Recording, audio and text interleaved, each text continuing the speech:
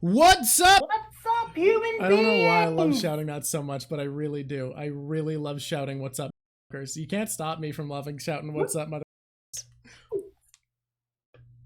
You put mine down. You said mine sucked. Do you want to say yours? Real enunciated for the class? No, you don't want to? No. Nobody can handle it. You said it sucked. For what it's worth, I think a lot of people don't like what's up, motherfuckers, but I don't care. I like shouting what's up, motherfuckers. I think they would like less if I shouted my thing out. I'm gonna say, I do agree. You're a bit low. Yeah, let me. No, I'll bring you up. I'll bring my mic up. God forbid. Yeah. No. Yeah, you're up. It was gonna turn me up. It is a shame that you guys can't say it back. I need a thing to shout out. I hate that you have a thing to shout out and I'm just some kind of person who's like in the corner. Thank you for joining the Patreon, Kifeman. Kifeman? Kifeman? It's gotta be Kifeman. It's gotta be Kifeman. I'm gonna start with it's a pleasure to have you. Is that what you just said, Dr. Jack? No, I don't like that one. I've never liked that one. Dr. Jack, that's just me. That's because I have the wrong kind of mind for that. And so don't worry. The frame is just moving around. I tried to make a good change and I made a bad change. It happens. I just want to let all of our Patreons know how cool you are and how much we thank you for your support. We're going to be doing a Patreon listen to G8. We're going to be doing a G8 watch along later this month. Probably in the last week of the month, just because Mom's going to be out for a little while. And next week, I'm going to be working on stream infrastructure with my editor, one of my two editors. So we're not going to have time. By the way, it's hard for me to watch chat right now. I'm going to be taking it a bit slow at first because the computer I use to watch stream or watch chat has a fun little thing where every once in a while it forgets Wi-Fi exists, and it demanded to do an update for me to restart it today. So waiting on that. I have to actually switch windows to watch you guys. Do I sound far away still, or have I closened up, human being? Now, No, because people keep talking about how bad it is and how far away I am. You gotta lower your volume because you sound very loud now. Every time Drock yells, "What's up, motherfuckers?" Imagine, why don't you lower your volume? Yeah, look, it is, but we don't know that character yet is the issue.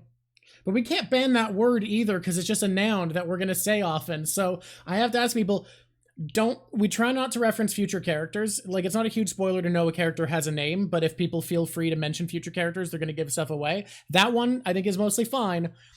Try not to mention that character name because we can't ban that word.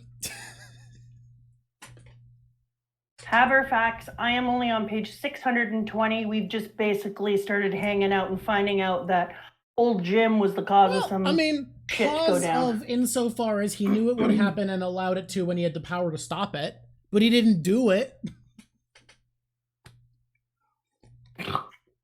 He just objectively knew it would happen and let it happen. And had the power to easily prevent it from happening. If you were in my psychology course right now, I would say, right. So please explain to me how watching something occur and doing nothing about it is not partly your fault. Yeah. After months made it to stream live for the first time. Hell yeah, Lupin of... Hey, my fun thing about me, my cool streamer bit is not being able to pronounce names. Lupin of Velosa. Thank you for being here. Glad you could. I thank you for the subs, Parker Scott 1. That's amazing. 3 months. And Omoral 15. Like dumb stupid pie again.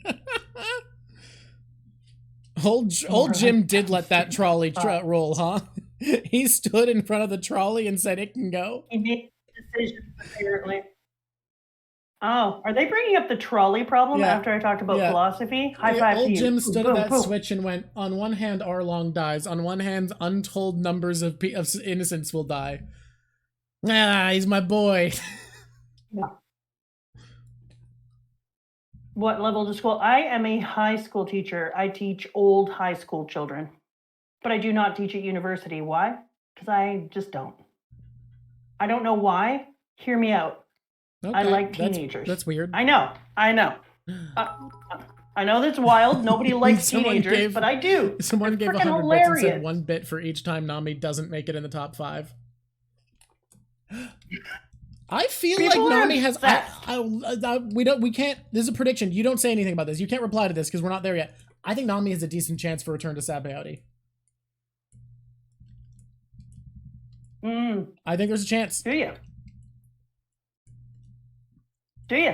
Interesting. Yeah, that's interesting. That's wild. I know one person I want to put in the top 1, but it's if it were my list. But it's hard to know if you can put like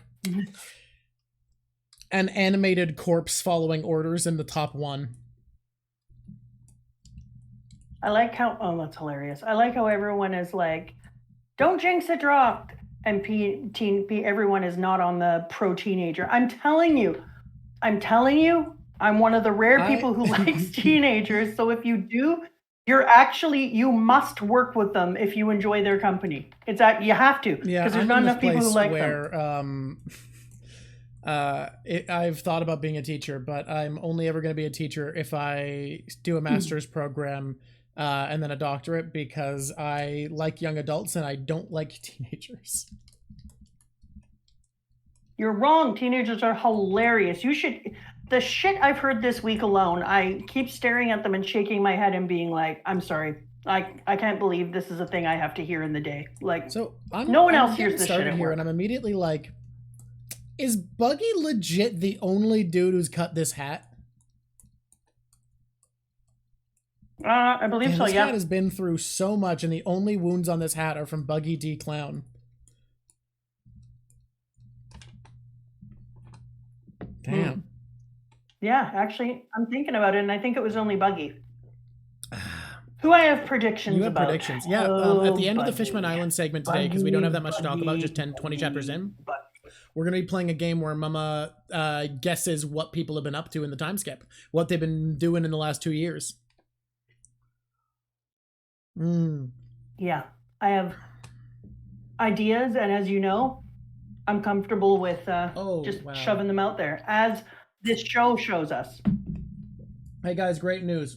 The computer I use to watch you guys so that I can actually do art at the same time as I watch chat, 9% updated. We're getting there. We're getting there, friends.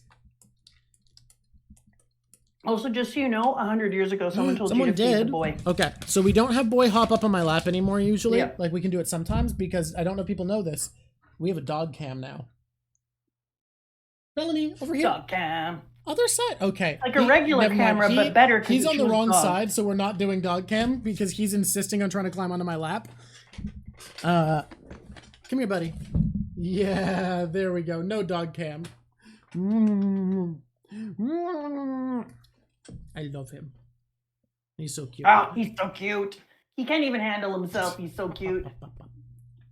Okay, there's no more treats. Oh. I have his mommy at our house today visiting. You do have his mom at your house visiting. She's a very good dog. His mom, whose name is Bo Peep. Bo Peep is at our house today visiting her other kid, my dog, Lilliput. That is fun. We have a whole family of little pups. We call them a cloud whenever they get together. Do you guys get it? Do you understand why? I want to know if the chat gets it. So... Oh, this person wants you to pet the boy. Pet the boy. This should be a dog cam moment. Bellamy, other side. Go around. Come on. Come here. Yeah, little pets for the boy. He's so cute. Oh, what a good baby. All right. Oh, what a good baby. Okay, yep. I have a question. I'm glad you're watching because I can't look at chat. Is it 500? Is it? Yeah, I'm. Oh yeah, that's right. I have to tell you. You wouldn't know. Okay, that's good. No, it's Lilliput, and it's after the Lilliputians from Gulliver's Travel. Our dog is the smallest one in the litter, and she's also the feistiest one, and she would just constantly fight, especially with Bellamy, who's way bigger than her. Yeah, Bellamy's the second biggest, right? Because the one who went to the mainland is very big. He's the biggest that still lives nearby. Yeah. And then, yeah. And so now we just usually just call her Lily. Or when she's in trouble, Lilliput Clementine. Okay. Okay. What is the chapter that we were supposed to start on? What a great question, you know? I don't know why I always expect you to have the tab open when this never happened. I don't know why. Did we just meet? Yeah, I think it's 598. Okay, I'm opening Return to Sabaody. It's 598 to 602 Sabaody Archipelago. Return to Sabaody. Did you see me? Yeah. Did you see me know that right away? Can I begin with something that I told you might make me cry immediately?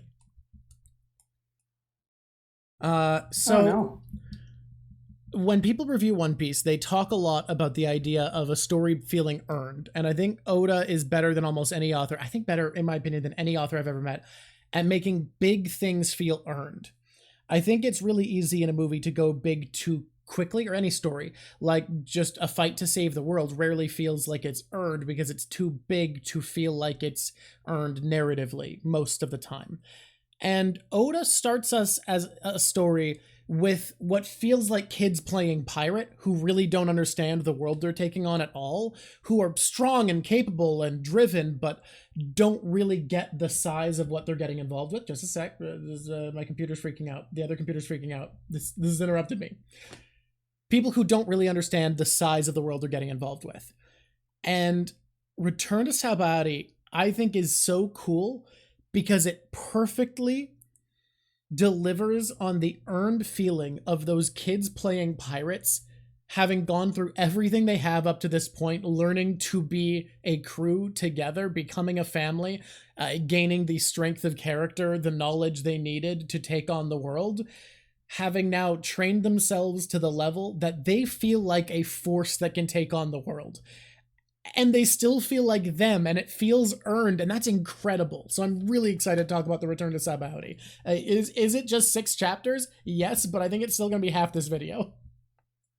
/ stream. This stream. It's not going to be half the video. The video is going to be... This video is just Return to Sabaody, if you're watching it edited. Oh, is it really? Are they going to be 2 separate things? I mean, we normally do it that way, right? Yeah. All right. I see you. I see what you're doing here. Yeah. Okay. Yeah, no, I see it. I see exactly what's going on. Okay, guys, we're kind of in a vibe today. There's a vibe today.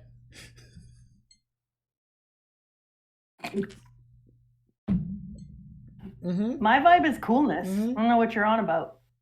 Okay, can I just say that for those people who subbed to Patreon, they watched me read this already. So don't fash yourself, because I already had a spaz as I was reading this the first time. You did like cry. a spaz. I think the people who no, sorry, I never cry. Never. I'm famously. The bit is impossible to track. I famously don't cry when doing any of these. So yeah. Yes, you did, Bone, and I was beside myself, stone cold. And if you do, someone said to join the Patreon right now. If you do join, the VOD is up. You can watch the VOD of Mama reading the Return to Sabaody live. If you go sub at the $3 tier right now. Yes, I said it would be $1 tier. My team talked me out of it. Everyone else but me agreed. We are, however, sticking to the promise that the Patreon money would go to getting Mama the box sets right away. 2 of them are in. 1 more is on the way, and we'll buy the last one when next month's Patreon comes out. Yeah. Thank you. I never cry. Never See cry. How people agree with me? The stream was so good, even if I had to wake up at 3:30 in the morning. I lost my mind. I'm not going to lie. I couldn't even handle it. And I had to read it afterwards because I was so reading it out loud. First of all, I was all taken with emotions, very, very stoic ones, but emotions. And then I was having trouble reading live, moving all over the place. And then when I read it again, then spoiler alert, I cried some more. It's so We're not good. buying the OG Japanese box sets yet. We probably will be buying the Japanese box sets for Mum at some point in the future.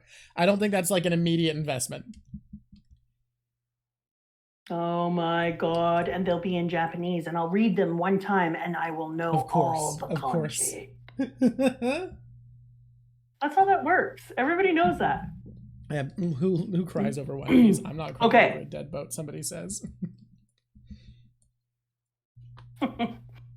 So this little piece here is the thing that I first picked. I picked two things. This is nice and simple, which is good because the second thing I picked was not going to be simple. for talking about Fishman Island Part 1. Yeah. But when I opened the page and finally got to read because somebody made me take a major break. I mean, you agreed ahead of time that you should take a major break at that point because it's taxing. Yeah, but in my defense, I didn't know that we were going to be like, you know. I mean, like, what did you think? It was going to be the one part of One Piece where, like, there wasn't a cliffhanger? I don't know what I thought, okay? Okay. I'm not sure what I thought, but somehow I agreed it was a good idea. Remind yourself, eventually I'm going to be reading week to week, take a step back and realize nearly every chapter ends in a cliffhanger? Yeah. No, I hate it all.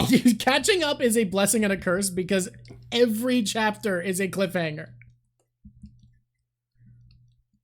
I'm so looking forward to it, though. Like, can I just say that I'm looking forward to being caught up so I no longer have to censor myself from the universe, first of all. Although, now that I found ChatGPT to help me look up ideas in Japanese... Yeah. It turns out if ChatGPT is good at anything, it's doing research when you're afraid of accidentally seeing something. Because it doesn't give much extraneous information. It's not going to just bring up One Piece for no reason like Google will.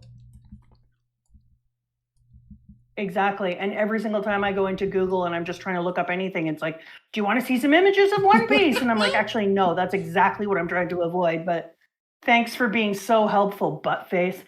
But anyway, when I went onto ChatGPT, I can say, like, what does the Ryuju mean? And then it talks about the Ryuju of the Dragon Palace and da-da-da-da-da and how many times it's been used in different stories. So it is amazing for that. Plus, all it does is it gives you, you have to drop and give them 5. It's only 4,000 for drop and give me 5?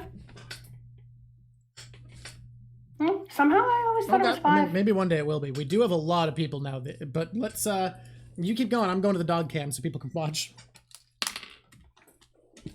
Dog cam it up, baby. Okay, but when I turned over here, get caught up teaches you what a break week is. Yeah, no, I'm not super stoked about that. Break weeks are great because the theory crafting goes. Yeah, I'd imagine it does. Okay, so for holy crap, Bellamy, your head looks so big in comparison to your papa when you're sitting like that. Yeah, high five, Bellamy, you awesome sauce kid. I'm back, I think. Wait. No, drop the cost. We need buns. That's amazing. Oh, pet the boy.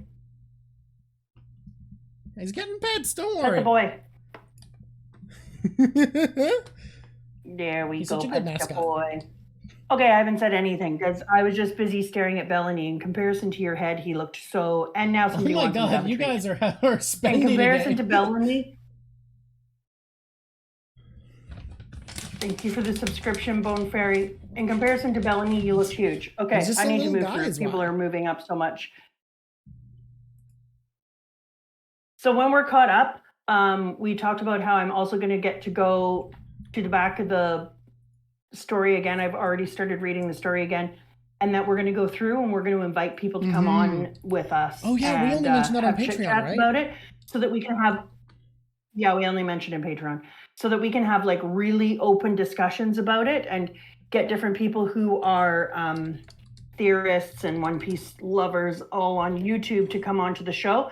Because then we can have super cool, awesome, open chats about stuff. Going back from the beginning. Talk about what we missed, what meant things to us, et cetera, et cetera, et cetera. So I'm super excited for that. What I'm not excited is for the stupid bullshit now of having to wait week to week with everyone, because it's like when you find a show that everyone else loves and then you binge it, and then all of a sudden you're caught up to everyone else, and now you're on the wait side, and you're like, God damn it, the show was so much better when I could just go home and watch like 5 episodes at a time. Everybody thinks less of the arc they catch up on than they should, because the way the pacing changes when you switch to reading weekly really, really fucks with your ability to like properly gauge the quality. Oh, congratulations, Kumari. Yeah, I would say that too. So I'm super excited to get to be at the point where I'm getting to watch One Piece content, getting to look things up that other people thought. The cheat code of getting to be a part of the society in general and the community. And then I'm super excited with getting to go back to the beginning and read it with my new lens, knowing where I am now. And to get to talk with people who have been doing theory crafting and work for a long time. I'm super looking forward to the part where I have to wait week to week for chapters. Hey, week to week, and also he's taking more breaks than ever, so there's a lot of weeks off. Sigh. Sigh. I mean, it's probably a good thing he's taking care of himself. Okay, but let's... I mean, yeah, because otherwise...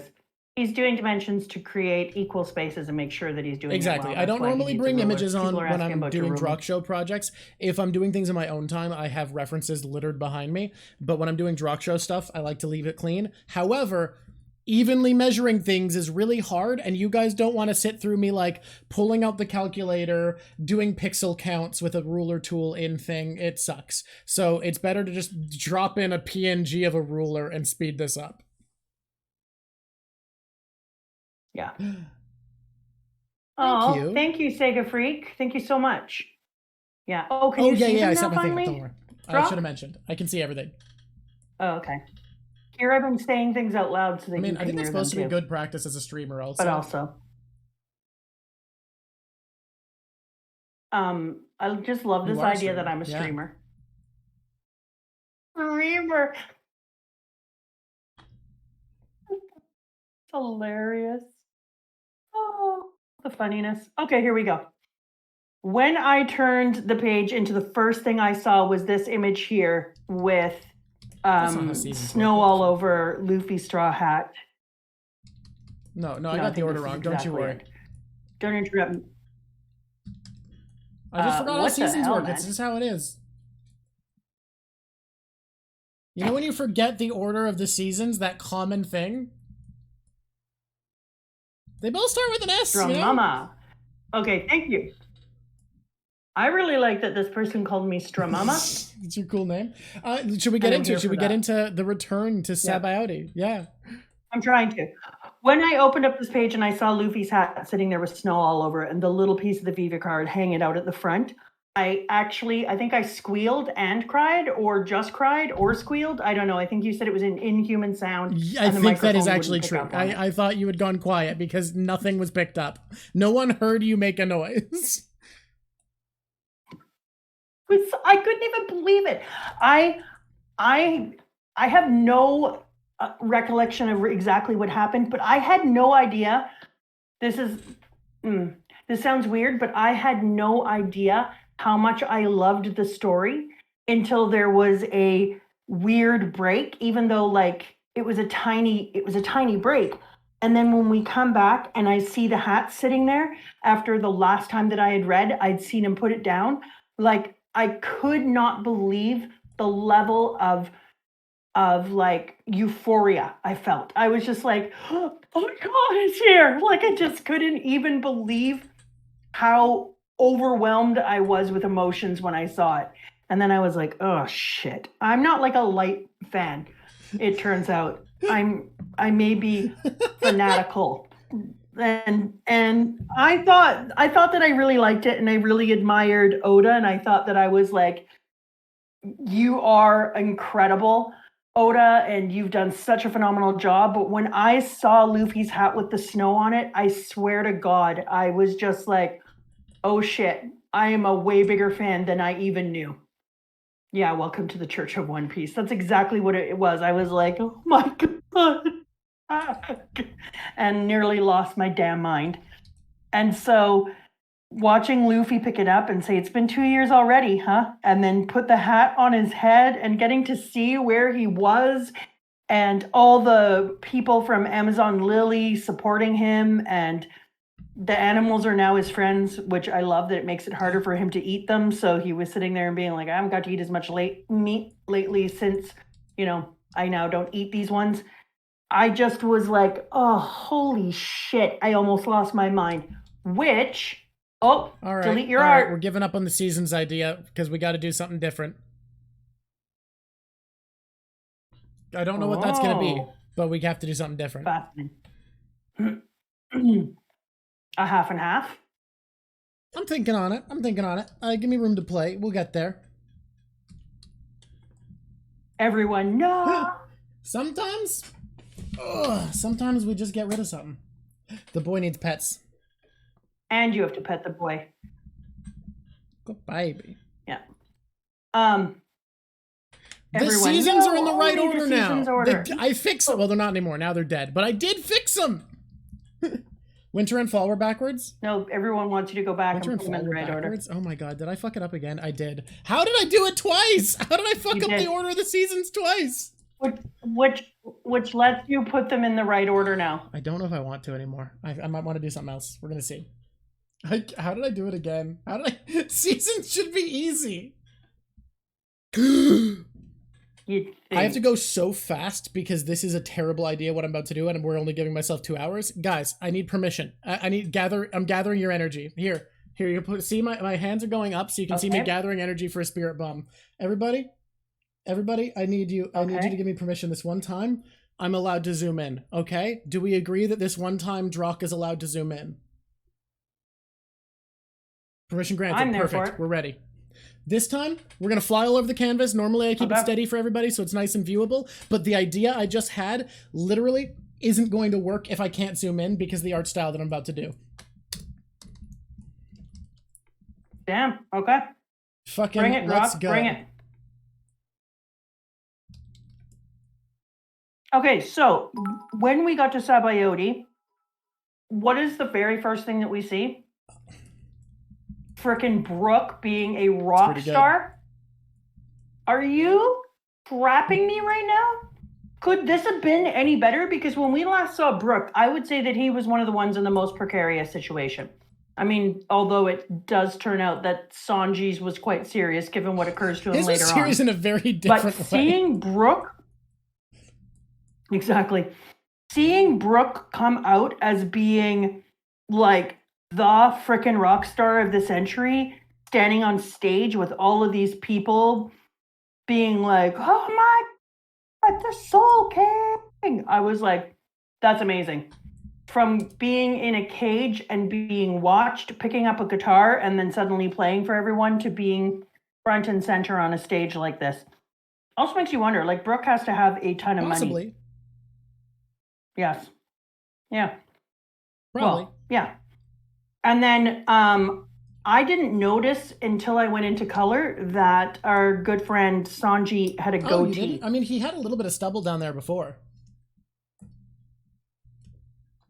Yeah, I don't even know how I feel about the goatee. I'm always hit or miss on the goatee. For some people, the goatee kills it. You know? You see someone in a goatee and you're like, that was meant for your face. That's just right. Some people put on a goatee and you look at them and you're like, do you understand that you just look like you're about to tie someone on a railway track? I think personally, I agree with you, and I think he pulls it off. Did you just say it'll grow on you, Curtin? Are you being funny now? I really don't want a goatee. I think they just mean Sanji's goatee, but I could be wrong, and this is just a funny bit. I'm always going to lean into a dad joke. So, and there's a lot of middle fingers being used in the comic, in our manga. You know what's funny? All of them get censored for the anime, and they all turn into like people putting up their pointer finger or whatever dumb shit. Like Law in Return into the original Sabaody constantly gave people the finger, and he was just always like pointing up with his pointer finger all the time in the anime. I also think it's really weird that we have switched to the other eyeball. This person was like, what about the left eye? I think it's really weird that we've just suddenly switched to the other eyeball and the curly eyebrows just gone in a different direction. It's not gone in a different direction. Thank it just God turns you out didn't they give up go in opposite smoking. directions.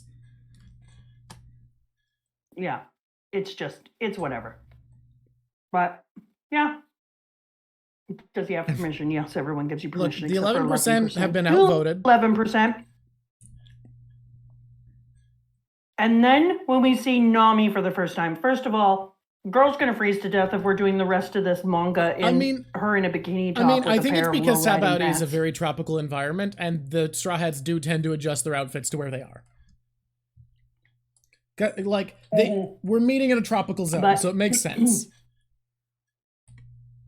Agreed, but very rarely do people wear full pants with a bikini top. And unless I'm mistaken, her boobs grew again. But also just this way Oda draws boobs kind of grew. But I'm loving her hair. She's got a lot of confidence, and frankly, giant beyond the pale boobs aside, I actually do really like her outfit. I think, like, is she wearing a bikini top and pants? Yeah. But, like, the pants have the cool rings on the side. She's got the cool heeled sandals. She's got, like, the bracelet. Like, I think the look is pretty tight. I remember her wearing a bikini top and pants in Sky Pia, but it was different. Looked different. Sure. Maybe it's because her boobs are boobier. Yeah, I know all about Oda's wife and his penchant for boobs. And then we get down to the most important part. The biggest pieces of shit to ever grace a manga. You're not a fan of these friends, huh? I mean, they make me so angry. I can't even stand it. These fake freaking fools.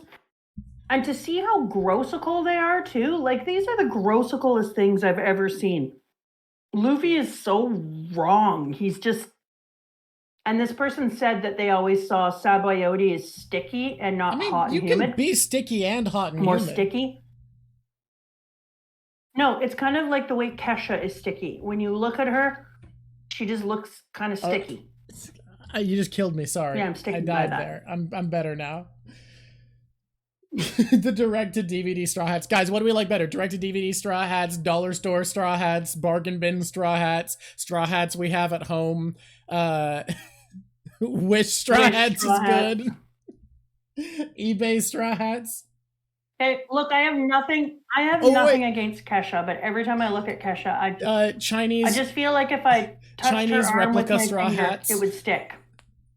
Russian legally distinct Straw Hats.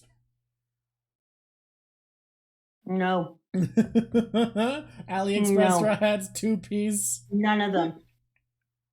I do think it was great in the anime. I agree that each of them was voiced by a different one of the Straw Hats voice actor. And which voice actor did which? Apparently every dub does their own mix-up. They don't keep having the same, like, they are not like always Luffy's voice actress will voice Sanji. Every single dub has switched it up based off of what they think would be funniest and based off of which of the voice actors wanted to do an impression of who, which is very funny to me. Yeah, no. They look like wood pants, not straw hats. The wood pants I hate them. pirates! I just think they look like the wood pants pirate. We War is hilarious. We have not and seen We War so yet. Much for that. No. For me, they are the wood pant pirates, and I hate them. Oh my god, yeah. And as they're trying to pretend to be my special friends, I felt very angry. Oh my god. And yeah, when poor Chopper had to meet with them and he thought that they were his little friends, and then it turns out that they were just wood pants. Or the way the chick was leaning, how about you give you two choices, either you accept Captain Luffy or invitation or you die. Wood pants is a good name for them. They're not straw hats, they're wood pants. Man, that's so funny though. I think I'm right about it.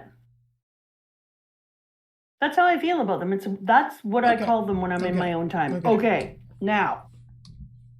Yeah. We're sitting here, and Nami is just like, whatevs. I don't give a shit what these people think of me or what they want. I'll take them down if I need to. And then who shows up with a fucking plant that eats one of the people? I don't know who does. Are you who shows up? Kidding me? It's my main man Usopp, and his glow. His glow is up. Is that? There's no words.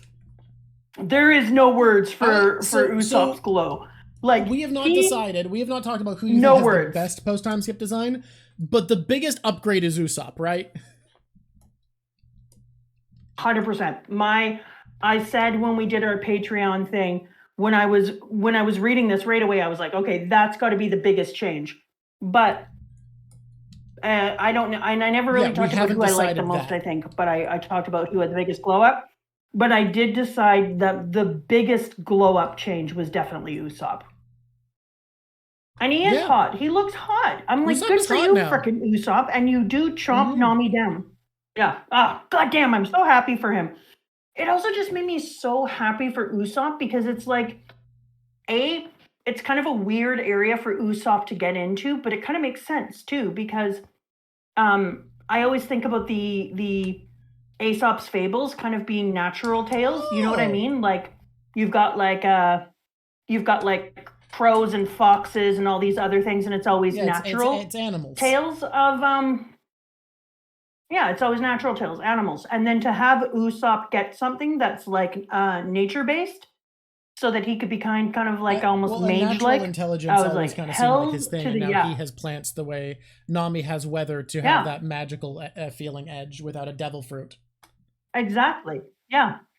And so it made me feel so happy for him because I was like, nobody here needs to ever think about Usopp as being lesser than or not having his own place. He's got a new way of being awesome so that he can feel really good about himself. And I just was like, God dang it, Usopp. His suspenders over his well buffed up chest. I mean, I'm still not going to lie. Dude doesn't have the greatest, most fashionable outfit here, but I'm loving his. But it works really well for me. And that's what I was going to say is I'm loving the continuity with his character. That feels like a way that Usopp would glow up. It's kind of more of a like effortless upscale bum. And it works. It really works for him. And I was so happy. He kind of looks like if a lobster fisherman and a lumberjack got together with a fireman and made him an outfit. Yeah, sure. The way I see it is Oda has fashion sense as a character trait. Some characters are fashionable and some are not. Luffy is not fashionable. He adds the sash because the Kuja think it would be cool. He wore stylish black shorts because Nami bought them for him. So Usopp is not a character who's fashionable, but this is Usopp, what Usopp thinks looks cool. So it doesn't feel like fashion, but it does feel cool. Like it feels like he's doing his own thing and leaning into it. This person, Usopp, looks like he's from Maine 100%.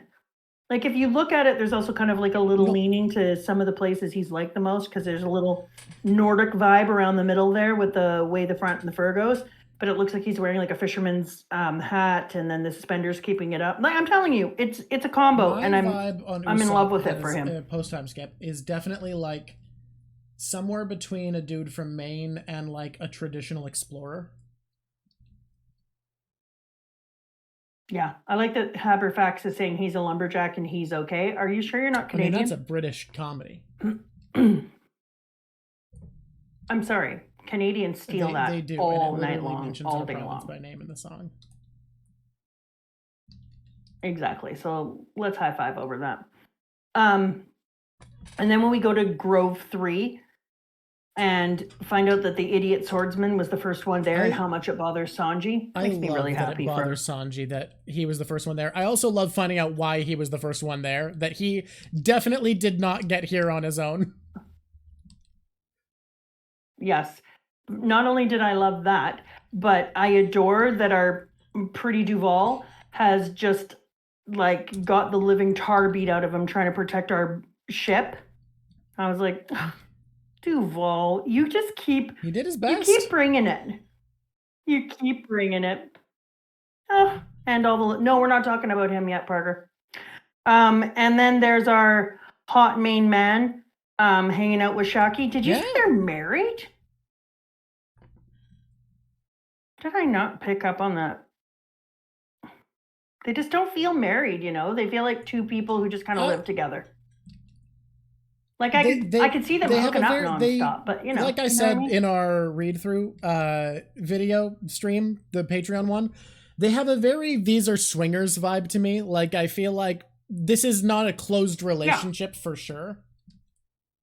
Yeah. Yeah, they're married for tax reasons or married for love or married together, but neither one of them is like their relationship is not exclusive. Absolutely. That's how I feel about them. My wife saw you across the super bar cool vibe 100%. Yes, married and 100% independent. I like how it's very interesting that when we see Rayleigh, he's wearing a scar down his eye, like we end up finding out that my poor baby has, which I'm very You're having a hard time still not with very a certain happy about person's that. new facial features, huh? I am really having a hard time with it. When we saw Robin, I said, "Hey, Robin." Yeah. What is that about? You've never seen the anime. That's like so there's these cutaway things that happen, and Zoro's is that cool sound. So I was just making a Zoro noise. Yeah. Oh, yeah. And Calico, I agree. His eye suddenly be missing for me is kind of like, whoa. Yeah, that came out of nowhere. I didn't see that coming. My feeling on it, feel very man was swinging around that. sharp metal for like 2 years straight. Yeah, but he's been but not with the doing world's this greatest his whole swordsman. freaking life. I don't know what to tell you. I look forward to seeing the battle between Hawkeye and him that did it in a flashback. Because obviously that will occur and I will get to see it. Is it a prediction? Yes. But like, am I the only one who thinks that? No, there's no way everyone wasn't like, oh, that will happen. Apparently Robin's boobs got bigger as well, which is surprising because I didn't think Robin's boobs could get also any surprised bigger. But I was wrong. You, like that the anime makes all the boobs even bigger. At this point of the anime, what Robin and Nami look like is inhuman. Like the manga is exaggerative and bizarre, and the anime is distressing and unsettling, in my opinion. I find that very weird because you're like, don't show anyone real blood or a middle finger, but feel free to pump girls' tits up to the point that they couldn't physically stand. As like over the top as his boobs is, they at least have like a bit of boob shape to them. The anime's boobs are just circles. Like they're just big circles. And it's so awful to look at. I don't understand. Yeah, Frankie and Zoro also have a bigger chest now. That is true. That's nonsense. Yeah. Whatever. It's weird. Frankie and Zoro having a bigger chest makes sense because you can do push-ups and shit to get there. I mean, push-ups do make women's chests bigger. Are these women off? Instead, it feels like these women are off in the world and they're like, I need to get stronger and become really good about weather and do all this crap and get into things with the rebellion. But while I'm at it, I want to take a side 6 months to get a breast implant. For Nami, it at least makes a bit of sense because it's like, okay, yeah, she was a 18-year-old who's become 20, right? Or 17 became 19. Like, it's at an age where maturing and her body changing a bit makes some level of sense. What happened to Robin? I told you, she took a scant 6 months during her time with the rebellion to go get breast implants. Yeah. So then our little dude Copper comes back, and Copper is all like, Chopper? Copper. Oh, sorry, Chopper. Yeah, no, that happened. Chopper. Chopper the Coppeteer comes back, and he's like, I'm Chopper. Let's hang out, friends. Oh, these are my friends. Why are they being mean? Why did they steal Robin? And you think that when they stole, quote unquote, Robin, who's a member of the Wooden Pants, that he would notice that normally his friends wouldn't steal one of the other ones and be like, these aren't my friends. And instead, apparently, he was just like, checks out that my friends are assholes. He complain about it. He's very sad. He's like, why are you guys mean? I know he's sad, but also like, maybe weird. I mean, he also thinks Sniper King is weird. a person. Yes, he does. Oh, I can't even look at it now. Even looking at it now, I get excited and get like the excitement cold sweats when I see Luffy coming in with his big bag of stuff, and he bumps in and he turns his little face, and inside of the hood it's Luffy. Luffy! Ah, God, I'm so excited. Hi, Luffy. And then getting to see the way that that Hancock, poor girl, had to give Luffy back to the world, and her putting that cloak up around his face before he left, and how she was clearly just destroyed by it. She's doing her best. And so she packed him everything.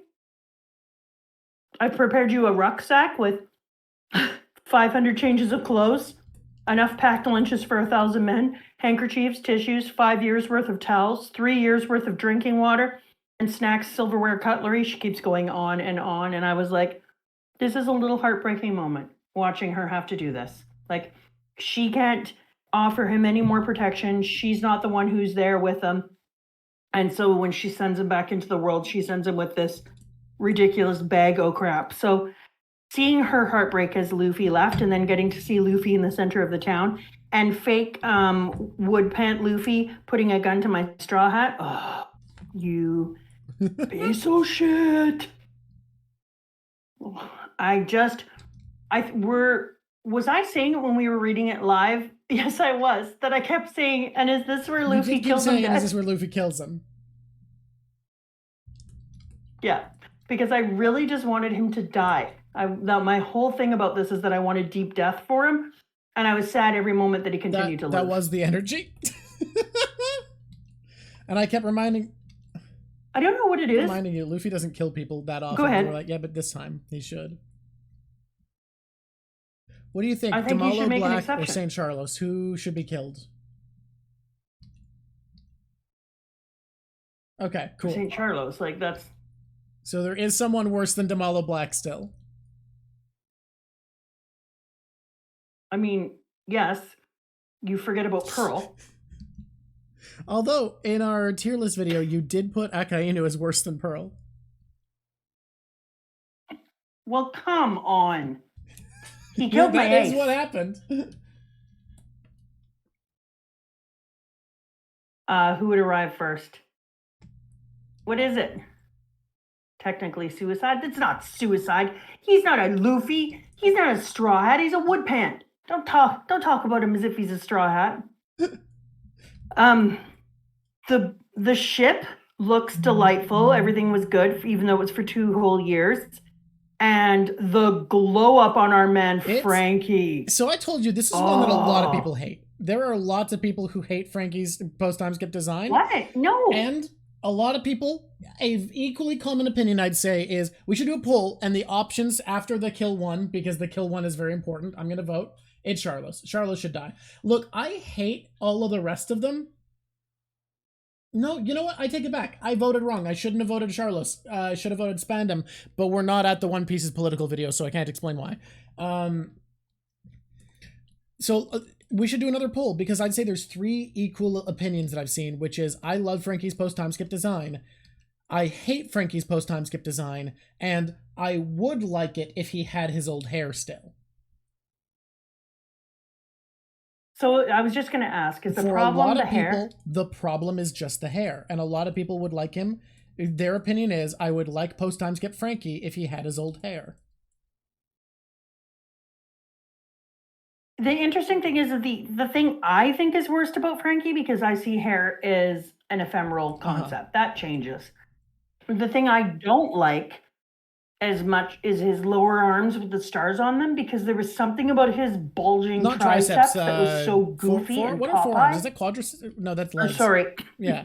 Forearms.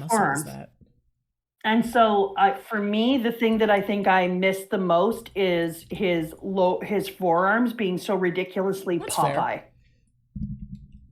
And now he's got these weird boxes in his lower arm. But on the other hand, it allows for torpedoes. So it's really hard to just be pissy and then not remember that you get torpedoes me, it works so well because it's so goofy and over the top ridiculous, and it sells the bit so much of all the like boys being like, it's so cool, and the women being like, what the fuck what's wrong with you? Like, that joke is great, and it only works if he's ridiculous and over the top, and I really think it works. But also, I don't know. It feels like what Frankie would see as, like, the cool ultimate robot, that he looks like a big toy. Yeah, but now I don't like that his arms kind of drag on the ground, and he seems ungainly. I'm like, how do you slip your arm around your sweetheart's shoulder this way? Unless your sweetheart No. You're like, I'm just gonna sneakily slip my arm around you both. Oh, sorry, I did I decapitate you? Or which, you know, there are tall people in the One Piece world. What's her name from Amazon Lily could date Frankie safely.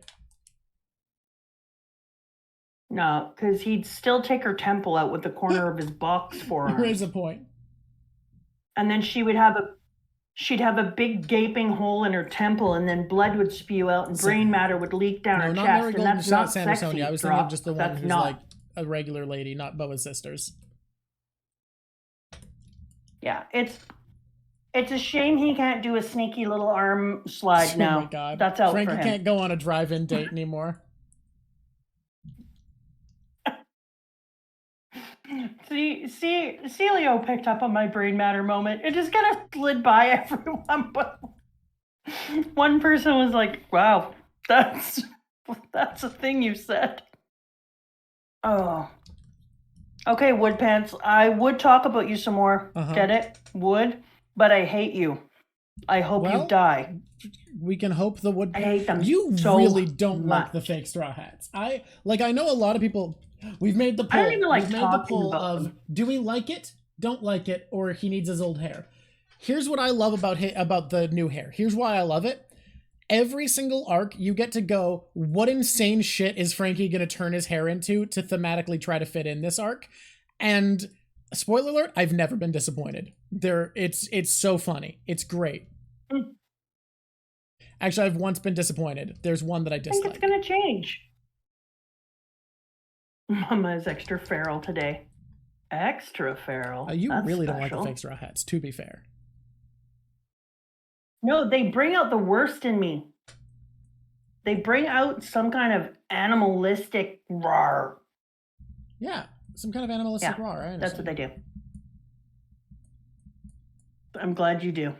And there are a lot of people in this. It's funny because I'm so excited to see everyone, and I can't even help it. And I just want to be like, I don't think I can do this drawing in time, but I really like this idea. How do you feel about, even if we split this up, I just do one drawing? Well, I just do one drawing so I can actually make this, because I think it can be very cool.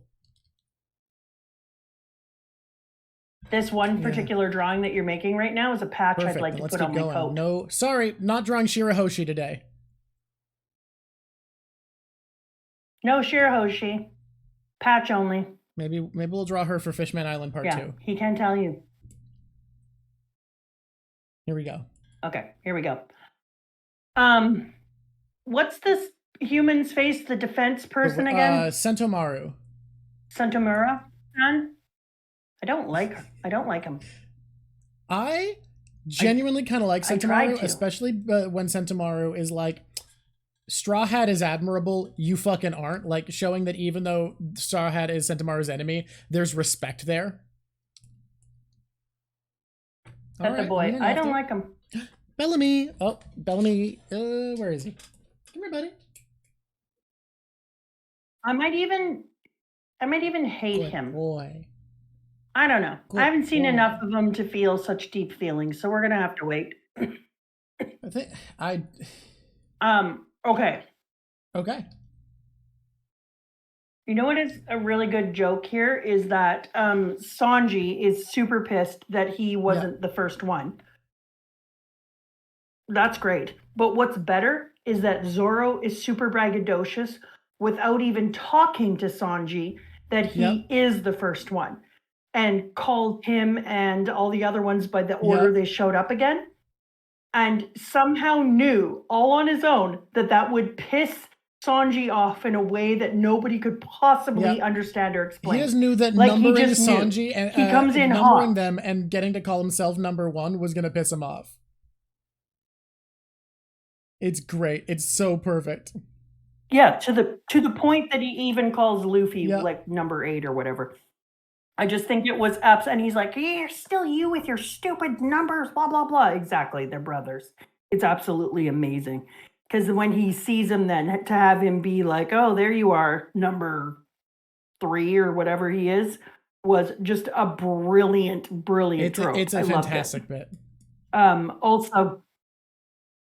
Also to have Zoro come out of the water, the exact same way Mihawk was introduced, by the way, cutting a galleon in half. Exactly, exactly what I was about to say.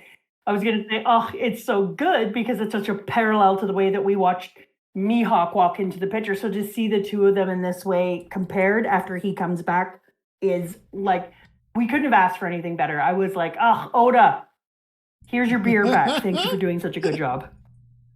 You see, the joke there is implying Oda said, "Hold my beer." Yeah, okay, I got you. Good.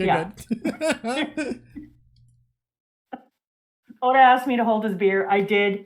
And then I saw what he did, and I was like, God damn, I'd hold that beer for you again. Well Perfect. Done. I love that. I can't put it in here. Yeah, I think it's incredible.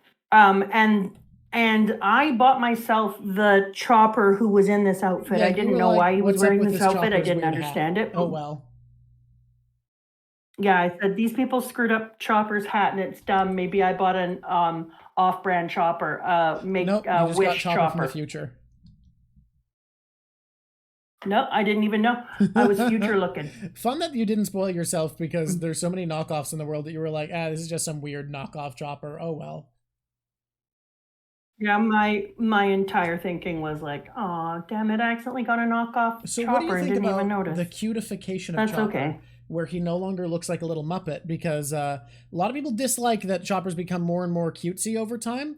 And Oda said it's because when he heard the voice actress do the voice, he felt like he needed to draw Chopper cuter to fit how cute of a job she was doing as a voice actress. I think it's asked to give it a crap about that because Chopper now has so many different abilities and ways of looking that I'm like, Chopper changes so much that I'm pretty cool with him looking the way he does. I think he's adorable. I hope this is a hot take and people are like, screw her, and comment about it all over the place in the comments. She's dislikes stupid. Every single post-time skip Straw Hat thinks that they were better before. I'd say Chopper's not one that people really care about post-time skip so much, but people just think over time he's gotten cuter and smaller and don't like it. Some people, not everybody. Yep. The hat makes him more Canadian. What? Okay. Why? What? The new hat? Okay, like I'm not talking about the pink and shit, but the way that it comes down the side of his ears and the way it does and the way it's more fluffy. You think it looks more Canadian? Fluffical? With its little weird danglies on the end. And plus, Canadians are a little bit waggly-do with their hats. Like I have so many different types of hats. You heard me, waggly-do with their hats.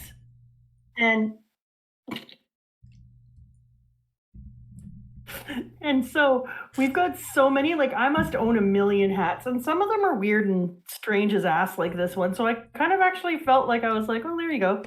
There's my little Chopper in his cute little Canadian waggly-do hat. I felt good about it. And he is kind of cuter. Like his eyes are more roundy, big. I don't know. All right, I don't give a shit. I like him. Don't pick on Chopper. He's excellent. Every time we talk about a Straw Hats post-time skip design, I will tell you a little bit about like what's the fan base generally vibing. I would not say he's Skookum Mountain Shire, since Skookum is big and he's a little kid. Cool. But I would use Skookum for other things. All right. No, I guess I don't know Canadian slang. The reason things are called Skookum is after an indigenous word for big.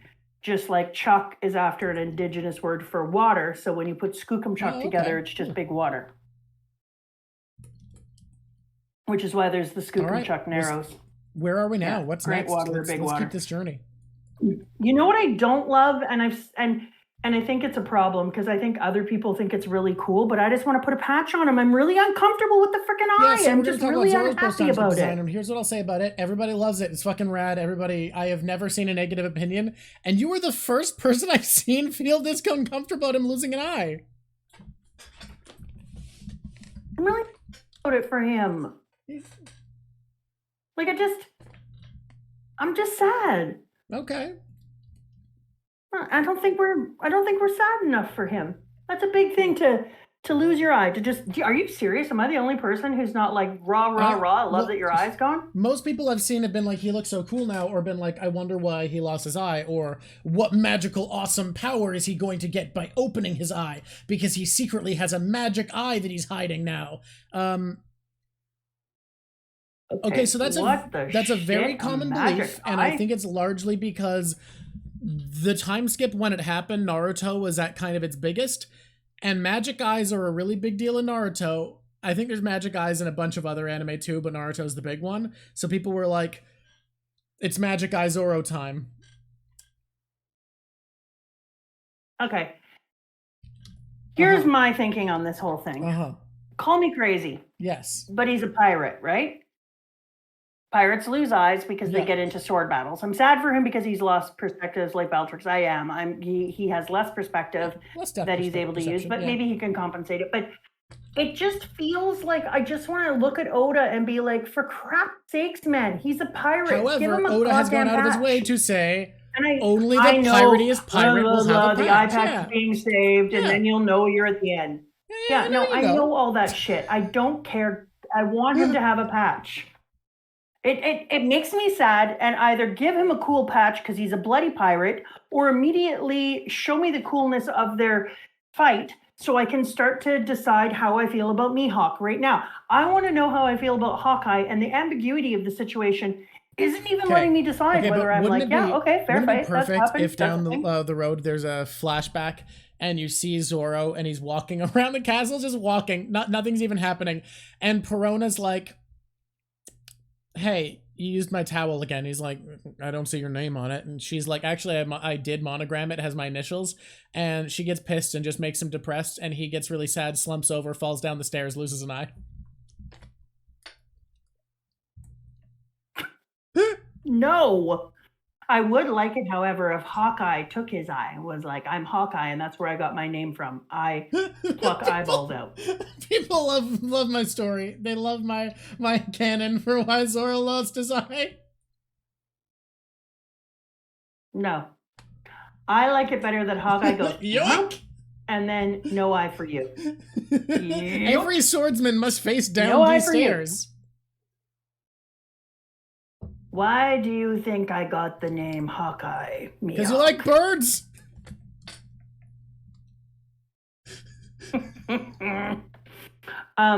Who's the dude with the big forehead who's an alien and a fish?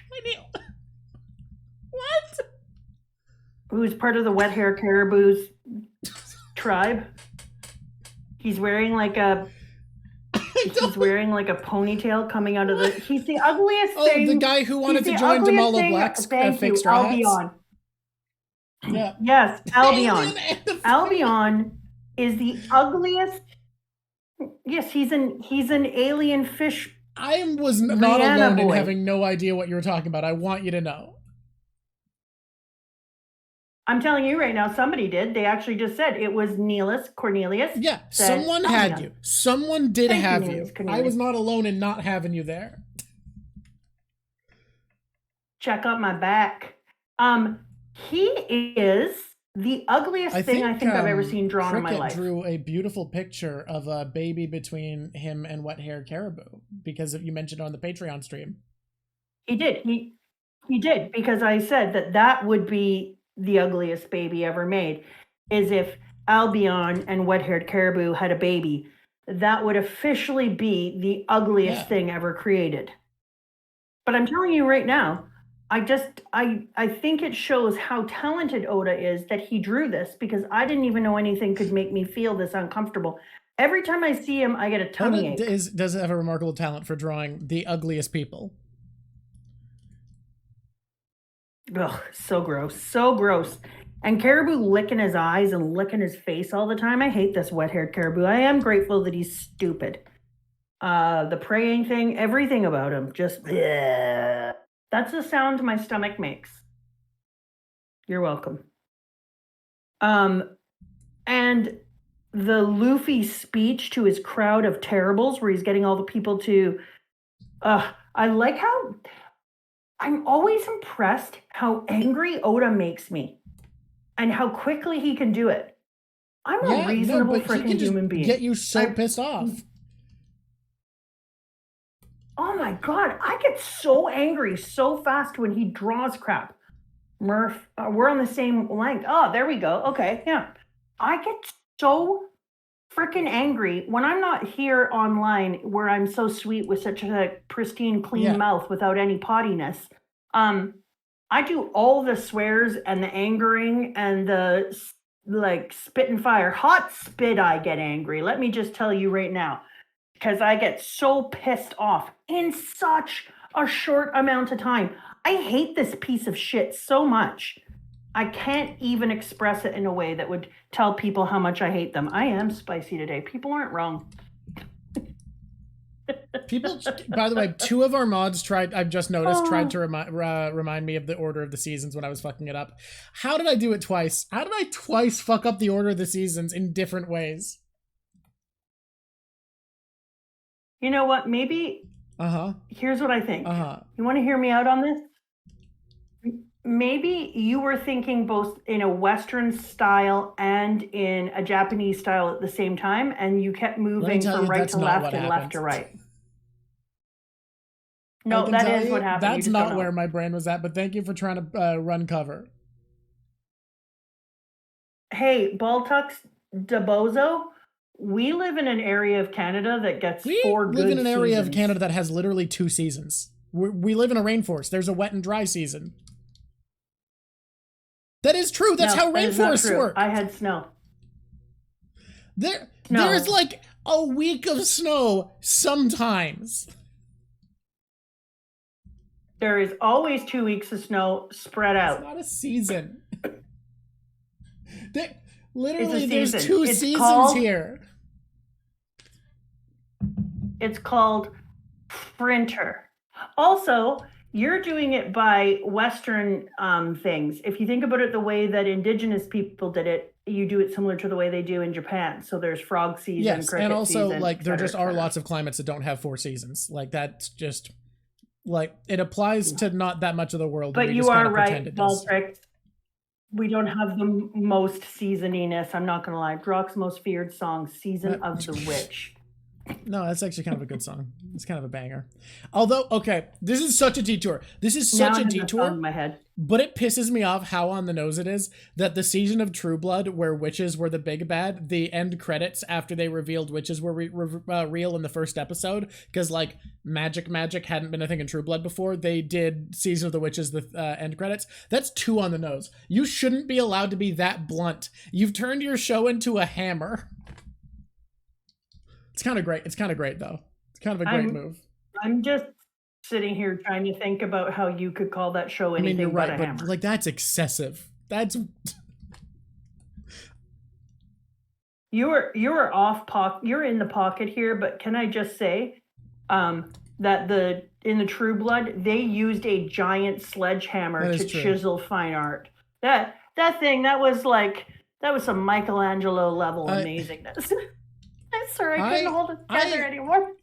Dude, straight up, years from now, when we run out of content, what if we just rewatch True Blood and do a True Blood watch through? The series went to dumb places. I will never get out of my mind how much I love the sentence, "I am the goddamn king of Louisiana." I know you used to say that all the time as a young teenager. We're not watching Supernatural. I'm not bringing that to myself.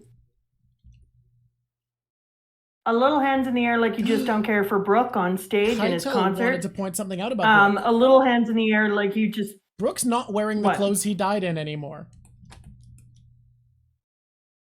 I know, I'm so happy for him. And he's kind of like Jimi Hendrix meets he's no longer as much Slash because of where he's at. And he's kind of also got a little bit of what's his face? Elton John? A little bit of Stone's inspiration. I feel like there's definitely Elton John to me. No, Stone. Well, that's because he's got big glasses and shit. And anytime you have that, but Elton John, I mean, only really dressed that color discoordinated for a short time. That they didn't like Brooke's guitar. I will say Brooke is one. I have seen a few people dislike his post-time skip design. He's not one of the big three that I think I've seen lots of complaints about. Yeah, why wouldn't we like a shark guitar? I've seen some people dislike it. Don't they see that Oda just predicted Baby Shark ahead of time? I think Baby Shark is older than this, actually. It just didn't catch on at first. But it was a thing before it caught on. It's older than you think. I found about this recently. Yeah, Baby Shark's way older than you think. It just wasn't like a meme. We praising the best glow up Frankie? I don't think this is the Mon piece you've heard so much about. Are we praising best glow up Frankie? We actually skipped it, but we didn't skip it. We're past it. Both of us like it, although Mamadrock is sad that Frankie can no longer pull smooth ones and yawn and wrap his shoulder around his lover at a drive-in theater. Lest he take out her temple with his square forearms. Look, you raise a good point, but also it's a very specific observation. I gotta go do push-ups. Drop and give people 5. I'm telling you that I'm very uncomfortable with that for him because he's a smooth criminal. Okay, here we go. Moving on. I knew right away, and now that Drock's not here, I can say that I knew right away that I was going to get to see. You're thinking of Baby Beluga. Hey, Berserker, we're going to put this in here because the kids in my class will live for it. 100%.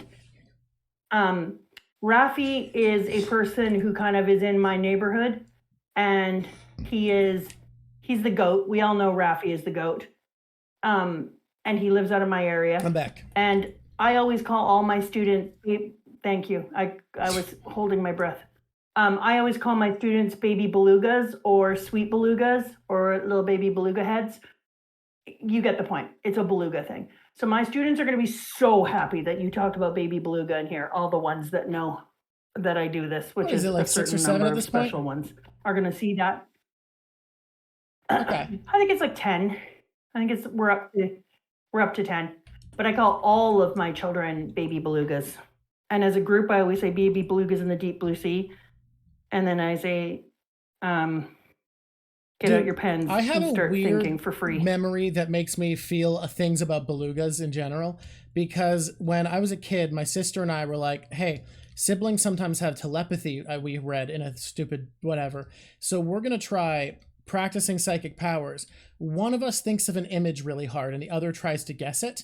And fucking nothing. No results. Nothing at all. And then I start thinking about a beluga, a little beluga trying to get up from under the ice and poking the ice with a little head, trying to find a place up.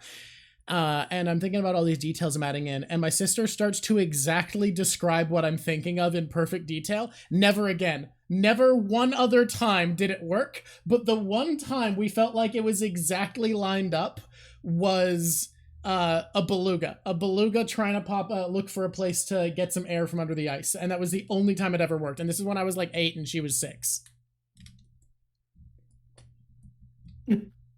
I wouldn't do it anymore anyways, because then I would be like, but we wanted psychic powers. Out of my head, psycho. We didn't have them. It was just a weird coincidence. This person here said, if my students are little baby belugas, where do we? Oh, no. Don't fash yourself. My students are many things. Baby belugas are just the most common. You can also be baby belugas.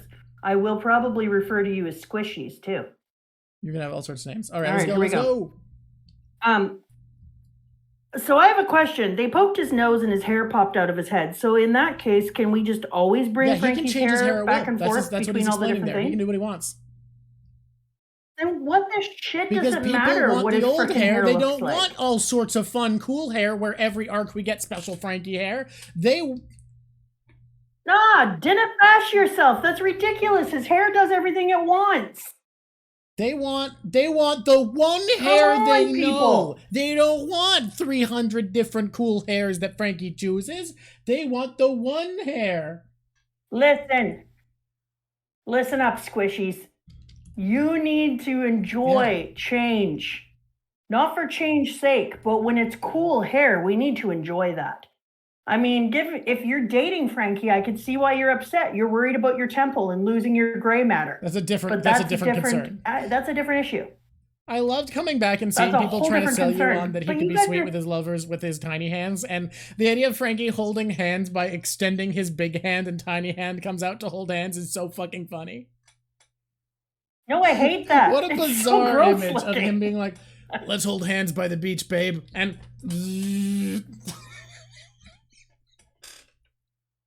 No, I don't like that for anyone. Look, I don't like the buzz cut either, but the buzz cut isn't a buzz cut. The buzz cut is a promise of infinite possibility. Yeah, it is. It's amazing. Okay, so far, out of Usopp, Nami, Chopper, Robin, and Frankie, I think we're all the way through. I think we've seen them all except for... Have we seen them all? We talked about Zoro. We haven't really talked about Robin's, and what I'll say is, I think other than Frankie, she's the least popular post-time skip design. Lots of people dislike her. People miss the cowboy hat. People miss the bangs. People miss her looking just more like Miss All Sunday vibes. I am in the minority of I fucking love post-time skip Robin. I think her design is fantastic. Interesting. That's interesting. If I was to say that any of them were a little bit disappointing to me, it would be Robin's. Common. Very, very common belief. Like, I think that we could have done more with Robin. But I love Robin. I don't give a shit. That's her era. If she wants to pull that, that's fine to me. I am a sucker for the very simple character design decision of when an introverted character is starting to come out of their shell and lose some of their insecurities, getting rid of their bangs. And I know that's a very dumb trope, but I like it and you can't stop me. That's interesting because when I came into my hotness, I got bangs because I was like, let's have something to play with so people understand how adorable I am. Yeah.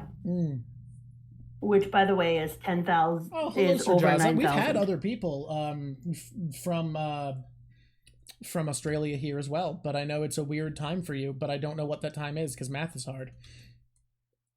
Especially time math. Wait, I forgot my bit. Sorry, I don't care what time it is there. It's whatever time it is here. I'm a time zone chauvinist. There's one real time zone. Yeah, I forgot that. Forgetting that I've come up with this bit and I want to commit to it because it's such a dumb idea. It's hard to commit to.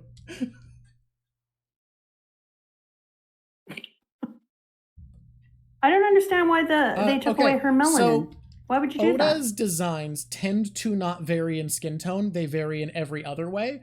But everyone's... But I love a melanin Oda's designs rich all person. tend to be about the same skin color. I had always figured there must be a reason for that because the show or the series very much clearly cares about racism. So like it felt like there had to be something he was saving darker skin for was my take. Didn't know what that would be, obviously. But the anime for a while was making some executive decisions with character designs and making certain characters like Usopp, Luffy, and Robin darker, where in the manga they were all the same color when you looked at color spreads.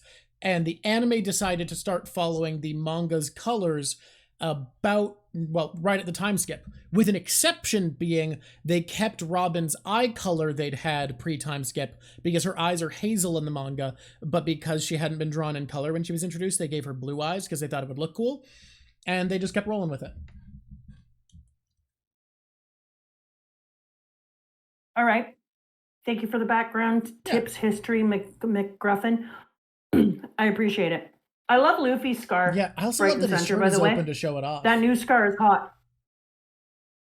Yeah, I do too. It's a bit strange that he has like a puffy, frilly, elbow length, 3/4 length sleeve on his coat, and then like a puffy, frilly bottom. But whatever. But what's more strange is that he's still wearing like jorts with, I don't know, fur trim or something. I'm also liking his I'm also really enjoying his new yellow belt. It's called Fashion Mama Drop. I think it's not necessarily hot, but it does feel like it was a gift to him from some tall, cool drink of water who can turn you to stone. It's very fun that Luffy looks more fashionable because he got dressed up by his girl who wants to be his girlfriend. Yeah, you know, fair enough. She wants to skip that phase of the relationship. You are correct. Boa wants to commit hard. I do have to say that I'm like, okay, we've met a lot of the people now, Oda. I'd kind of like to see some of the things that they can do now. And then just as I was getting to the point that I was thinking that, oh, god damn, it's cool. So do you remember when we were talking about the difference between an effortlessly cool and somebody who's trying to give off that cool vibe? This part here where Luffy is like, it's the face, they go, it's the face from the wanted poster. And then they're like, departure? Oh no, you're not going anywhere, she says to him. Well, get him, PX5. I'm not the same man I was 2 years ago. I've become a full-fledged Marine soldier. I'm going to capture you here and now. And then Luffy is sitting there, and I think that it's really difficult to draw this level of cool because it's so subtle. It's a tiny, tiny head tilt with a really fast blurred motion in him, and all Luffy does with big eyes is just go, too slow. And it's so understated with an ellipses at the end. And then he just holds his smoking hand out and with no effort goes, second gear, Gomu Gomu no jet pistol. And one punches out the frickin' dude. And you are so Kuma. right that it's so hard to pull off this effortless cool, but it does another thing that's so important.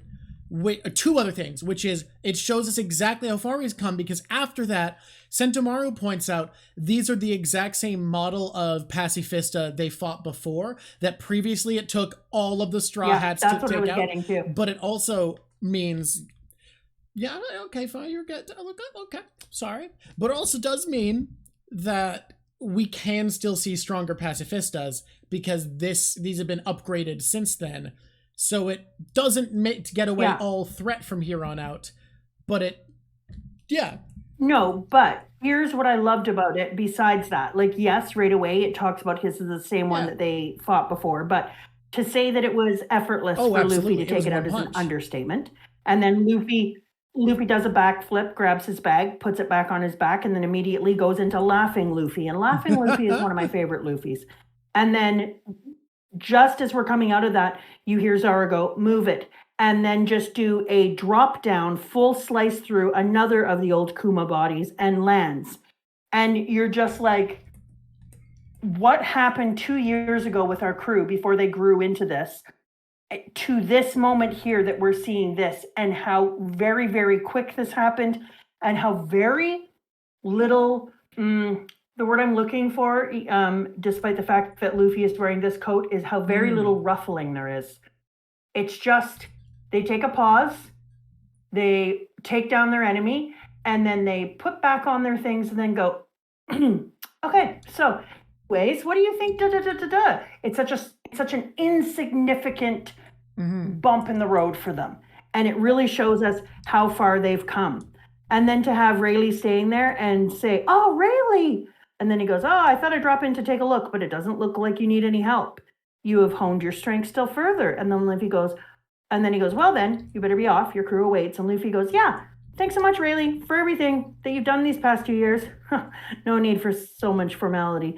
Just go. Rayleigh, I'm going to do it. And you're like, say it. I'm going to become king of the pirates. And you're like, Oda, you sneaky bastard. You got me. I teared up again because... hearing Luffy reanimate his dreams in front of Rayleigh and having Rayleigh smile in that way that says, yes, you are, and yes, you're worthy, you know? So it's not just yes, you are, it's a you are what Roger and I hoped for. You are the right one for the fit. It feels like we are watching prophecy. So it doesn't need to be prophecy because it feels like we are watching prophecy, because Rayleigh gave him the smile of approval with his tiny little mustache. And it made me feel like I was getting to see the dreams of Goldie Roger coming alive. So in 8 panels, Oda took us through a journey of seeing the strength improvement and the Haki development of Luffy, and then seeing Zoro, and then having Luffy reconfirm his dreams and hopes so that he could spark off the second half after a time skip. And then it feels like we are getting to see what is meant to be. And it was so gorgeous. It was delicious. It was all of the butterbeer you could hope for, and none of the transphobia. It was everything that you want. And I was just so thrilled with that. Oh, I am spicy today. All the butterbeer, none of the transphobia. God, on that note, I need to quickly complain about a comment. Don't hunt this person down. I don't want any commenters harassed, but there was a comment on our Impel Down video where someone said, I don't think Oda's trying to be pro-gay in real life here. He's showing us what it would be like if gay people were cool. Yeah, if gay people were cool? For why the gay people were so cool in One Piece was Oda was showing us the alternate reality where gay people are cool. And he's like, man, why can't gay people be cool like my gay people? It was an actual comment we got. Ugh. Oh, that's uncool, man. That's what's uncool. Also, no, I don't swear, know based off the phrasing, it's not a joke.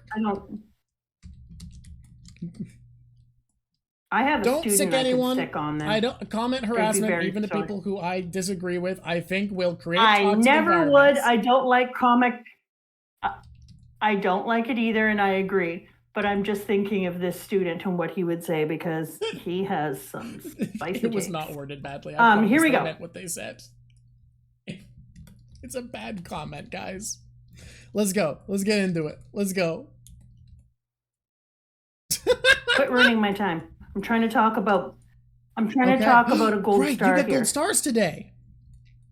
Frankie upgrades himself. Well, is a gold star you had. Nami upgrades the climate attack, was a gold star you had. Yep. I don't think we had Usopp plant magic. This one. Who would? I wonder if anyone could have predicted Usopp plant magic. But I also got a gold star for we already are starting to see flashbacks of Rayleigh and Luffy. This one I think we need to wait a little bit longer before we can call it a montage, but we are starting to see flashbacks. No gold star yet. Fine, but I'm going to call it a... You've got a star piece. A star on pause.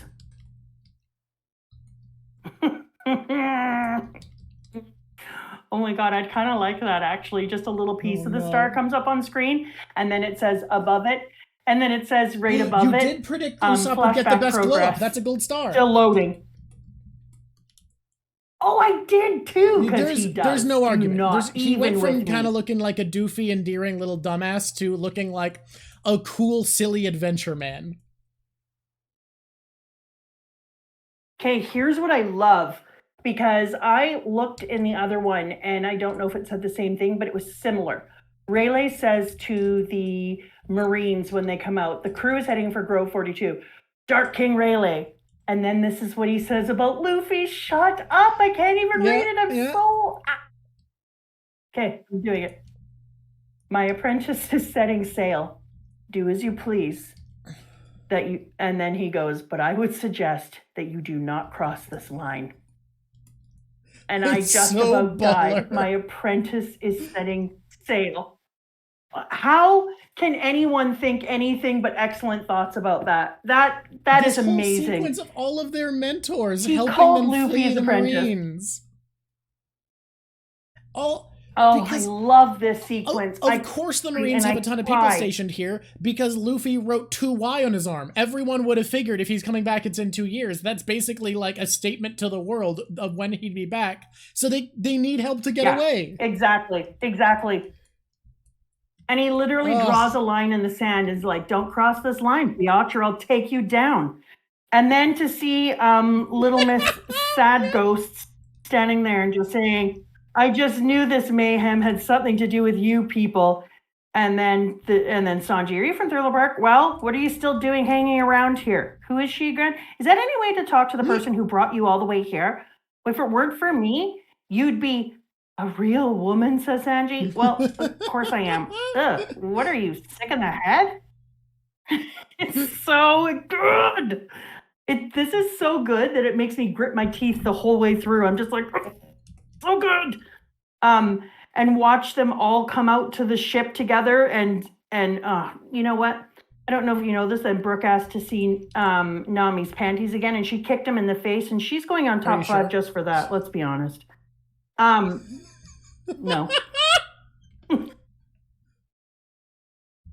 The honesty. Oh, okay. And then when we get to see everyone together coming onto the ship and everyone getting dropped off and all of their mentors and all of the people who helped them stepping in the way. And this is what we talked about before, because it's really that difference with the Straw Hat crew and everyone else, is that Straw Hats draw people to them who want to see them succeed. And that is freaking incredible. And it's why we keep getting to see people intervene on their behalf without feeling like they owe them anything either. Like, it's not like they're coming in and protecting them and coming in on their behalf and then being like, and because of that, you owe me this and this. It's just that people willingly put themselves in the path of others to bring success to the Straw Hat. And that's how you know somebody is going to be successful. I remember watching some politicians, and there was this one woman in particular who could remember everyone's name all the time, and I think about her nonstop because names and I aren't friends. I'll remember everything you told me about yourself and your family and your story, but I might not remember your name. I'll ask you if your dad's okay, though. And it made me think, because somebody said something about her, and I just had this instinct to want to protect her. And I was like, that's how you get successful. You are confident enough in your aim that people want to see you reach your aim, and they'll protect you. And that's what I really love about what's taking place here. And I also like that we got to see our Hancock take her ship in front of them again, because I don't know if you know this about her. I'm a big fan. Being like, oh, I need to protect Luffy, she has the suaveness to be like, you're in my way, and I'll kill you if you don't get out of my way. The problem is that you're in my way. Precisely. Yeah. The whole problem here isn't that you're about to attack Luffy. The whole problem is that you're in my divine way. Now get the hell out of my way. And she is everything. And then Luffy, now's your chance, with a little wink over her shoulder. You know what? High five, Hancock. And I'm glad that you let him go and let him do his thing. And then poor Sanji finding out that while he's been training with the women who made him a little uncomfortable with his life, that meanwhile Luffy had been training on Amazon Lily. I mean, it couldn't happen to a better guy. Like, I just love that Sanji finds out that frickin' Luffy has just been hanging out on Amazon Lily, and he has been very not. Sorry, I'm just grabbing reference so I can do the rest of this, is why I'm quiet and not drawing. There we go. People don't bring it up, but good on Marguerite for being Hancock's, where the hell did it go? Crew now, and being able to see the world. Aww. Hello, prune juice slaps. Prune juice slaps. Prune juice slaps. I'd love to know where that name came from. I think they're just a fan of prune juice. For reals. I really enjoy the content. It makes my workday. Thank you so much. That's so sweet. Okay, here we go. Prune juice slaps. Prune juice slaps. The insects getting in the way for Usopp for his mentor and coming out. Those are the same insects that Luffy brought back with him when they were Hercules on Jaya. But bigger. That one beetle? A Hercules, but bigger. And the one that he found when he was a little kid. It starts to make you wonder, because I think this is the fourth time that I've seen bug collecting is a big deal in Beetles Japan, and Hercules beetles are seen as the coolest bugs in Japan. Interesting. Okay. I love that little piece of news. I'd like to think that they're going to have a bigger impact later on then. And then popular bug collecting is in Japan with kids, for kids in rural areas to do, is why Pokemon exists. Pokemon was inspired by the creator wanting to get the feeling of finding bugs in the woods near his house in a video game. I love this for Pokemon. I also adore watching the people on the weatheria blue below. On the up above create the little weather problem down below because they fell in love with Nami. All the soap bottles certainly are a bother. Still, what luck we've had with the winds. They've landed right above the Sabaody archipelago. And then they take on. So obviously they forgave Nami for all her crazy Nami-isms and her crimes and stuff and the slight crime she did. And then the depression that all the Marines go through. Shit, this was the best freaking little mini arc because it could have gone in so many directions, but to come back to Sabaody as a different group of people and then get to see a little bit of where everybody has been and the relationships, because it's hard to remember that while we're watching this, our crew had only been together for like 6 months prior to taking the 2-year break, and they've been with these people for 2 years. And I think that it's a really hard thing to remember when you're reading this, that all those relationships that they created are huge. So imagine the kind of love at first sight, deep familyness that are straw hats for each other when you consider that all of these people that they've been with for 2 years know that their first love and friendships still belong to the straw hats, despite the fact that they have spent so much more time with these other people having different lives. That really talks about the love of our straw hats. Brooke's people he stayed with were not chill and cool and good. His fan base is the same thing for him. Yeah, and also he mostly left them and just had his manager. Robin's group wasn't there for her to say goodbye, this person is saying, and like they can't be because it's not time for us to meet Luffy's other brother yet, first of all. You're still on this crazy notion that Sabo's alive, huh? The only thing I'm a little sad about is I would have liked to see Sabo and Sabaody. Wait, Sabaody? Sabo? You cracking the Da Vinci Code?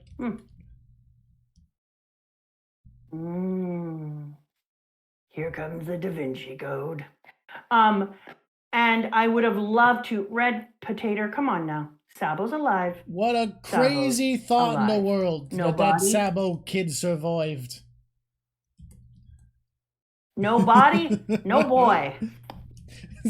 That's how you work also, as a defense attorney. Also, love to see all of Sanji's. Do you see a body? Do you see a body? No? Well, then you can't prove he's dead. See? He's alive. Not only is he alive, but I think that Robin spent some time with him. Okay. That's my hopes. Okay. And my dreams. Sanji, this is your chance, says the dude before he gives a clunky wink where a star breaks as he winks. That's unfair. Let him be sexy. You know what's fun, is Ivankov's winks are so potent that they can kill people. So this person clearly just hasn't worked on their winking game, is what we're being told in the narrative. That's Sometimes rude. you're not good at winking. Oh, we're supposed to plug, apparently. There's a countdown. You know what? We gotta hurry up with everyone saying goodbye. We don't have to... I don't have to plug for another 52 countdowns. Thank you, Double L, for the subscription. Is that bouncy thing ever been there before? That was cheeky. A cheeky little bouncy. There was a little box. They changed my settings. Bounced on the screen and was like, it used to be a different thing, but the settings got changed. I don't know what happened. It was weird. I am loving this freaking there's picture. A reason that we're taking some time this time, and I'm going to need to not do another picture.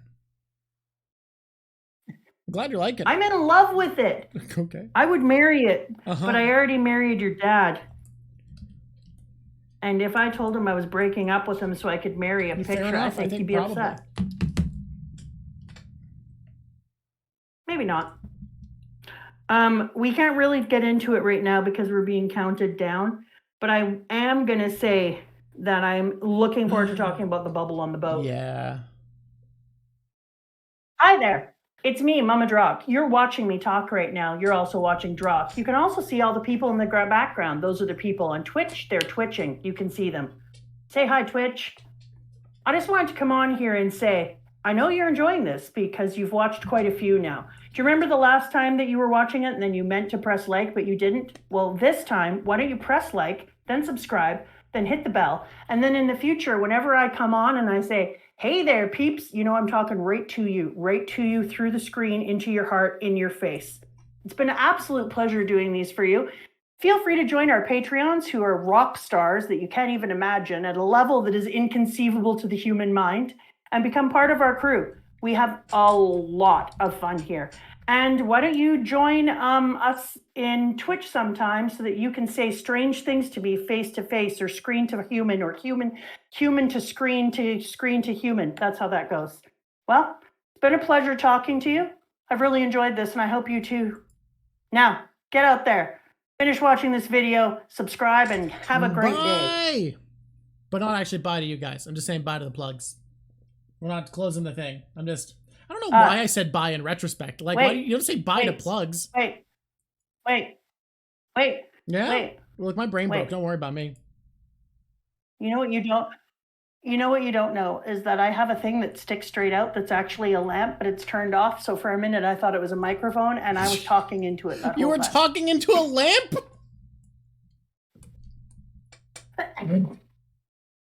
I need to tell you. It looks I need just to tell like you that a you microphone. didn't need to admit you've been talking to a lamp. Nothing coerced you. I need to tell you that I did need to tell you. It's a great lamp. Also, I need to do a second. second YouTube plug. That's important. Okay. You know how that was my first YouTube plug, and then I do my second YouTube plug? Okay, ready? Mm-hmm. Are you ready? Yeah. Here we go. Subscribe now, or don't.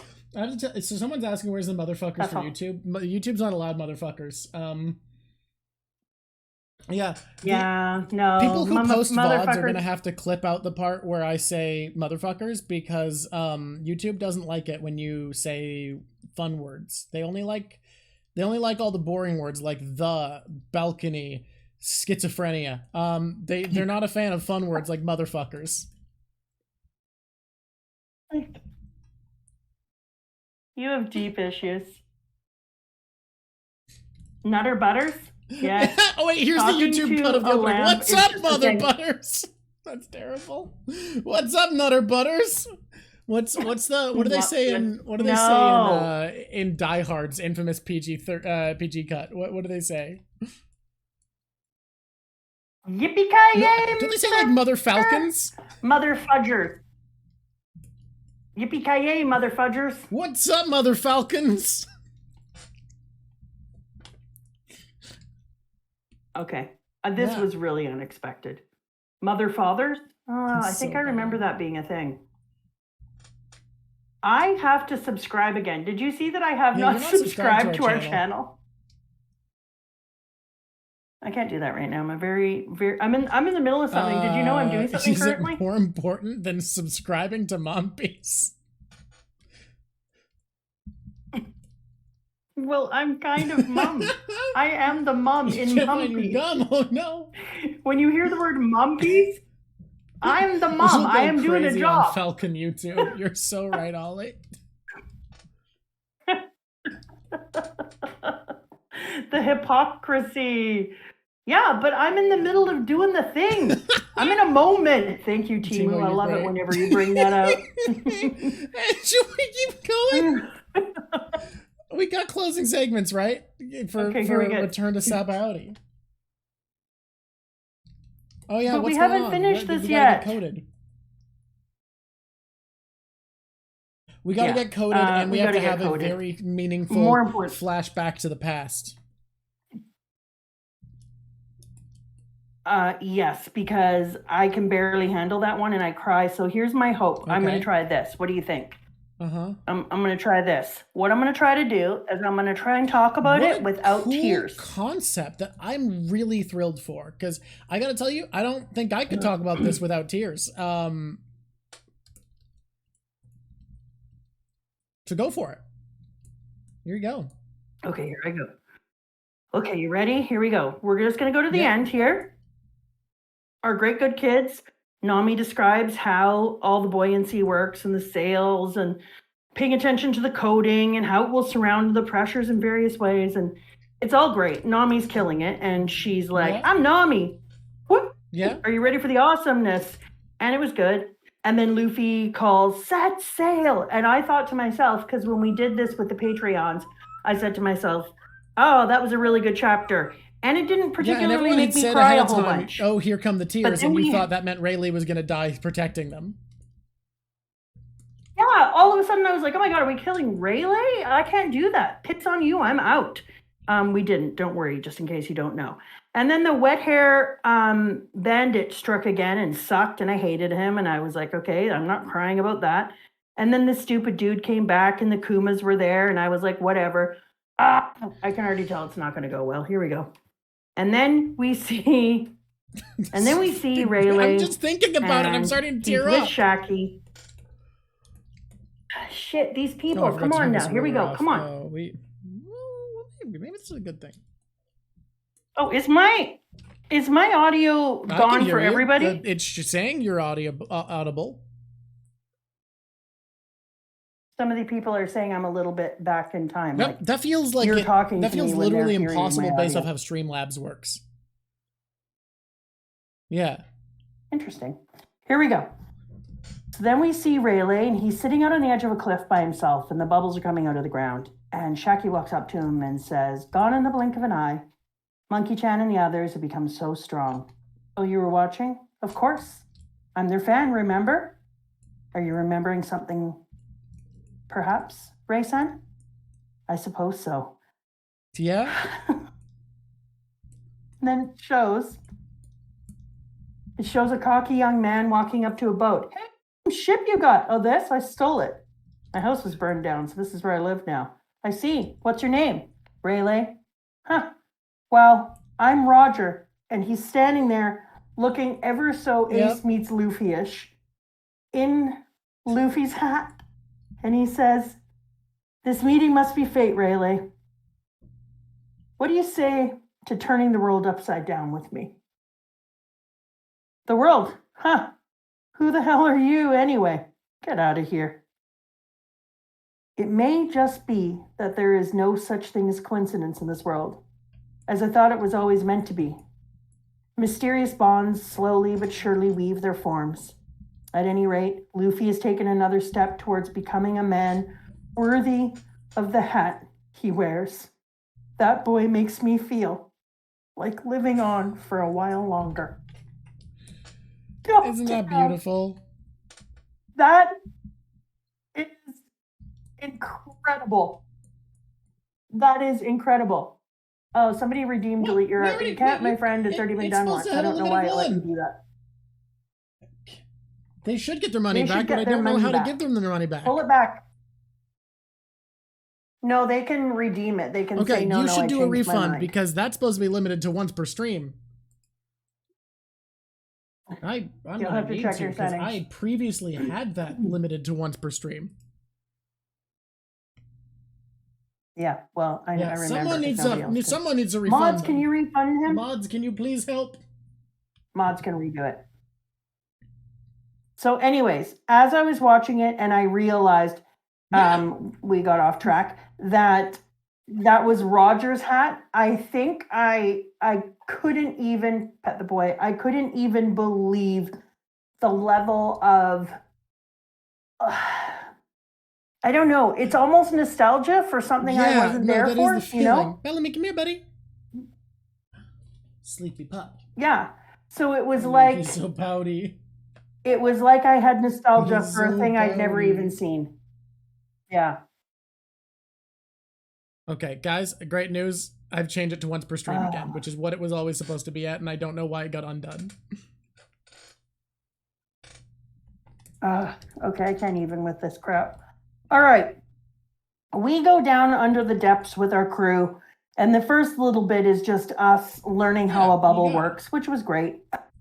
And yeah, because you got to do the whole thing. But then we find out that when Sanji, and I don't know why it didn't happen until now, when Sanji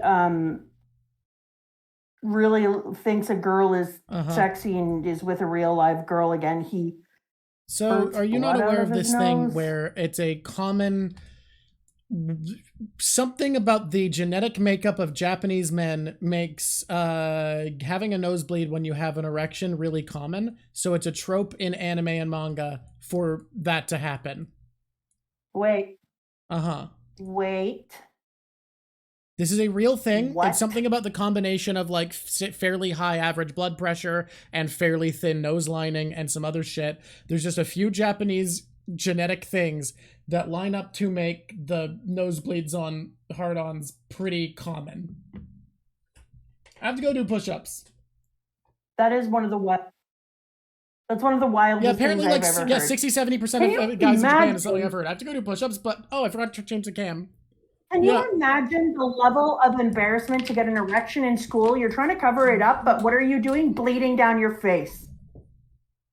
That makes me really sad for children who are just trying to have normal puberty. That is crushing. Yeah. Thank you for asking that, Lone. I want to talk about that before we switch over. So we'll just do those two things because I also want to talk about the thing with Kuma.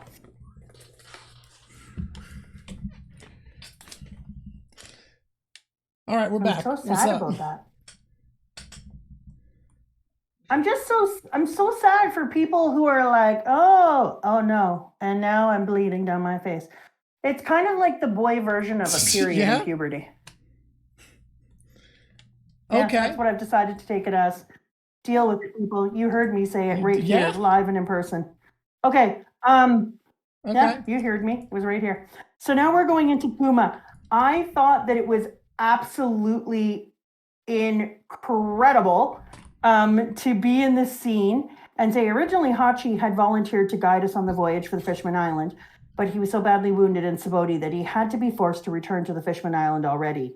He was wounded for the same reason as Duval. That is to say, in the process of defending the Thousand Sunny from attackers around a year ago now, the Sunny's whereabouts was discovered by the Marines and things became violent.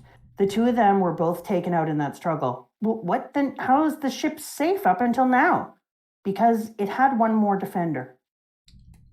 The very man who tore our crew apart 2 years ago, member of the Royal Shippuden, Bartholomew Kuma, Shichibukai. A few days ago, when I first arrived at the Sunny, I couldn't believe my eyes. I've been waiting for you. And he's just covered in blood, ripped clothing, wounds, sword stuck in his arm, and his Bible under one arm. And then he says, what do you think you're doing? Mission complete. And stands up and walks away. There wasn't a single scratch on the Sunny. And when I asked Rayleigh about it afterwards, he told me what Kuma had told him in the middle of the battle back then. I am one of the leading members of the Revolutionary Army. I have my reasons for wishing to help this crew escape this place. I think you may all have realized this to an extent, but that old man saved our lives back there. And after we had vanished from the island, Kuma-san visited Rayleigh with more to tell. I do not have much time left. I don't know why he had to submit this, but the Marines have been modifying bit by bit as an experimental subject, changing his body more and more into a cyborg. He'd agreed to have his personality completely erased by the time of the Ultimate War. The man responsible for this restructuring, Dr. Vegapunk, had allowed him to include a single mission of his own into the reprogramming, to protect the ship of the Straw Hat Pirates until the day that the members returned. That is why, for the past 2 years, despite having none of his original memories, he's been following the orders of his former self, waiting until the day we came back. It's really sweet, huh? It's incredible. It's incredible. And him holding the Bible under his arm, to me, 2 years later, sitting there covered in blood, having fought all these times, and having had built into his new programming that he would protect the ship right until the end. And then having him still holding that Bible just made me say, like, it definitely is his own personal hold where he is trying to maintain his humanity and remember that he is the original, now that he is so many copies of him who are out destroying by Dr. Vegapunk. I have this pure hope that Dr. Vegapunk is on the right side and is going through all of these things, and then it'll turn out, I've told you before, that the machines all turn on the Marines and do the bidding and become a personal army of the rebellion, and that eventually they all turn around and start fighting on the behalf of the rebellion and for all the Straw Hats. I mean, it's a wild hope, but I have this hope. But I just keep thinking about, like, what are some of the reasons that Kuma could be allowed to allow himself to have all of his pieces erased and his humanity erased, and then he just holds on to this one book as a last remnant of his humanity. And I keep thinking of, maybe that's it. Maybe there's more to this, and eventually he's going to do more good.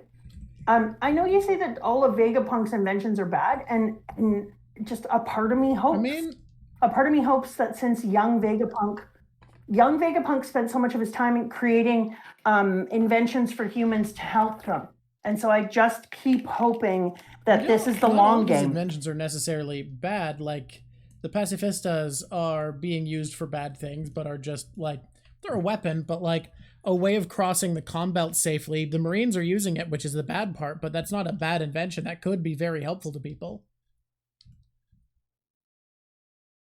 Yeah, I always think about it because it's the same, like, in our province, our premier is trying to make it so that children are not allowed to have cell phones in schools. And people are all like, we shouldn't have cell phones in schools and blah, blah, blah. And I always find these kind of conversations really interesting. Like, first of all, government, are you going to give all the children within the schools iPads and computer laptops to work at? Because I can tell you we don't have enough computers for children, especially children who are working in a modern era. And so we often, as teachers, use their phones as mechanisms for research and other things. So it's short-sighted, but we like to blame the container or the item. And it brings me back to Tom's talk that he gave Frankie. You don't get to blame the thing. And if you invent something, you have to love it. It's not about what it is. It's about how you use it, whether it's a piece of paper or an iPad or a phone or a boat or whatever else it is. When you put something into the world, you have a responsibility to use it in a way that has good. And so the problem is that there are some people who don't take that responsibility very seriously. And that is my that on that. I don't know if you can see where I fall on the delete all phones. Kaito has pointed something out. We couldn't redeem it in time, apparently, and now that it's permanent, they're suggesting, and I think this is fair, to offer that person a future free delete. Or I could just listen and delete the summer section and redo it. You know what? You know what? We're going for another 2 hours. I'm just going to listen, and we're going to delete all this. Because that's what I was working on when they did it.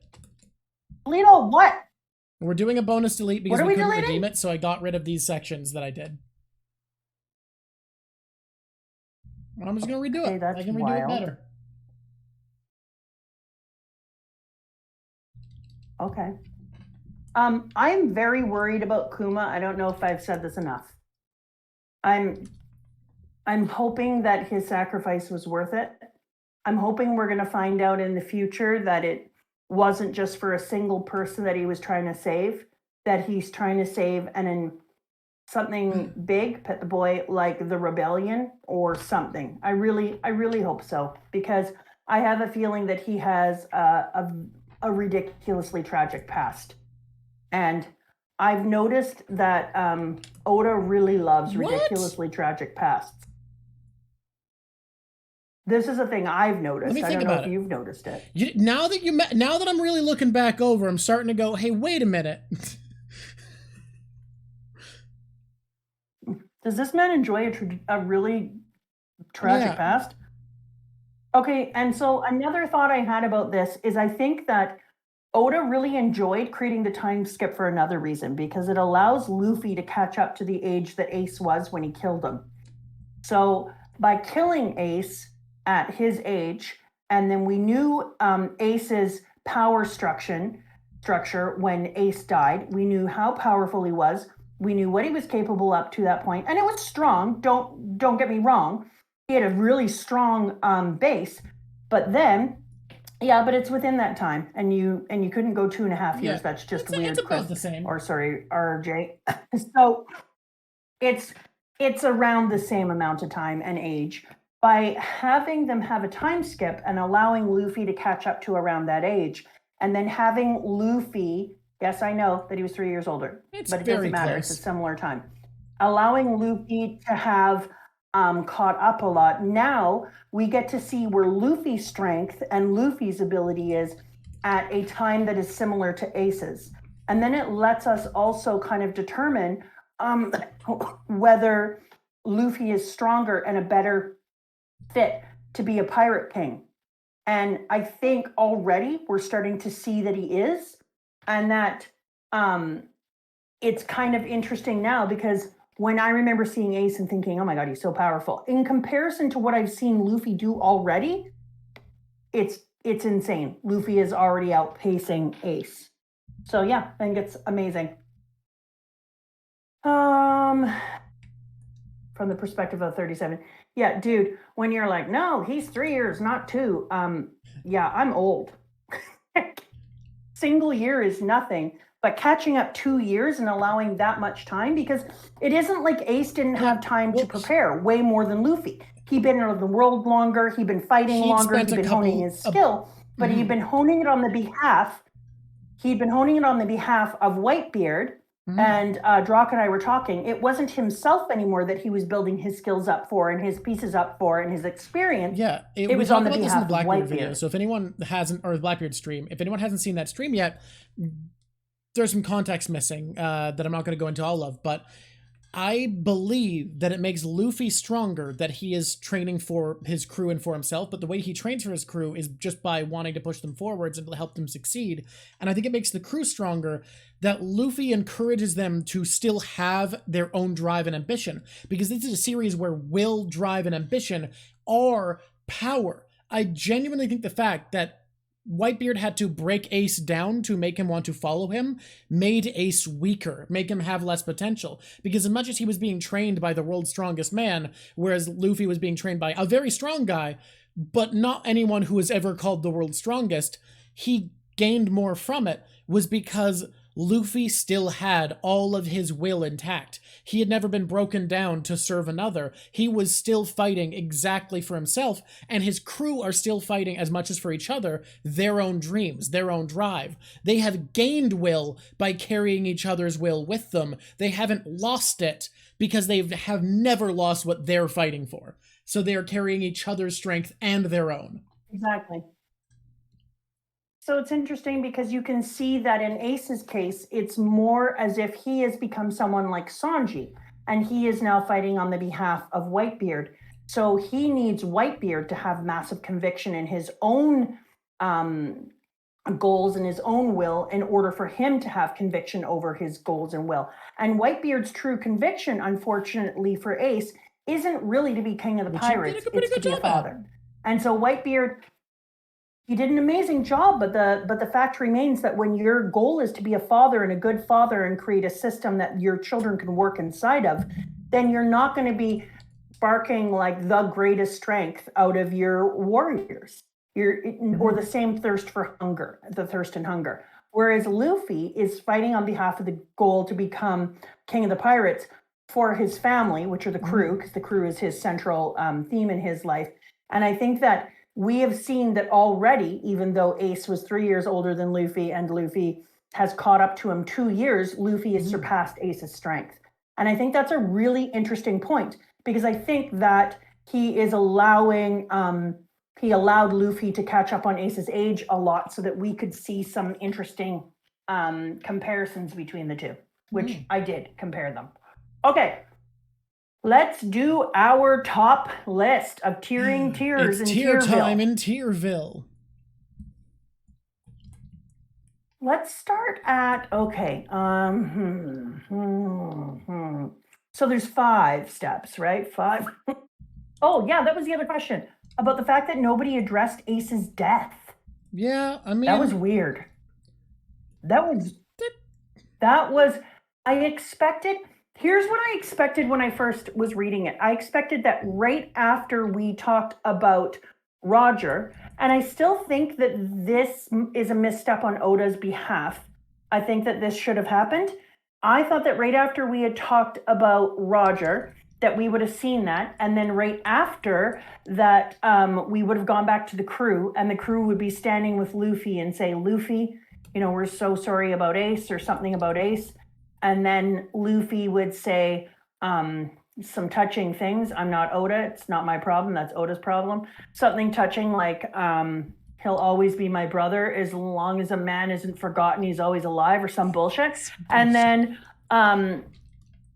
I thought that they would have a moment about Ace, and then I thought it would go back to the thing about Roger, and then we should have found out about the hat, and then it should have gone back to Luffy, and he should have said something like, I promised Ace that I would take care of myself, and together we are going to have the goal, and he'll be so proud of me wherever he is. About One Piece, though, like that Luffy has never bothered really listening to people's backstories, and I just think it doesn't matter to him, and I think they know that what matters is where he's at and what he has at this point. No, but just saying, you know, I'm sorry your brother died. And I know the whole Luffy looking back thing, but that's not necessarily true. They still talk about Vivi and missing Vivi, and we hope Vivi's good, and they still talk about other people they saw before. So I just think it was a really interesting thing. I'm hoping that we talk about Ace in the future with Luffy. I don't know if we will, but I thought that it was interesting that the crew didn't mention him. Yeah. And I know the crew feeling guilty, etc. I don't know. I just think that there could have been room there for that. I would have liked to have seen it. It didn't have to be long, but just something small. I think it just didn't come up. I'm going to tell you that if somebody's brother died and I see them 2 years later and we fought to get back together, I'm going to say, hey, you know what? I'm so sorry your brother died. I think that is a thing with interpersonal relationships in general with Oda, is that he's always very indirect and more about subtext than text with people's relationships, though. Like, that is just his writing style. Yeah. All right. Top 5? Yeah, no. Top 5? I've heard about top 5s before. Is that where you rate people on a 1 to 5 scale? You rate your favorite characters in the arc on a scale from favorite to least favorite. I think first we do a Luffy tier list of Luffy, which this time you had some hype Luffy moments, but also not that much happens, so it's up to you what you want to do with that. Am I rating on a scale of fish to flower? Legitimately, never been how we've done this. Positive. This is a S, A, B, C, D, F tier list for ranking Luffy on the Luffy's tier list of Luffy. I can't believe you're saying that. If the squishies and the baby belugas knew about a scale of fish to flower, they'd want it to be done. But also then we would probably need to have a full thing where we get into that, and I don't think there's time for that. All right, that's fine. Guys, no fish to flower for you guys. Sorry, guys. There will be a Frankie hair tier list at some point. That is a tier list we have to do. My good, you are in a vibe. But here we go. Oh yeah, the worst character as well. The worst character is easy. Caribou? Yeah. So I'm going to start with the worst character. Oh shit! Actually, no. My worst character is a word. What is? Yeah, it's Damalo Black's Wood Pants. It's Damalo Black's Wood Pants. That's the worst character combined. Yes. I like how everyone's like, be careful, she's spicy today. I've been spicy for days. Word D Wood Pants. Okay. I almost made it ugly wet face. Wet hair caribou, the swamp man. Whose secret of being a person is being stickier than Kesha. You cannot get over your feeling that Kesha is sticky. Hey, there's nothing wrong with being sticky. Don't be a jerk. Damaro, not Damalo. You're right. I keep saying Damalo. Fuck it, I'm gonna keep calling him Damalo Black. Hey. Luffy is the there is some hype ass moments here. Luffy picking up his hat is pure S plus. Like that moment is. Luffy looking out of his cloak. Makes me make the sounds of crazy. But overall, just S tier. It's an S tier. It's an S tier. I did Paladin Berserker Jedi. It's an S tier because of all those incredible places. Luffy set the tone for this entire. I think Luffy here is trying to set the tone for the second half of One Piece. And that's what I was about to say. Luffy grabbing his hat, shaking it off, and saying like, "Let's go," and then I'm going to be the Pirate King, is a brand new era in time, and I think it sets the tone for our second part of the story. So I would say that he's a full S tier. Is it an S plus? No, I'm not wasting an S plus. You can only have a couple, but it is an S tier. Yeah, well, I think I'm going to have 6 S plus Luffy. I'm telling you that. Listen, here's what I've decided. If we have 6 crew members in our Patreon, I get 6 S pluses in the story. By the way, crew members, we're going to be thanking you. Oh, crew members, we wanted to say, if you are a member of the crew on Patreon, if you're in that tier, make sure before our last stream at the end of the month, you submit what character you want to talk about. It can be 3 minutes of writing, and we will just discuss and bring up whatever you come up with on stream. So if you're in the crew tier, give us your writing before the end of the month. You can DM me on Discord or Patreon or comment on the post. Fake Chopper is not the baddest boy. But he is part of the crew. He's part of a wood pant. Fake Chopper is a wood pant. Make no mistake about it. The Marines looking at the woman in the bag being bit by a fox and being like, y'all telling me this Nico Robin? Y'all, for real? We do. I need to move forward. I have things to talk about. It's called a... That's what I'm talking about. Top 5, brought to you by... What did we say? What did we say? This was yours you came up with. What do you mean we? No, I didn't come up with it. Mama D. Luffy. It is brought to you by Mama D. Luffy, I'm pretty sure, yes. I didn't come up with that name. One of the squishies did. Yeah. It's Mama D. Luffy now. One of the squishies came up with that name. Thank you, LuckyLavvv.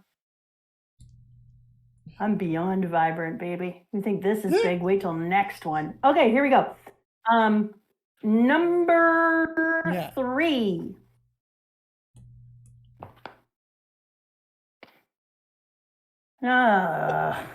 Immediate sound of resignation.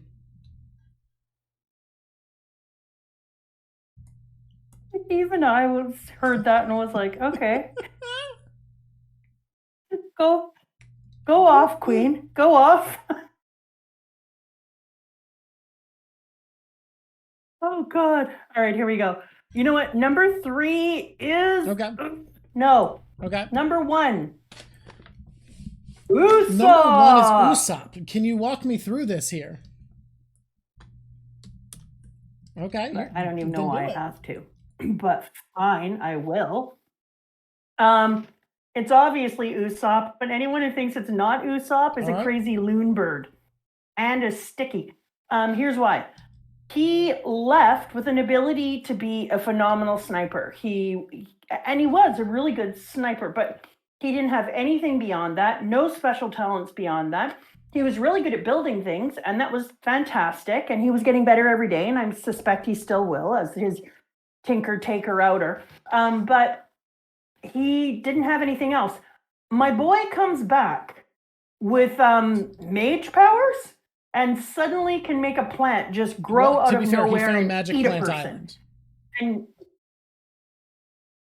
yeah, I know. But my boy comes back with plant-eating powers. That's wild. That is a wild glow up. He's an alchemist druid. He is the Tinker Alchemist Druid now, which was unpredicted. Well, he was said to be a Tinker Alchemist, but now he's a Tinker Alchemist Druid. Like, who could even pet the boy? So now I can't believe that anyone would think that A, Bellamy. Any of the glow-ups were better than Usopp's. Usopp's is the number one. And yes, he's totally ripped now. And then the other thing is that he seems really different. He's kind of like worked into himself, and he has a different type of confidence in his person. And he just swiggity swags a little better. He's got a little swiggity swag in his step, and I could not be happier for him. He's an alchemist druid with deep swiggity swag. Okay, it's Usopp. Usopp wins the coveted number 1 spot. Who else is in your top 5? Yeah. Okay, so then in the place of number... That was my brain going offline. God, it's so hard because I'm rating the Straw Hats. I'm not gonna rate my Rayleigh in here, even though my Rayleigh is a special mention for just like killing it on all levels and like way to have a memory flashback without losing it, because it's hard to get old and start becoming nostalgic about everything. And so you know what, Rayleigh, shout out to you. Okay. But you ain't on the list. But on the list in the number 2 spot is Soul Brooke. King Brooke. Yeah. Oh, yeah, that was unexpected. His name is the Soul King? Okay. No, not that.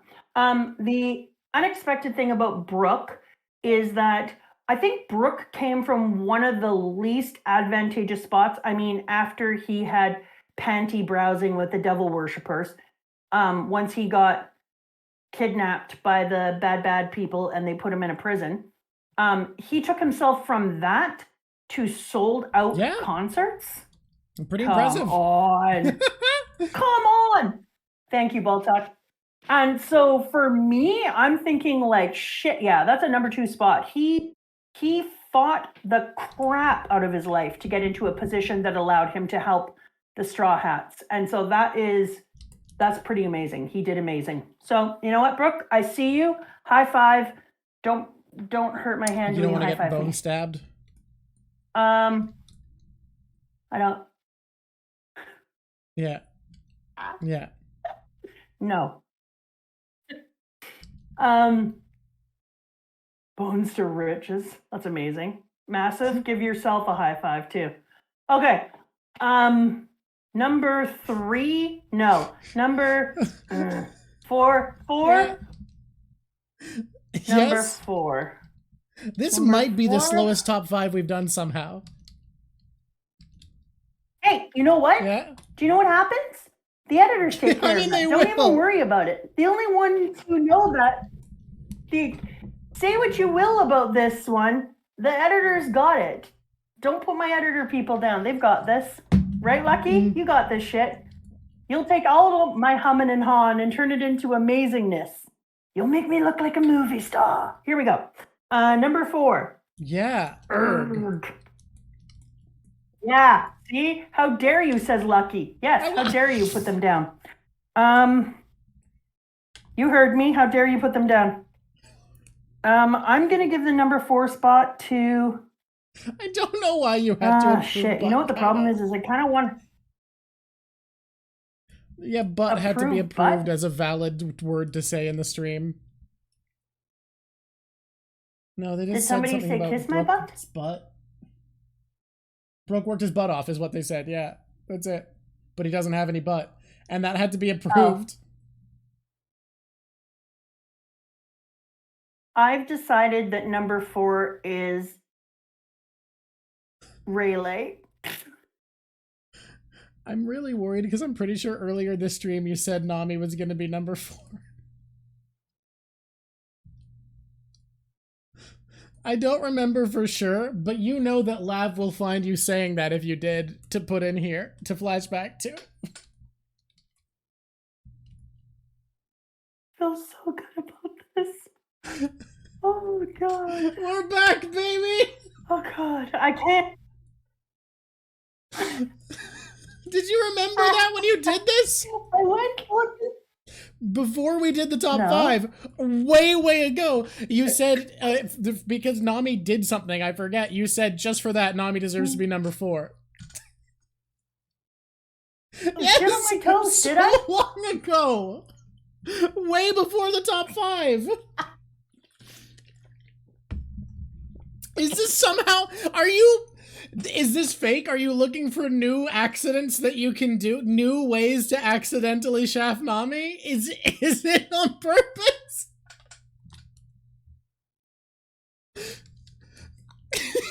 Oh. Are you doing this on purpose?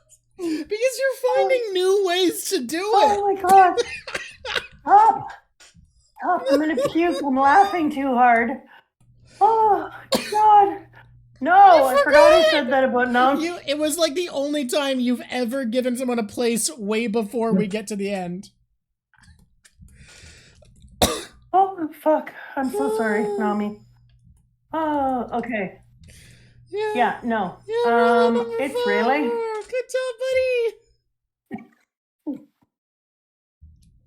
But to be fair, I went back and started looking at him, and he held the line for the crew, and he was like, "Oh, not with my person, Rayleigh," and like, and that is so good. So I'm sorry.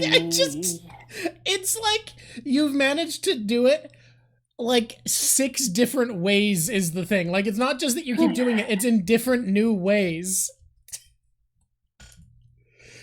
You need to pet the boy. Well, he does not want to get up for pets anymore, so here's what we're gonna do. Is I'm gonna move that cam over there. Okay. Hey, Zen, that's mean. I'm not trying to backstab Nami. Things happen, man. I love her. I love her so much. I just, you know how they say you hurt the ones you love, right? It's just, God, that's funny though. I'm a bad kid. I'm not bad. I was just drawn this way. Okay, I'm hoping ready? Lav can help me set up a PNG tuber, because if you would say that when you have a little PNG of your little thing I drew while you talk, that'd be so funny if you said that. Number 5 is okay. Yeah, Nami. let's talk through the why. It's not that I'm doubting you. It's just that's what we do, right? Yeah. Yep. No, Nami is staying here. She is. She's not. If I'm going to be honest, I couldn't take Rayleigh off and just give him a nod. Once I started going through the piece again and taking. We're past this now. We're past it. Let's keep going. No. It's Nami. Nami is number 5. So Nami is the only one who's doing the work on navigating and finding out about the bubble things, and her freaking cool hand Luke moment in the bar was incredible. Her glow up is stunning, but mostly it's because, well, everybody else is like, I don't know what's going to happen. She's like, look, I am the one who's gotten all the information. I'm the actual grown up who has to like navigate us around and find out what's going on, and has taken down everything for us so that we're going to be okay, and has actually learned it. And everyone else is like, yeah, no one else took it seriously, and she actually paid attention to what they had to do and explains to everyone how to survive. Like, they are sailing underwater, and she is the only one who considers that a logistical problem. And everyone's just like, let's sail underwater. And Nami is like, just a minute, morons. Like, can I do this? And then my number 3 spot. Do I? I think you're what didn't I do? Done. There's like you got. No, I'm missing one. Usopp. You got your Brooke. Are we? Oh. Did I have a number 2? Kaido said we didn't do number 3. I thought we did. Never mind. It's number 3 time. Look, I'm allowed to be wrong sometimes. And number 3. Often. Number 3 for me is this is gonna be hard because there's a lot of people I want to put here. This is the last time he's gonna be on my list for a while. That's Kuma. I mean, he's a dead body. You know what? This person says a Duvel Kuma combo. They work together. And I'm gonna give it to them. Because They both got the owies, and can we put Hachi in there too? Because we don't see him now, but that's bitchy not to see him in the same level. I would like to see it. I would like to see it as a Kuma with a star beside him because he's the true goat of goats, and then my boy Duval and the Sunny Hachi. Defense Squad. Because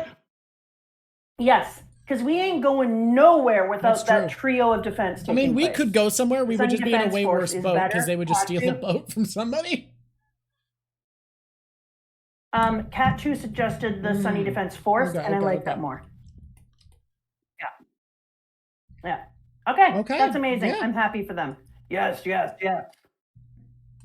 Most of all, I'm happy for us. Okay. Well, are we moving on now? We should say goodbye to people because if you just watch this on YouTube, you need to get we're about to be on stream, live on air, if you can believe it, recording another Mom Piece episode of Fishman Island Part 1, leading up to the beginning of the Fisher Tiger flashback.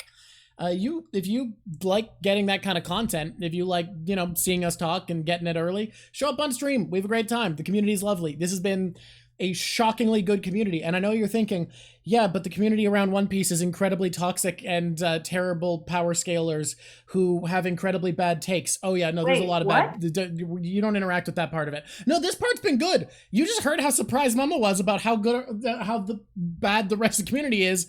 That's evidence enough how shockingly good our community has actually been. Our people are squishies. Oh yeah, they're great. Our people are great. Sweet squishies. It is a miracle and a testament to the vibe we give off that they are this good. Wow. I love my humans. Come in and hang out. Come in and hang out with us and be good. Yeah. But wait, pause. If you suck, you know what? Stay the hell away. Good addendum. I want to keep the come squishies join unless safe. You suck. If you so suck, check yourself at the door. Check yourself at the door, but check yourself before I wreck yourself. I'm a mama. I'll take you out. I don't know about the grammar in that one, but I love the sentiment. That's great. Baltux, you've been fine. Don't worry. You're excellent. Don't worry about it. You're a squishy. You've just given our fan base a name. This moment, this stream. They're squishies. Can I please say any of the thank yous to our Patreon people? I've never do that at the I want to get to see who they are. Well, I don't know how. This is the end of this stream. It's not going to make it into the video. Oh, I see. That makes me sad. I wanted to make it into a video. Look, you can. Okay, I don't have the list ready. You broke my heart. You broke my heart. You guys are the squishies now. Yeah. Mama's done this.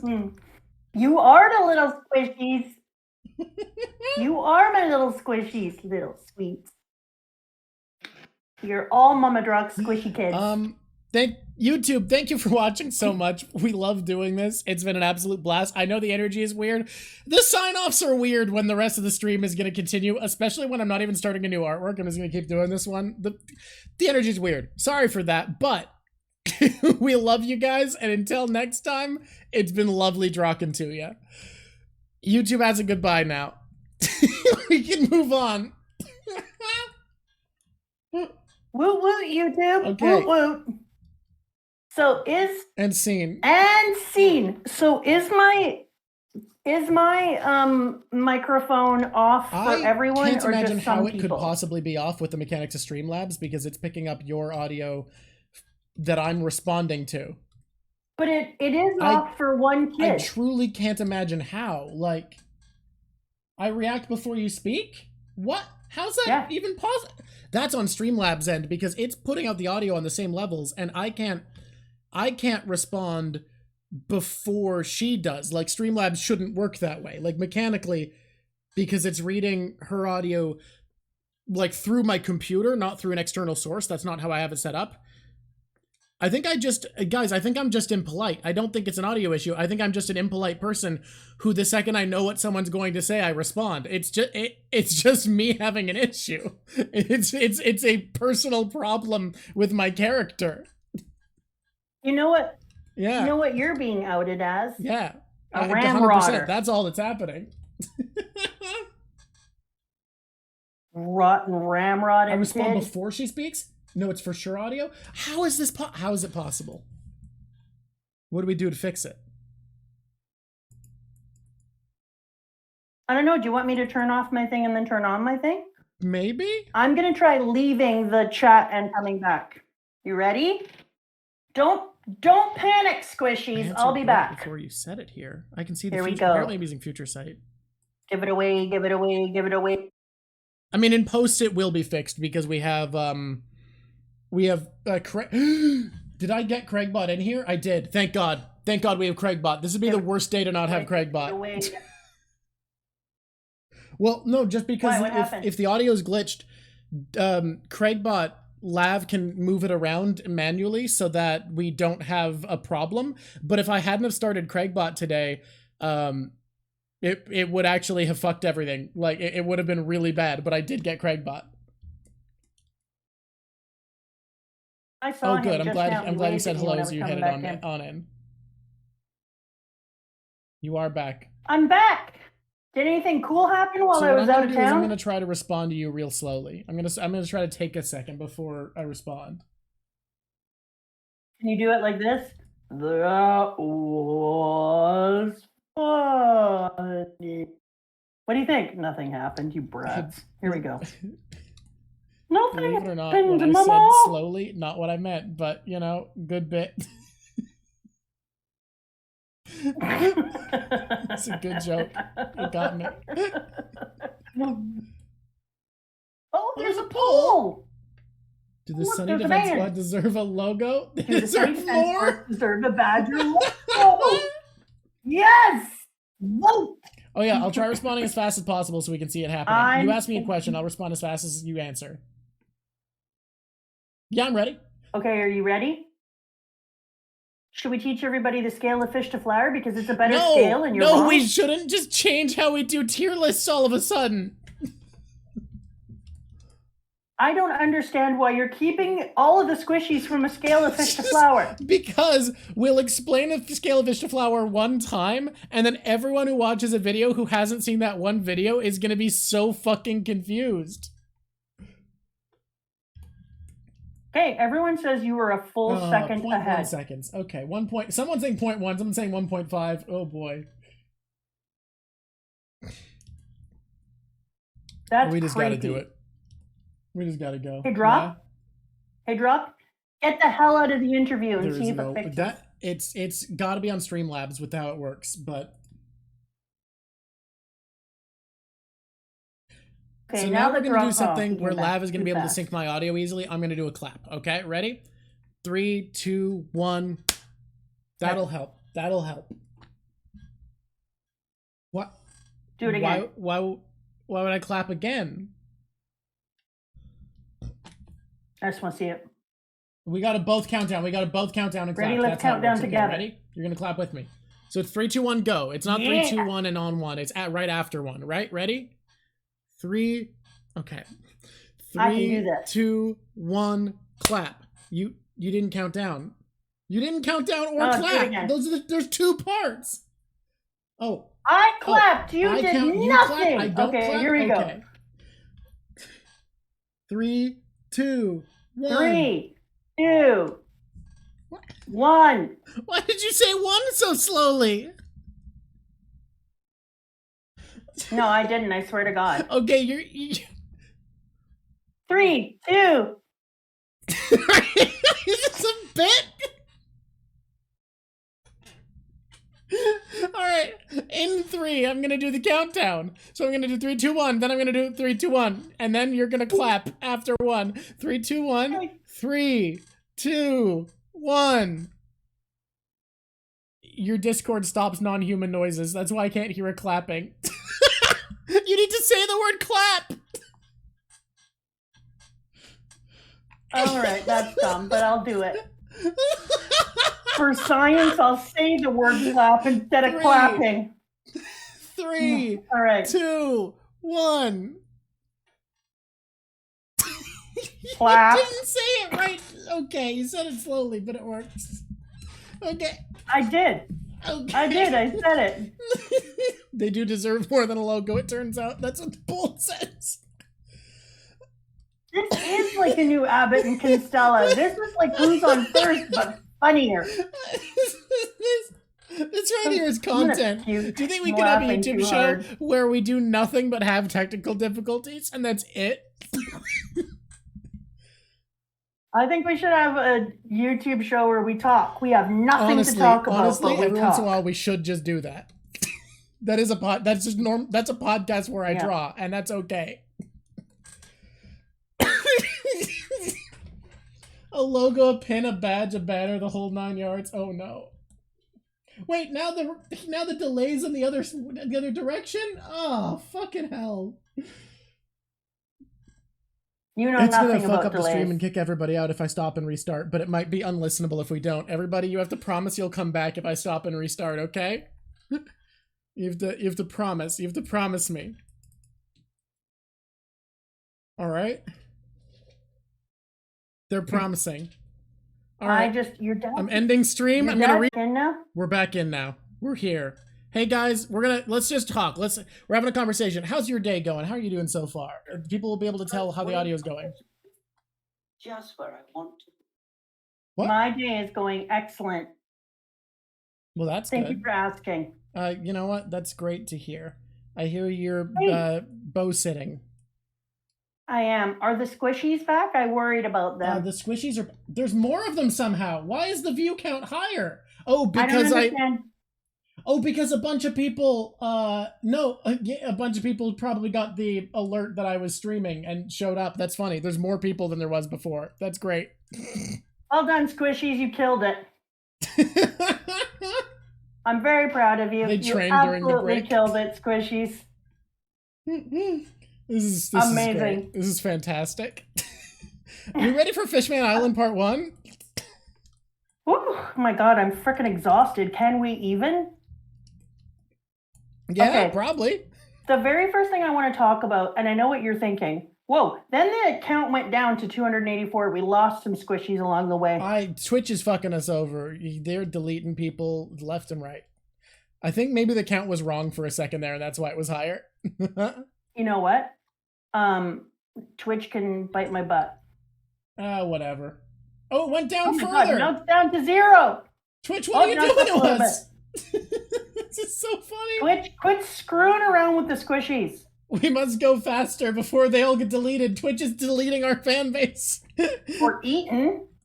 Twitch is showing up in their houses, kicking down their doors. Now I just saw Twitch like the mafia. Now Twitch has told me that I have to click here to reload. There's an error. Oh my god. Tech loves us today is the cool thing about today. You know what? Tech loves us every day. Every time we do this. Hey, squishies, I'm getting a new computer made because do you remember this time was it in Patreon when you rapped for people because it just said I am? Yes, God. Yeah, if you want me beatboxing to Mama's audio glitching out, go sign up for the Patreon and watch the VOD. For like a straight few minutes, Mama's audio was broken. Had to restart her computer. Yeah. And so that happened because I tried to open 2 things at the same time on my laptop, which apparently tough. sucks now. 2 is a lot, huh? 2 is a lot. To be fair, 2 is a lot of things. I had both the Twitch and the Discord open. So I have a person in my life who builds computers, and they are building me a computer right now. Because Drock's sister, also known as my daughter, is going to have to spend a lot of time in the hospital. And she said that I spend time doing this with Drock, so I have to spend time doing games with her while she's in the hospital. Doing video games. Who would ever think that there'd be a future where I have like a show you do, so Ash to want to spend time with you is like, get into gaming. Get into gaming now. So that is what is happening. I'm pretty stoked about it. Yeah. So I'm going to get a computer's computer. Pretty good. Yeah. I'm 750,000 years old, and I am finally getting a computer. That's pretty good. Yeah. By the way, the answer to where is that soundbite that can be redeemed is I don't know how to set things up, and Lav is going to help me with it this coming week. Oh my God, that would be a good sound. We should use it for the beginning and end of the show, or at least the beginning. It's what people listen to while they're waiting for the show to start. Is me trying to beatbox with I am. Yes, because then it's both of us. We made music together. We did. That's true. It's our. Of course, I said some genius shit, and you have no idea what it was because all you heard is I am. Yeah, we lost it. Okay, here we go. We can't do this anymore. Everybody came here to talk about One Piece, and we keep talking about not One Piece. You're right. It's Fishman time. It's time for the Fishman Island. Yeah. Oh, delete my art is available again. What? Oh my God! No! No! Go there and say no! Delete my art. Okay, so guys, you can now. You now can do it. Technically, you can do it again.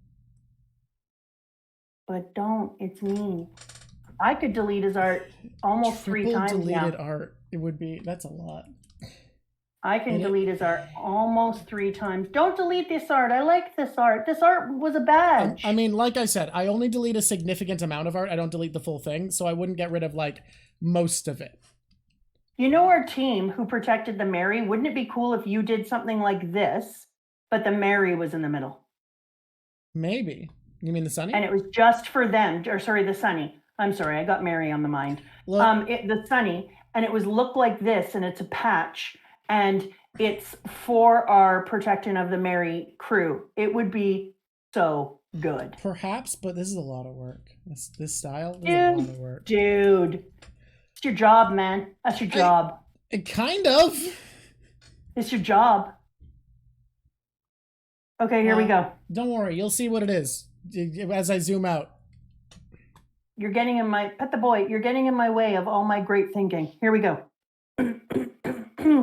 Ha. All right. All of them are looking up, and we get to see all of the ocean coming over top of us and the amazing bubble. I love the way that Oda decided to do the bubble so that it surrounds each of the elements rather than just being some big giant bubble. And as they go through, you can see that also, because then when Luffy was in the bubble and his legs were poking out for a minute, I was like, oh, what the hell? And then I realized, no, the bubbles are still over top of Luffy's legs sticking down. I don't like, besides the wooden pants, is I don't like the boat that has the wet caribou on it because, bleh. First of all, he's giving a bad name to caribous, and caribous are cool. Like, I can't believe we call this thing a caribou. Because Rudolph is a caribou and doesn't look like this piece of slime. Anyways. Oh yeah, caribou are reindeer. Yeah, no, you're right. That is a caribou. Wait, Chopper's a caribou. Exactly. Huh. He is the yuck. But here's what I do love. Momu! We get to see Momu again! Of all the characters in One Piece, is this one you imagine to come back? I hoped so. I really didn't think we would ever see Momu again. It's crazy to think, like, Momu? Who do we meet again in the Grand Line from the East Blue? Buggy, Momu, and Hachi. Yeah, I love Kobe Momu. also. I was so happy to see the Momu. And Momu has an ouchie on his little head.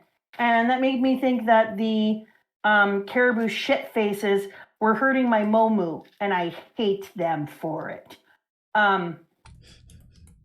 And then they've got him on a tether and they're making him pull the ship underwater. And it just broke my little heart.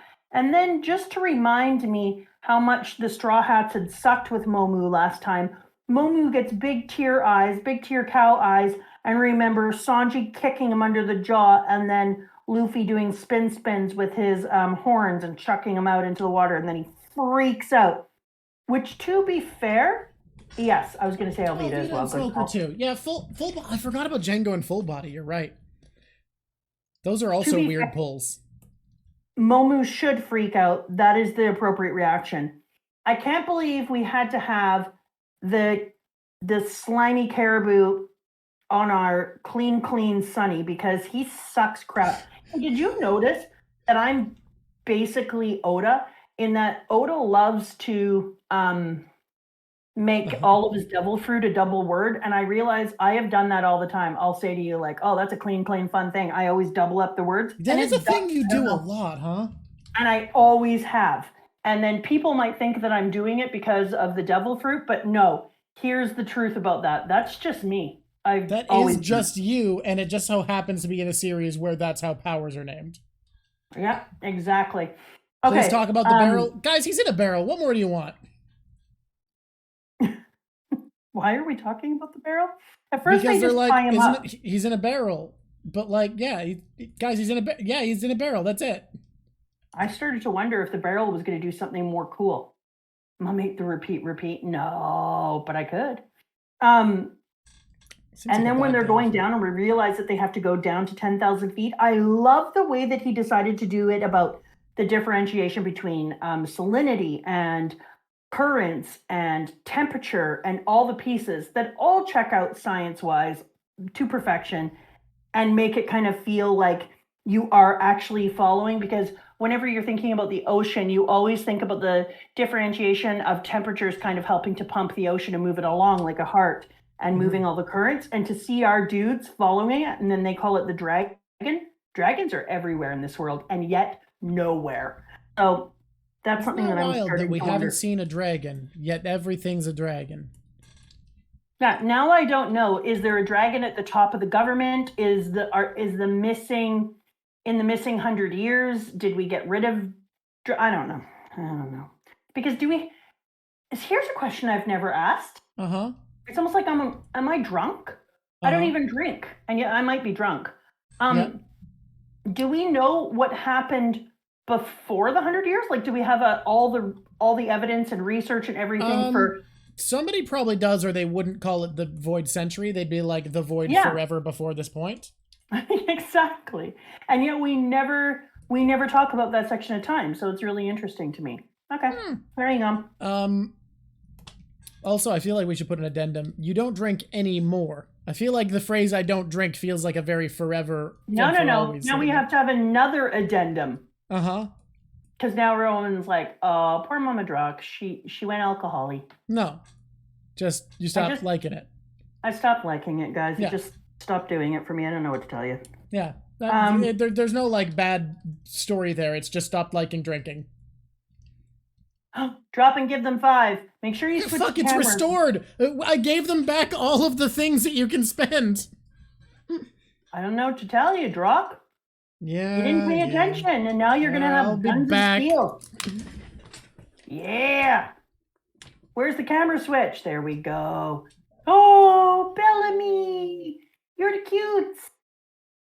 It's a new arc, baby. You're so right, Celio. At the boy. Oh, good team. Okay. Hey, Drop. You also have to pet and give the boy a treat now. New arc, new rules. I'm loving this. The squishies are on fire today. I think my mood is contagious. Yeah, the brand is the Hoof and Dragon. I was thinking about that too, Katu. So there's a whole lot of dragoning in this thing, and yet no dragons. So you keep wondering to yourself, where the hell are the dragons? I love the undersea waterfall and the explanation for it. I have been recommended to turn off delete your art. I forgot I could do that. It's been turned off. The rest of the point things have been restored. You can do them more. Just for fun. We know. Yeah, that's been deleted. We know. Right. I love the underwater waterfall. I love how many times that Oda decides to do things like the circular rainbow and the other pieces that kids end up learning a bunch of things from. So kids not only learn that their boobs should be bigger, but they also learn about circular rainbows and underwater waterfalls. Where's that piece? Oh, slime bucket. Get in your bucket. I I think that when we meet the Kraken, it's one of my very favorite points because it immediately shows how much Luffy believes in his newfound powers and all of his training that he had with Haki, because he sees it and he's just like, well, just let me go over there and yeah, I'll tame it. And they're all like, or how about that's way too big and you don't, because we kind of need you to exist. And Luffy's like, dude, not a problem. Let me tame it. And then they're like, okay, no, we're going to go over together and we're going to do this slowly but surely and we'll get it all together. And I love that Luffy's like, fine, because we're a crew and I can't swim, I guess, but I'm only doing this to make my crew feel happier. In his heart, he knows, yeah, I can go over there. I got this done. I can beat Not that a big up. deal. I can beat the hell out of that. I also like that the Kraken has multiple ships and its tentacles. We see the Kraken and he's just cradling 2 ships like teddy bears. It's like, so goddamn big. I saw someone do a depiction of the scale of the Kraken. It's too big. It's so big. Yeah. And then when he goes, look closer, heck, you didn't even have to look close to see the size of the thing. I don't know how many hundreds of years it must have been alive, but the Kraken is a legendary monster that shows all the stories across the world. And Luffy just says, let me tame that big octopus and I'll have him pull our ship. Oh, Luffy, you Luffy on such a hard scale. Because I think that as soon as I saw this, I was like, I really hope that the second we go under the sea, that Oda starts doing things immediately that lets me see some of the changes of all the crew members. Because I feel like as soon as it happened, I wanted to see some of the glow up some people and what we were now capable of. So not disappointed when they crush the ship and we start to see the work of our crew immediately. But they don't like fight right away. And Nami gets like way too overcharged about things, which was interesting. Okay, Luffy in a bubble is hilarious. I'm never not going to enjoy it because it kind of looks like, because his legs are naked in comparison to other people, it looks like he put his legs in a condom. And I'm sorry, what? I love that. Yeah. You don't agree with me? Do you not agree with me? Not what I saw. Okay, when he's inside of this bubble and he sticks his legs straight down and they're both wrapped in a bubble that covers his legs all tight. I'm sorry, it looks like he shoved his legs in a condom. I'm right. All right. See, unimpressed planet, rubber man in more than one way. See, I need to point out, when I say I'm right about stuff, I come by that type of arrogance, honestly.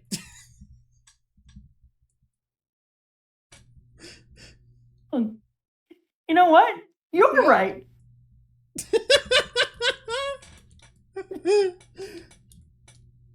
Whatever, I'm right on this. It does look like Luffy's wearing condom bubble. I have to let we need a pull. We need a pull on of Luffy. Luffy looks like he stuck his legs in a condom. We do need a pull.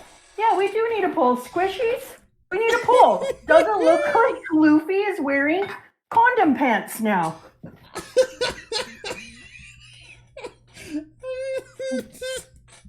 This is great. You have to be right to say I'm right. I love that vibe. Oh, God. No, yeah, I thought your arrogance was all your own. But... Might not be. Yeah, no, it's... and it's so... The people going back out and into the ocean and immediately not... Yeah, look at the condom votes going up. No, and immediately not holding a rope. Like how our condom or bubble? No.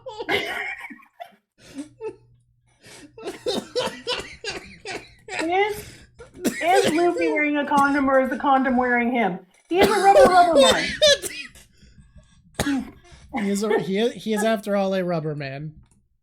He's definitely a rubber man. Yo, Jesus. Oh no. What do you say no about? This is ridiculous. This is our legacy. This is what we'll be remembered for, is this vote. Oh yeah, that's great. Are you sad about that? One day my great-grandchildren will see this and they'll be like, my great-grandmother was right. Does look like he's wearing a About condom. Luffy's bubble pants. Oh, no condom. This is great. Okay. So the three kids, Sanji, Zoro, and Luffy, jump out of the boat, the ones who always like to jump into the center of hell, and do not hold on to the rope for a change. For a change. Just the way they usually do. They're back together, and they're right back at it. Yeah, I love that for them. And then we get to see Frankie's upgrade with the rockets inside of his upper arms, and they are amazing. All this section is, while we're going down, is just one opportunity after another to see some of their surface level changes, and they do not disappoint. It's delight on a cracker. And not any cracker. It's delight on the original Ritz, not the bullshit they're doing now. And then I don't know. Are Ritz bad now? I haven't had them. Oh yeah, they're stupid. But I'm talking about original, like, yeah, 1980s and 90s Ritz. Okay, but like Ritz when I was a kid were fine. Like they were good. Are they were pretty good, that? But they were pretty good, but they were no 1980s. So they've gotten worse. Kind of like wagon wheels. Like wagon wheels used to be so good, and now they're bullshit. Just bullshit. Okay. This is only tangentially related, but have you had an Oreo lately? They have fucked up Oreos. You know what they've done? They've turned it into like fatty bullshit in the center of two decent cookie wafers. No. But no, it's gotten worse since, because the icing is still just as bad as it was when the icing got worse, but there's barely any of it. It's just like a tiny circle of icing in the middle of the cookie. Well, that makes me really sad now. Yeah, so it's shittier icing, and there's like none of it. You know what? It's time to give up on all these biatches and learn how to make our own Ritz. Yeah, we gotta stop buying Ritz and make Ritz at home. That's right, people. Let's forget about big Mr. Christie's. We can't buy Twinkies here, but someone says Twinkies are bad now, and I feel for those who can buy Twinkies. I'm sorry, Twinkies were only meant for cockroaches anyways. They're at the end of they're an end of the world food. We got ourselves a chopper, and I have a question. What the shit is going on with his protection thing that he did? Like, don't get me wrong, love, but can he just blow his whole body up to a crazy size now? It's all fur. That's all just fur? Yep. Wow. That's wild. I'm loving this fluffy shit. Wow. Yeah, guard point is just a pile of fur. He doesn't have to worry about bullets. If he ever gets shot or anything when he's in guard point, I'll be pissed. Nothing getting through that. That's amazing. Yeah, the only vulnerability would be like fire. Oh, and fire would be a super vulnerability. If someone throws fire at Chopper while he's like that, pirouette, it's bad. but I don't remember it being this big. There's no way it is much smaller before. Yeah, this is a real thing. And he didn't use a rumble ball, right, Dusty? That's so true. God, you He's pushed his devil squishies fruit are to the smart. point that he has new forms without his rumble ball. And then you are going to point out when I talk about this piece, because as we're going down, once again, people, I'm just sitting here in pure joy, I'm just noticing all the things that our kids are able to do now in comparison to what they could do before. But as I was doing that, then Drock wants to point out something that he gave away but didn't give away earlier. Well, you like Robin reaches out and with two ginormous freaking hands pushes us off the rock. And now we have what did you say? Now we have a flashback to like fucking Drum Island, where you were like, I'm gonna go out a huge limb about Miss All Sunday's powers. You went out and you were like, on a huge limb on Miss All Sunday's powers. So ridiculous. Oh no. And you finally reached the point that her powers are huge limbs. You're the best. The condom won! I refuse to believe that people didn't vote for that just so that you won. I'm sorry. Are you accusing the squishies of being partisan? Yes. Rude. Especially because I'm pretty sure like 54-46 feels like it is really often how things are split when there's a debate between the two of us. No. It's a really common split. I feel like when we have arguments, the poll is almost always like you win by like 5% or so. Like that is so commonly what happens. I don't know what to tell you. The squishies have decided. They have. I guess Luffy wear condom pants. We'll talk about Frankie's nipples in a minute. Don't fash yourself. Here we go. Oh my god. Oh my god. What? Just keep going. Okay. I love that Gear 3 and Gear 2 now take Luffy almost no energy in comparison. That they're not depleting his body every time he uses them. Like, come on. That's incredible. But more importantly, in this one panel, he covers his... This made me think three things. The first thing it made me think is he created an armament reinforcement on his fist for his Gear 3, which is wild. So then I started to think about, remember when I was asking you before, if we're able to put Haki on different things, right? Yep. Like we're able to put it on spears and we're able to put it on arrows, and I'm wondering what other things we're able to put it on. Are we then able, with the right ability, to also put an armament reinforcement on it? And if you can put reinforcement on it, can you put something under it? So say that there's a protective level, and then under that, it could be anything. It could be a fist, armor, knife. And what if underneath it, you could Haki poison or a color, the way the color chick does, or some other thing, and have multiple things playing together. People mix power systems all the time in One Piece by mixing devil fruits and Haki or devil fruits and martial arts. Levels of Haki in different ways. Devil fruits technology, yeah. So that's the first thing it made me think about. Then when it changed the color of his fist based on this, I said to you, I think that Luffy is going to have the ability to have lots more levels than level 2 and 3. And I guess level 1 is what? Original Luffy? Yeah, now, base original Luffy Coke. is Gear 1. Yeah. Now, original Coke. The way it was before, when it was good, before we screwed with it. And why is this the theme today? Just going over brands that suck now. I don't know what to tell you. Coke still has original Coke. Calm down. Everything's okay. You didn't have to go through a period of time where they got rid of original Coke. So now... When I saw this happen, then I said to myself, Self, do you remember when you said that you think vanilla Coke is good, and you're not wrong, and Mexican is best? Do you remember, Self, when you said that that you thought that Luffy was going to use his Haki powers as the way of becoming the sun god?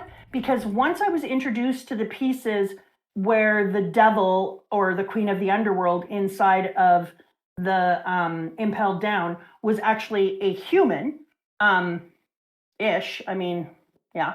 And then the ish, I say, because she also kind of looks like a manga human.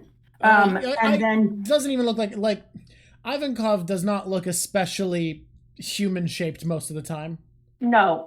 But if you're in control of your own hormones, you do you. You can do whatever the shit you want. Fresh Machine has tropical Coke? I can't even. What the F is tropical? Oh, this person said the exact same thing as me. Brr at the same time. Okay, but then the other thing I was thinking is, if the thing that is going to change Luffy is his Haki, and that will be how he becomes the sun god, because things are more literal in here, so it'll be something that he can already do as a way of changing himself.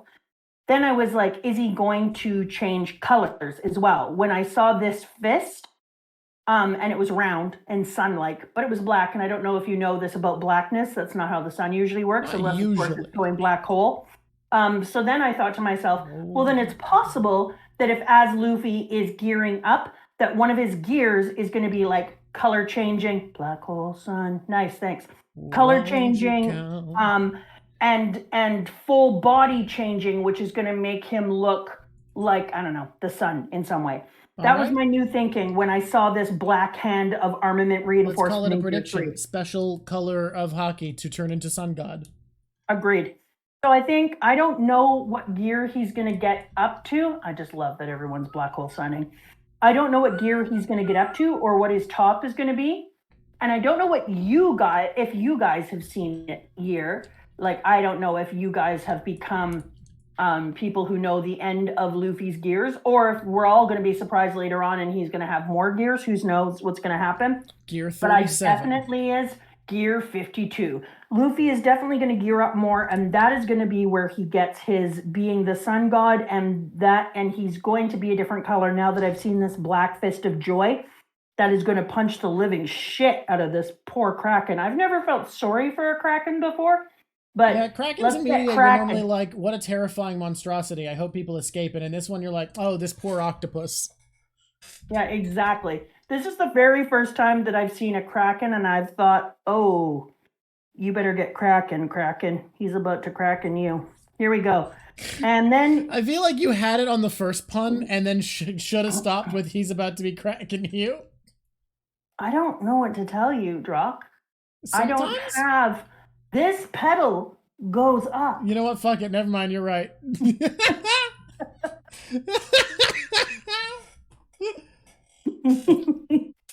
And so when he does an elephant gun with that black fist, shut up.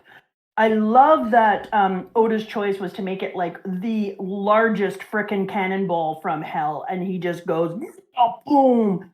And the Kraken's whole face just has a total Bellamy moment, caves in and folds in on itself. And you're like, yeah, well, lesson learned, bitch. You also got to imagine that Luffy... the straw hats. You also got to imagine Luffy feels like he can do a really big, normally easy to dodge attack against a fucking Kraken, being as it's too big to dodge. Too big to dodge. So and we also noticed in that time, the little tiny, in comparison to the Kraken, shark dressed in a sweater comes out. What the shit? I said to myself, is that shark in a sweater? It is, by the way. Yeah, that's a shark in a sweater. You don't see that every day. Not every day. No. When the boys go missing... One person in One Piece probably sees it every day.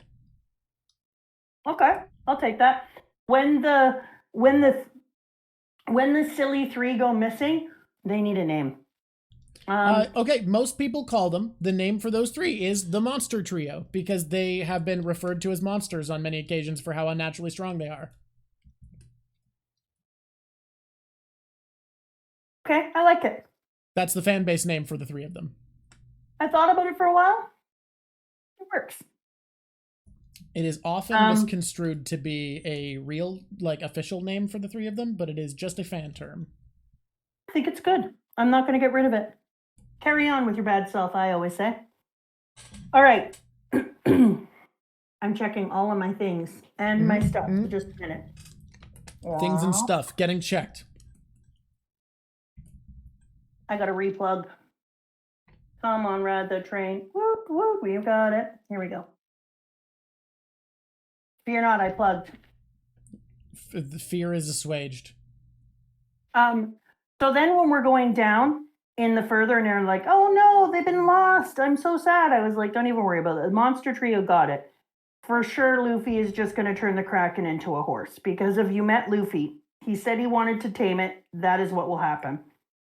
And when dude's on board and he slithers himself inside of the barrel, the great wet caribou of mud, nothing gave me better joy than, because I hate when I have to wait a million years for a joke to come to fruition. So nothing gave me better joy than when this piece of shit slithers himself away and is talking about his evilness. He's like, blah, blah, blah, blah. And he's having this full little talk to himself about all the things he's going to do. And then we have Frankie just notice he's in there and then just stare at him from the side and listen to his entire plans. And then like, that's nice. And frickin' barrels up, totally frickin' seals that bitch and keeps him inside and just walks away. You gotta let me out of here, Mr. Trunks. I'll be your loyal minion. And I like that they're just like, meh, we're not even paying attention to that at all. You know, go bite my ass. I love that. Because I hate it when I have to wait for 100,000 years for shit to be finished up in any kind of way, shape, and form. Okay, I got plugs in. I also love, there's something kind of fun. The first half of One Piece, it felt like Logias were unstoppable forces, the most powerful devil fruits you could have. There's nothing you can do. And on one hand, Haki's been introduced, but also the Straw Hats just feel so leveled up that like just having a Logia and not being an impressive fighter doesn't mean that much to them, which what's perfect is all the regular mundane pirates, even though Caribou's not impressive, couldn't touch him at all. And now you have Frankie being like, yeah, you don't matter, and dunking on him by putting him in a barrel. Like, we've officially entered an era where, unless you're impressive in your own regard, Logias aren't on their own incredibly impressive. It's like, we don't even have time for you to think you're cool. I'm not even gonna have a moment when I placate your anything. I'm just gonna be like, this is such small beans for me that even having to take a time to shut this barrel up pisses me off. Did you pet and treat the boy? Oh, I didn't notice. I've been focused.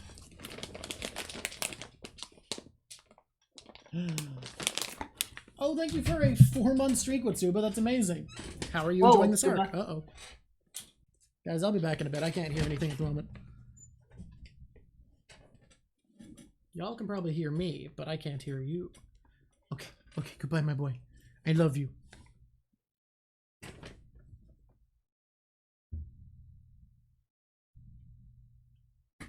Ugh. Try talking. I might be able to hear you again. Can you hear me again? I can hear you again. Yeah. We're back. All hail the hearing. We're back, baby. We're back, baby. Okay. This flower is fucking killing me. I can't drop. Fuck it. This flower dies. Whoa, man. I was enjoying that flower. It dies today. You're kind of a jerk. I wanted to tell you how to do flowers, but you're a jerk. Okay, here we go.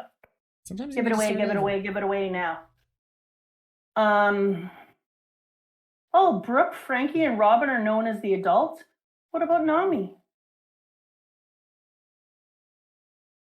I mean, as far as like age goes. Is she in a group? Do they give her a name? What do you mean? Well, if Brooke, Frankie, and Robin are known as the adults and the other ones are known as the monsters. The coward trio. What? Oh my god. Oh, Nami, I'm so sorry. Or the weak trio, but yeah. Oh, bitches get stitches. That's terrible. Oh, now I feel bad for every Nami moment. Oh, nom. All right. Nom. I feel bad for the little Nomarooney. Okay. What is up with your vocab today? This is great. My vocab is vocabin'. True about that. Excellent. Ain't it just true, though? Okay. Now I feel bad for all the Namiing I've done.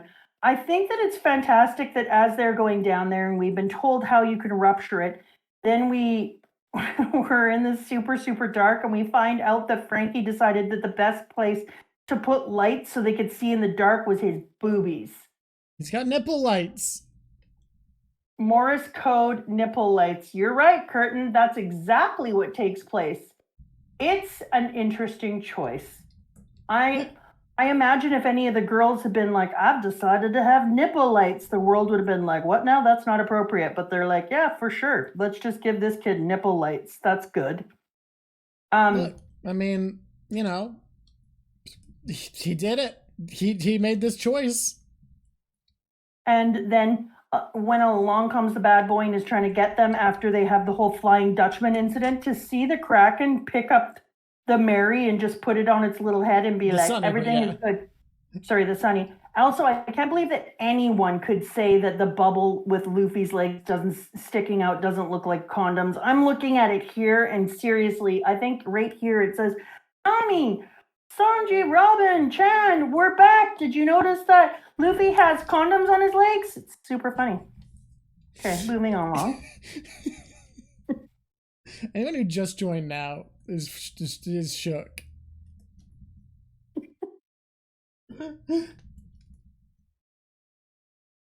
And the underwater volcanoes being part of this is so good. What a great choice.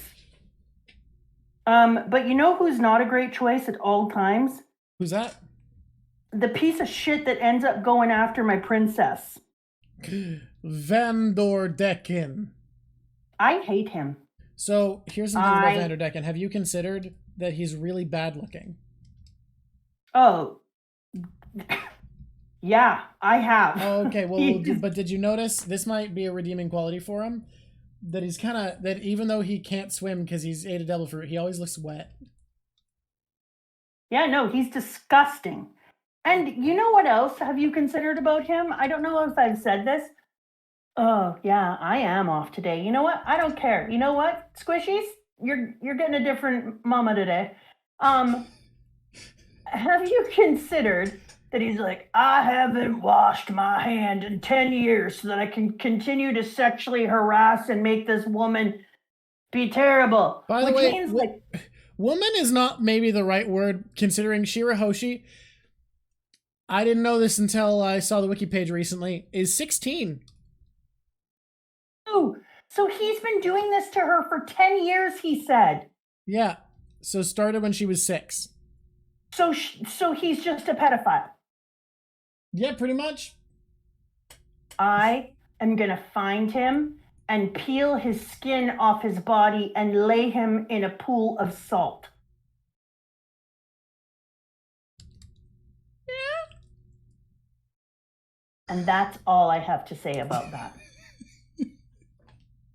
I'm going to watch the salt suck the life force from his disgusting body, and he is going to have a pool of salty blood around his mushy unformed, and then I'm going to turn his bones into bread. I will say there is more to the story that makes him less of a pedophile, but not less of a bad person. No, he's not less of a pedophile. Anyways. No, genuinely, I promise, it sounds impossible, but that is true. Pedophile. Anyway, the thing about this is he also has had to go pee, he's had to wipe his ass, and he hasn't used soap on his hand for 10 years. He's a dick hand. He's a shitty dick hand. The Bone Fairy, I think it is. I'm not defending the pedophile. I just said it doesn't make it better. I'm just saying it makes it slightly less pedophilic when you know the full story. I just can't even with this dude. I can't even. No, you know what? I just thought of a line that he has, and it still is almost the exact same. It's just not quite. He's a very bad guy. He's awful. Vanderdecken is terrible. No. Okay. Good talk. Okay. So they did almost do the full drowning thing. They did almost. They did almost do the full drowning thing. I'm a little.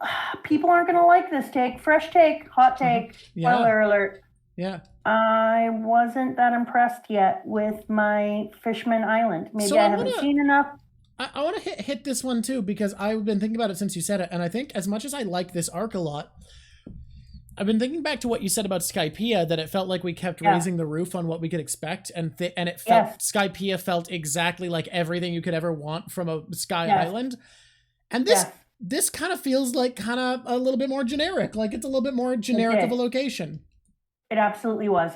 And I was a little sad because I was thinking, like, an underwater world, there's so many things that we could do here, and I was kind of hoping for a little more. Like, I know the place with all the mermaids sitting around with mostly their whole tits in the world and not inside of clothes was lovely. And then we had, like, I love the road system. It felt very Skypiean. The way that the Skypieans had the roads done felt similar to the little pathways of water that moved around. And I think that's really, really cool. But it just fell a little short for me in the actual town. I think the story is something that I'm going to love, and obviously the racism and the talk about purity and one race over another, all that's going to be great. Yeah, but I think it's handled really, really well. But yeah, the location is just like a little less. Okay, checking out the poll. Oh my god. Mama Justin. Oh my god. Wow. The racism will be good is a thing Mama Drock said, yes. The racism will be good. Mama Drock 2024. Good talk. Yeah. I felt like we could do more. I do like the rainbow roads, but yeah, I felt like we could do more.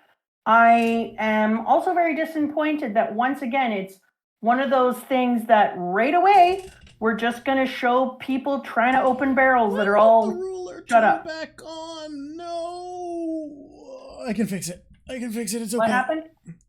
Don't worry, it's okay. The ruler turned back on at some point without my say-so, and it fucked me over real bad. Don't worry, it'll be fine. I'll fix it. Let me fix this. Oh. Yeah, never take Mama Drock out of context, people. Never take Mama Drock out of context. What are we about to see? Do we need to wait for you to catch up and be happy? You keep going. I'm just trying to fix it. I can't fix it. I just don't understand, so I'm going to stay quiet and stare at the screen until everything goes back. I can fix a little bit of it. Okay. Don't worry. I've got a ruler that imitates what I draw in one quadrant to the rest, and I turned it off to work on each quadrant independently, and at some point while working on the summer section, it turned itself back on.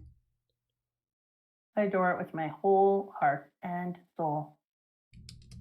Always take Mama Drock out of context. Have a great night, Kazada. Okay, here we go. When the dudes come, the princes, they all hide the Luffy, which is a good call, and Sanji is in the breasts of Robin. I knew this was going to be very, very bad. We could kind of see it was going to be bad. But nothing prepared me for how truly disturbingly gross it was for him to have that giant female-shaped blood volcano. What the shit? Sanji is so horny that a very common trope in anime as a joke has become an actual plot point. No, people, you're wrong. There is a place, I hate to tell you, when they're hiding from the princes, they go in behind the rocks to hide. You stay here. I think it might be not Robin, but a mermaid. Nice and hidden there, Sanji-chan. It could be Robin anyway, but no, it's the mermaid. And Sanji has his whole face in her boobies. And it murder him. Yeah. And then whoosh, out comes this woman. Yeah, it's mermaid adjacent, the blood volcano with hearts coming out of all the oh my god. So nasty. Push-ups, by the way. But you know what made me really upset about it? The push-ups can wait. I will keep them loaded until resolve this issue. I have razor focus on this problem I've caused. You know what I didn't like about it is that if Sanji was gonna have this giant mermaid thing of all the blood in his body, I wanted the pool to look filled with blood afterwards. I was like, nope, I'm gonna need this whole pool to be bright red. It kind of suggests that it shot out of his nose with such velocity to vaporize. No, that doesn't make any sense to me. I wanted a pool of blood. That is, if I did that to that sick Vanderdeek, who I can't believe anyone would agree to not do anything but what I wanted to do to him, because rat torture's pretty bad. Well, we can add it. There's no. Do you think there's? It says right there, and plus worse. That could be plus castration. Torture. I'm pretty sure. Oh, but if you think about it, if I took all that dude's blood out of his body and he was near a pool, that would be pink pool. It would be a literal bloodbath. Get it? Oh, the funny. I love to laugh at things that aren't funny. You do. Because it's you funny. do. Yeah. Shark joke. Okay. And then we see Luffy once again tame a beast. Again, Luffying it up in the Luffy style, which is exactly what we hope from the man. It's what we always want from him. It's what we always want from him is Luffing it up in the Luffy style. Mm-hmm. I don't like Vivi cleaning a royal bath. That's freaking weird. What a weird request. I did like the inside of the town a little bit with I don't know. I don't know. I don't know what it is. I felt a little it's okay. It's not bad. It's just it doesn't feel the way Skypiea does, where it's oh, this is delivered on all my wildest expectations. Yeah. I do Shin have a colored copy. I looked at a colored copy for this piece. Okay, Madam Okay, I'm gonna go do Shirley. push-ups now that I fixed that. I'll be right back. You keep talking about that. Madam Shirley is freaking awesome. I love her predicting things and that she's been right for all these times. She is wildly cool. And I adore that she owns this cafe and is sitting in the back like some kind of dark feature. I hope we're going to see a lot more of her. Like, I hope she continues on in the rest of the piece. She is your One Piece wife. Okay. Yeah, I hope she's going to stick around and we're going to see her threaded throughout the story. I like how she can switch too between just somebody who's like, I am gentle and predicting these things. And then the teeth comes out and she's like, raw. I really enjoy that. Hey, have we thought of introducing Madam Shirley to a Dutchman I know? And on account of she's a shark and can eat him? Yeah, you see her teeth, man? When she brings out her teeth, I was like, oh, damn, girl. Sorry I don't get in your face. She's awesome. And where am I? I love to get to see when we get to go to the rich area of time with Papag, and he is so cool. I read a thing that talked all about in the SBSs all the different characters that we've seen in his t-shirts along, and that was really cool. It showed Ace in a couple of his t-shirts and a whole bunch of different people. It was in one of the SBSs, and it was super cool to see all the people throughout. And then I started to pay attention whenever there was like in the concert and stuff, you can see his shirts in there as well. He's a character that I always am like, so confused. Like, are you just a star? Why can you talk? Are you just a starfish? What's up? You're not wrong, because like he clearly didn't eat anything to become this way because he's in the ocean and he's swimming around and shit. But why aren't all the other starfish chit-chatting? Yeah, like what's up, my guy? Chimera? Charlie is a wild name. Why did this person highlight that? Camera. Oh, your camera is on. My camera! I forgot to move it. We're in dog mode. Thank you. You've saved the day. Yeah, and also, while we're on the subject of him being able to talk, is he her pet? See, it feels like can't be because he's like a successful businessman. Like, that's not a pet. But Kami kind of treats him like a weird little pet. Their relationship is insane, and I struggle to conceive of it. Are they fucking? What? Are they friends? Oh, it's weirder than anything I've said so far. I mean, maybe, but like, what is the vibe between those two? What is happening? Dude, what is your vibe? Vibe check. Wow. Okay, you know what? People don't like that I said that. Wow. Brooke, I'm with you. You know what is the vibe between Kami and the starfish? No. Out of pocket, you're right. Kami has a thing for Hachi, which is honestly weirder. Might be. Can't believe anyone's accusing me of being out of pocket just because I talked about Luffy's condom. This is hey guys, the two of us are bringing a weird vibe today. You're welcome, everybody. That's okay. I feel like the squishies are weird too, so it's okay. I don't know what to tell you. What the fuck is there? Because you can't have a pet who's like a successful fashion designer businessman. That's not... Exactly. That's what I'm saying. I don't like that we're calling it a pet. That's not right. Yeah, no, I'm uncomfortable with it. Because they're all like, you can't have slavery, but I'm going to take this sentient talking being who's a successful business fish, and I'm going to make him my pet. No. So are they just friends? What's the... Nah, bro. Well, no, they called him in both of my versions. Oh my god, they call him a pet? I forgot that. This fucked up. And then he's like, well, it's complicated. That's what she says. Well, it's complicated. It's not complicated. And she gives him clams. Oh my god. You might not be wrong. Popog is a starfish who is Kami's pet and teacher, apparently from the wiki. There's a bad vibe, guys. There is a vibe here, and it's becoming more and more uncomfortable. And as Paladin Berserker pointed out, she gives him clams. Terrible joke. Okay, you know what? We gotta stop this. Drock, let's get serious now. Let's get serious. We don't have that much longer. We normally only go till 6:30. We spend so much time fucking around. Let's Drock it up real quick. Yeah, let's go. So I think it's really interesting that they're saying that the Straw Hat Boy, by his hands, Fishman Island will be destroyed. Yeah. And I agree, because Oda does live up to his promises. If he says that something is going to be destroyed by somebody, it's going to be destroyed. But especially when he says Madame Charlie is never been wrong. Like, he's not the type who'd be like, but then Luffy was so special, he broke her predictions. Like, that's not the type of writer he is. No, that is not the vibe. But I think that honestly, it's going to be that it's going to end up being better.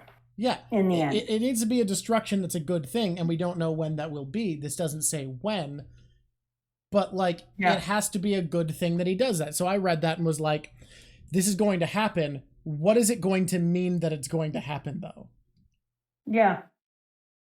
I agree. So I don't know what exactly it's going to look like yet, but it's going to be amazing. Mm-hmm. Bottom of the ship, blah, blah, blah. I'm just looking at this.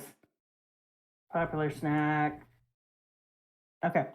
And then I told you the Ryuju is the thing that is a dragon palace or a dragon king palace that comes up over and over again. Which you should say for people who don't know, that's the name, or I'll just say that's the name of Neptune's palace. Yeah, and it's apparently quite common to be inside of lots of Japanese folklore and tales that the Ryuju palace, being in the underland sea of the dragon king who rules the sea, is like something that happens in a bunch of different popularized literature and art in Japan. So I thought that was fascinating. And I love the little whale, but I don't love that they called him Ho. Wait, what? Yeah, the whale in my colored version is called Ho. Oh. Sea god Neptune and Ho. I didn't know that. That's kind of funny. I'm just going to leave this here, and I'm going to move on now. Okay. Yeah, let's go. Let's do it. Ho kind of looks like a little Laboon friend. Like, Ho looks like Laboon adjacent. Okay. I also thought it was really interesting that we saw Pretty Jones looking very much like his relative. Were they brothers? I don't know if he's actually related to Arlong. The person related to Arlong is actually Shiarly. Yeah, I knew that too, but I thought that he was also related. He has an Arlong-esque-ness to him. Part of that's because they're both sharks. And we just found out that that is not the way that it happens when you are born from people, that they can look like a variety of things. So, yeah. But I do think it's very interesting that he pointed out that he actually inherited the will. Wow. Yeah, I don't know what to tell you. I just said I was going to leave this here. I didn't remember the whale's name was Ho. And here you are not leaving this here. Famously not leaving this here. There's like 1,300 named characters in this series. I'm not going to remember all of them. But his name is Ho, and I wasn't thrilled with that choice. Well, yeah. Now I know. Now you know. G.I. Joe, and knowing is half the battle. When he goes into the palace and he's like, oh, excuse me for a moment while I'm going to take over the space, and we find out that he actually inherited the will of Arlong, I was like, that's a different way of looking at it, because they hadn't said that before. They didn't actually say that somebody hadn't actually inherited the will of somebody else. So I think that was it seemed more like a physical presence, the will of somebody that could actually be passed on. So that felt very different. That's why I always talk about, in my opinion, fate in One Piece exists, but it is not that there is a destiny that things are written. It is people's dreams codifying and building reality, and what they want to shape becoming a will that empowers those who pick it up. That's kind of how I see fate in One Piece, because I think a series about freedom, the way One Piece is, can't have traditional prophecies and the like. Oh, I have to buzz someone in. The mail's here. Just a second. No. I do not forgive you. He's moved on, and I can't even see anybody, so that's quite rude. All right, well. Okay, well, I have let them in. Don't worry. For you. I'm so proud. Yeah, the mail is melodic because it's just my ringtone. It goes to my cell phone. I can't see Twitch. It's been killed for me. What? Oh my god, did Twitch get killed for me? I don't think so. I have to pet the boy again. Bellamy over here. Other side. Other side, buddy. Okay, or like that. Or like that. We have been on so long and not even finished this, and that is why all my computers are almost at the end of their energy. That makes sense. We gotta try to move more quickly. We haven't done this in a while, it turns out. Not only that, we did 2 different things. We did, and we spent a long time not doing much. We did lots. In our own way. Yeah, in our own way. This is one that I might actually have to finish off stream because of how complex it's going to be, but I can do a lot of it today.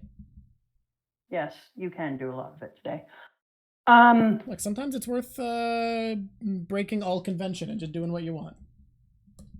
When Neptune came down and we found out that Megalo, the Mermaid Prince's beloved shark, was the one that they had saved in there, I was like, oh, things aren't going to be so desperately sad like I thought they were. And I thought it was very interesting that immediately Oda was like, that's cute, you're cute. And then just squashed all my hopes and dreams for things to be regular and normal. But the place that didn't disappoint was Neptune's castle. Okay, well, we got that one going. Because the town I thought was hit or miss, but I could not have loved Neptune's castle more. That thing was freaking fire. And Neptune himself, he was pretty okay. I don't like that he took orders so well from the minister of the right seahorse mermaid and the minister of the left seahorse, but I did like that there was a minister for the left and right. It is kind of fun. It's fantastic. Because after we've had so many controversial piss people off all over the place, things about politics within One Piece as if we invented them. Oh my God. I saw some still shots that I had a kid send me from the anime, and they have them all lined up and impelled down and doing a salute that was very Nazi-like. And I was like, God dang. I took a whole bunch of still shots. I have a whole thing for that for the second time we go through it. It's so weird that they put that in when One Piece isn't political. It is, because I don't know if you've heard this, but One Piece is not political. Okay, how do you pronounce I don't know why. Normally we have such an easy time like shrugging off comments, but whenever people are mad at us for being political, like, even though it's a really small percentage of the comments, let's be honest, we're like, fuck off. I think it's because it's so overtly political, but here's what I was thinking about, and I can't see the squishies, but I was going to say the reason I think it really picks my ass is because Oda doesn't have a lot of freedom in a bunch of different areas. His hands are tied in the way that he can't talk about some things. And he is a history student who prides himself on being historically knowledgeable. And where he puts in the subtleties of the politics that occurred and that had such a major impact on his country and continues to impact the way in which his country acts and reacts, people trying to say that he isn't doing anything is a real slap in the face to the work that he's putting together. And I think that really picked my ass on his behalf. Fair enough. I was like, quite rude of you to deny him the right to have his political voice in the way that he can have it.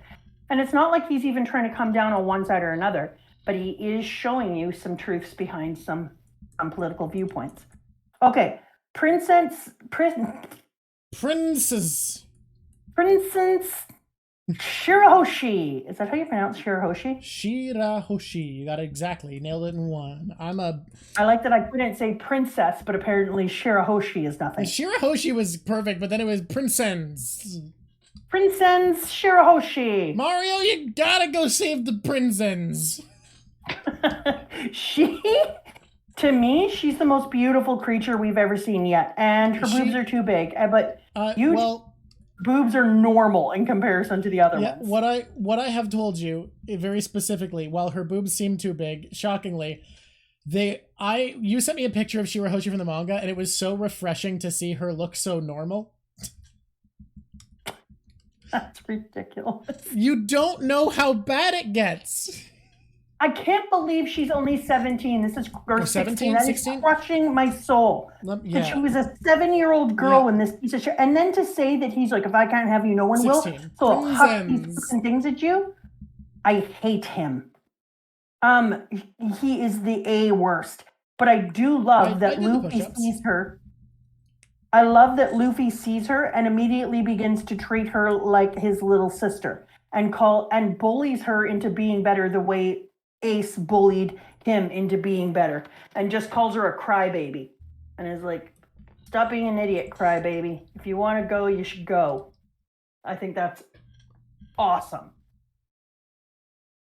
And I don't think she is being a crybaby. And then he says, he does admit, like, what a shit life for you to be locked up inside of here all these years and have nothing to look at, nothing to do, and just be stuck inside these walls. Like, absolutely. And it's great that he recognizes it, but it's fascinating that he immediately is just like, yep, here you go, crybaby. I'm sending you some very important reading material. What is it? It's a picture of Shirahoshi in the anime. Oh, do I want to see that? Is it the worst? Oh. All right. There are worse shots, but I couldn't find them quickly, and I didn't want to take much time off of drawing. I hope you're happy with yourself that you're forcing me to see things that I do not want to see. Okay, here we go. Going into the draw. Going into the... Holy God! What are those? Are you kidding me right now? Like I said, I couldn't find the worst shots either. I didn't have the time. And then look how low down her scales start. By that... Oh, yeah, the design is less egregious in every way in the manga, and that feels crazy when you look at what the manga looks like. But I agree, her design is beautiful. So disappointing, folks. So disappointing. She reminds me of the Pokemon Melodic. I'm just so disappointed on everyone's behalf. This is Mama Drock, and I'm disappointed. That's very good to know. According to the people of One Piece, more beautiful than Boa, even. I think she is. Yeah, but I'm not talking trash about Boa, but... No, but Boa doesn't have like a floaty ring of fabric that sails around the back of her. That's what I was going to say. To me, it's cheating. She cheats by being literally having floaty hair stuff all around. Plus, pink hair is adorable. Pink hair is adorable. She got the pink scales that are really pretty. She's got like the gold chains around her waist that look really nice. Like she just got like the outfit is helping a lot. She's got a really nice outfit too. Yeah, no, she's killing it. Yeah. I like that when we go back to our people, there's the inside of the court. They're all just standing there with their weapons, having taken almost everyone down. And they're just like, yeah, so that's done. We're just gonna have to capture you all. Look, oh, wait, no. 20s is in sorry Boa's more attractive on account of being a grown woman, but as far as just like pretty design, Shirahoshi's outfit's just crazy good. Like it's really good design. Boa is far sexier. Yeah, she's an adult woman. It's funny how being an adult woman really does that for you. Do you see when the king tries to take down Usopp and Nami and Brooke and off to the side, Zoro without a patch comes in. Get a patch, Zoro. It's not that hard. He's not pirate enough for a patch. Only the piratiest pirate gets a patch. It's the rule. No. Zoro deserves a patch. Hey, Chad, are you team Blackbeard gets the patch or Luffy gets the patch? Luffy? That's the other popular choice because he has the scar and he covers his eye on the cover of that one thing, the one page. Oh, Luffy's already got something. How stupid. 2 of his crew members lose their eye? No. Boo! Thumb sideways. You should know, everyone, that I hurt my thumb when I got run over by a truck last year. And so now my thumb is screwed, and so I can't do thumbs down with that thumb, but I give a mean thumb sideways. You do what you can is really what matters. That's really the thing that counts. Why did I bother being careful? I'm just sideways. realizing, holy shit, this is so much faster. Why did I ever bother trying to be careful about this? What are you trying to be careful? Oh, no, it's lore. Oh, yeah, the Mama Drock lore. I thought you were talking about the eye patch thing, because Oda said that only the piratey pirate. You'll know you're near the end of the series, blah, blah, blah, when you see the guy with the eye patch, because it's only one person gets an eye patch. That's lame. Boo! Sorry, only one person gets an eye patch, and his name isn't Roronoa Zoro. I'm not happy about it. Okay. Okay. Good to know. I'm just going into where you are because I've been booted off of everything. I'm running out of juice. I'm running out of juice. Perfect. I just realized something I can do that's so good. Holy shit. What is it? Okay, I'll actually explain this because we won't have time to finish. And I'm gonna do this again at some point. Not sure when, but I'm gonna finish this in my own time probably, because we just started an actual project instead of like a thing that can be one and done today for some reason. That's beautiful. I was like, oh, I wanted to have the 32 seasons showing the 2 years passing, progressing these rings around, but there is 4 spaces too many, because the spacing just didn't work and I didn't want to spend the time being careful. However, I've thought of what to do with the extra 4. Keep going and everyone will see. Everyone will see. Just keep going. I thought the entire thing here was that you were going to tell us what you were going to do, you big turkey face. Well, I'm telling you why I'm doing what I'm doing. Maybe Tuesday? Is that what people are saying? Tuesday, actually, I'm promoting something. Tuesday, we're doing something specific, which is my editor, LuckyLavvv, will be in town and is going to come on for a fun game where Lav has edited a lot of these and watched almost every stream and yet has never seen One Piece. Or read. So what we're going to be doing is Lav is going to come on the stream and we're going to do some One Piece guessing games where every once in a while I'll do sketches of characters that people recommend and start sketching them out, and Lav will guess which character that is based off of having listened to all of our shows. And then sometimes Lav will describe what they think a character looks like based off of having listened to us talk.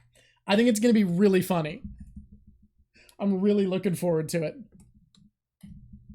I think it'll be really funny too. So I'm going to be doing like celebrity sketch artist for One Piece characters that Lav is imagining, and also sketching out characters from memory that Lav has to try to guess. Plus, Lav is a pumpkin head. Another great reason. Well, they are. Oh god, we should absolutely do Nolan for one of them. I think it's gonna be very funny. Anyways, this is what I'm doing. I'm doing the 3D2Y with the last ones. More importantly, Pearl. Okay. Yeah, sure. But you make sure that you tell Pearl or Lav that Pearl is the worst, and just as a reminder, non-stop. Yeah, absolutely. Yeah, of course. So to pick the worst possible everything for Pearl. That is very important. Okay. I have to do this. We've got to shut down. I'm worried. We have to shut down soon. We've been going the full length and we're not there yet. No, I don't think you understand. I'm running out road. Yeah? Yeah. You've never seen Back to the Future? Is that Back to the Future not a thing for you?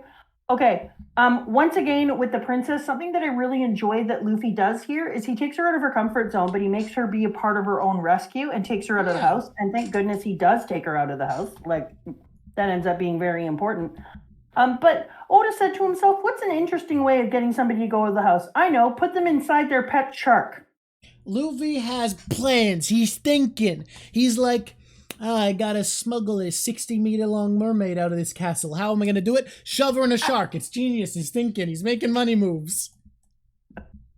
Making money moves. Money moves. I'm making money moves. I'm gonna put this girl and I'm gonna take her and put her in the shark. See? And when she's in the shark can swim right out. Everything works out well. Works out perfect. You understand what I'm saying, right? Whoever he's talking to is just like, Luffy, you can. Oh, he's gone. He's fucking. Oh shit, he's gone. Oh God, when I saw that, what I really wanted you to draw at first was just did you see there's a part of the shark too, where the shark literally is crying from having her inside of it? It's just swimming along and she's like, I need to be tucked further in, and she backs up, and the next panel is the shark with tears running out of its eyes. And I was like, no, good man. That's so bad. So yeah, whatever.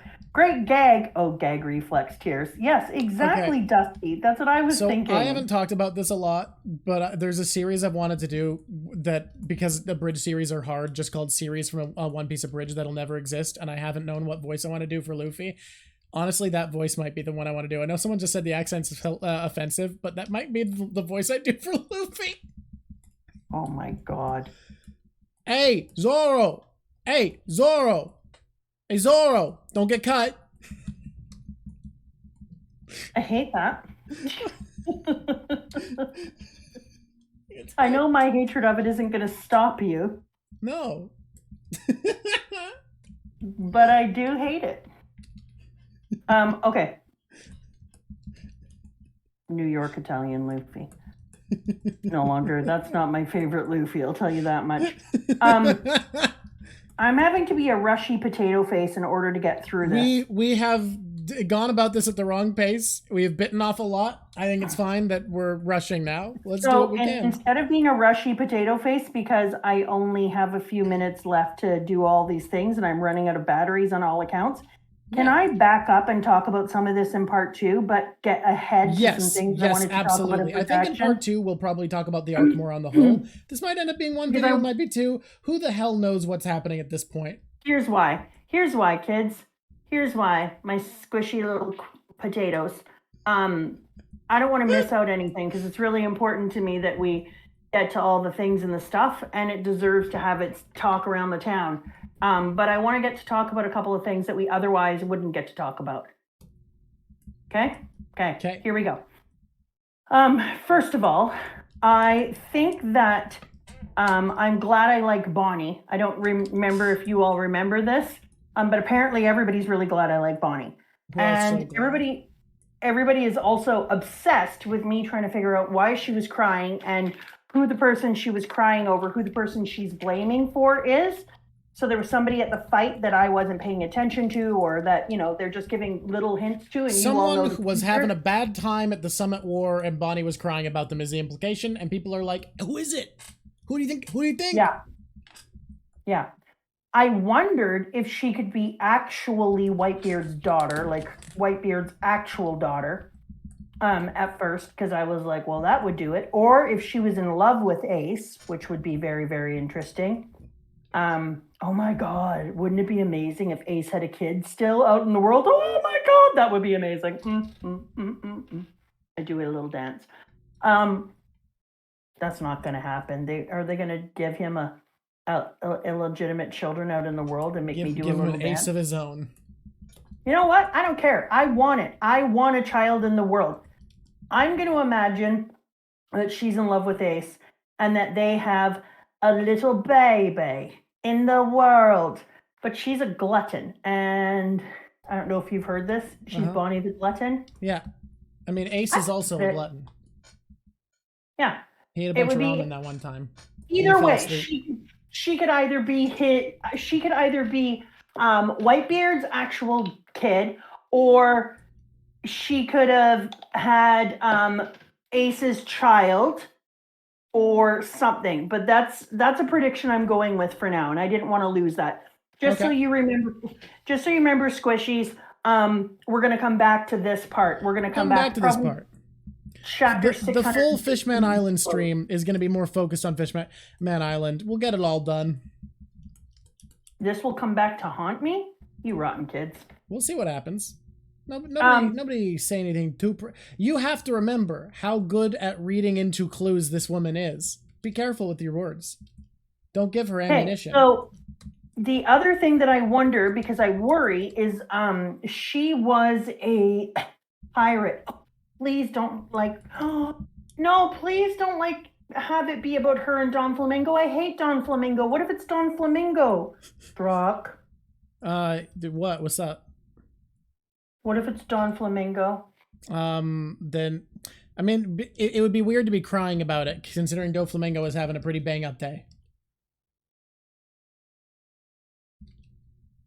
Right. Like, Doflamingo's having a great time out there, so I don't know what you'd cry about. But on the other hand, she's a pirate, and so... Yeah. I'm going to think on this. I've been doing a lot of thinking on it. I mean, people have kind of given away that she was crying about a specific person by saying, who do you think she was crying about all the time? Yeah, I think... It's not pirating in general. I think it's Ace for now. Okay, Ace for now. I have 2 levels of predictions on this, and one level is that I think she was crying about Ace, and then the other one is like, I hope she has an Ace baby. I don't know how, because she's wandering out on the world, but I hope she has an Ace baby. Oh, yeah. All right, moving on. Then, we're about to see the tiger shark that we found out. You mean because Fisher we Tiger. found out in this part, Fisher Tiger, we found out that old Tom unleashed the Arlong onto the world. You mean, no, old Jim. Or sorry, old Jim. Sorry. Tom is a different fish. But we were also there with Frankie because Tom's brother was there. Yes. Remember? So, yeah, no. There is a relation to Tom in this moment, for sure. That is true. Yeah.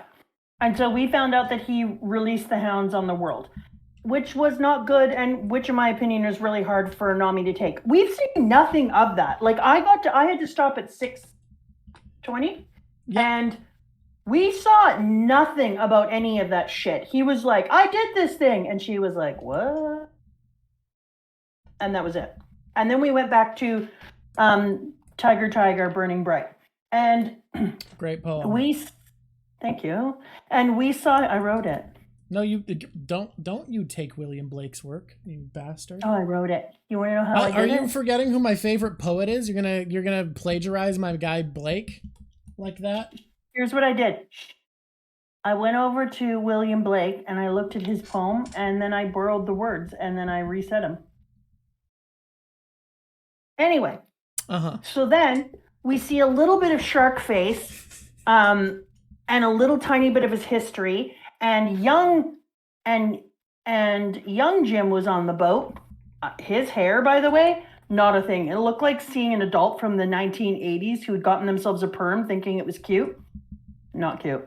And we see him sitting on the ship with all of his friends and talking, and we have so small of a flashback. We've almost got to see Zero. But I started to think about the tiger dude as a character. Mm-hmm. Wait, what's his name? Ooh. Wait, what's his name? Fisher Tiger. That's not hard to remember. So because we didn't get through much, I just had a suggestion. I just had an idea. What is it? We don't really have time for ending segments today, but we feel like we didn't do that much.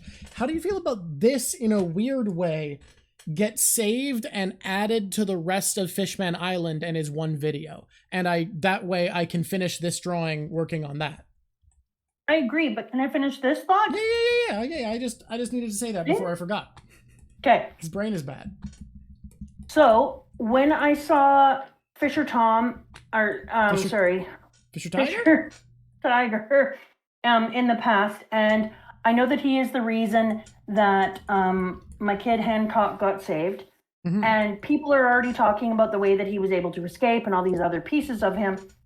I think he is going to have one of the most horrific backstories there is, because I think that he's going to be one of those stories of redemption where his life is a living hell of slavery and pain and abuse.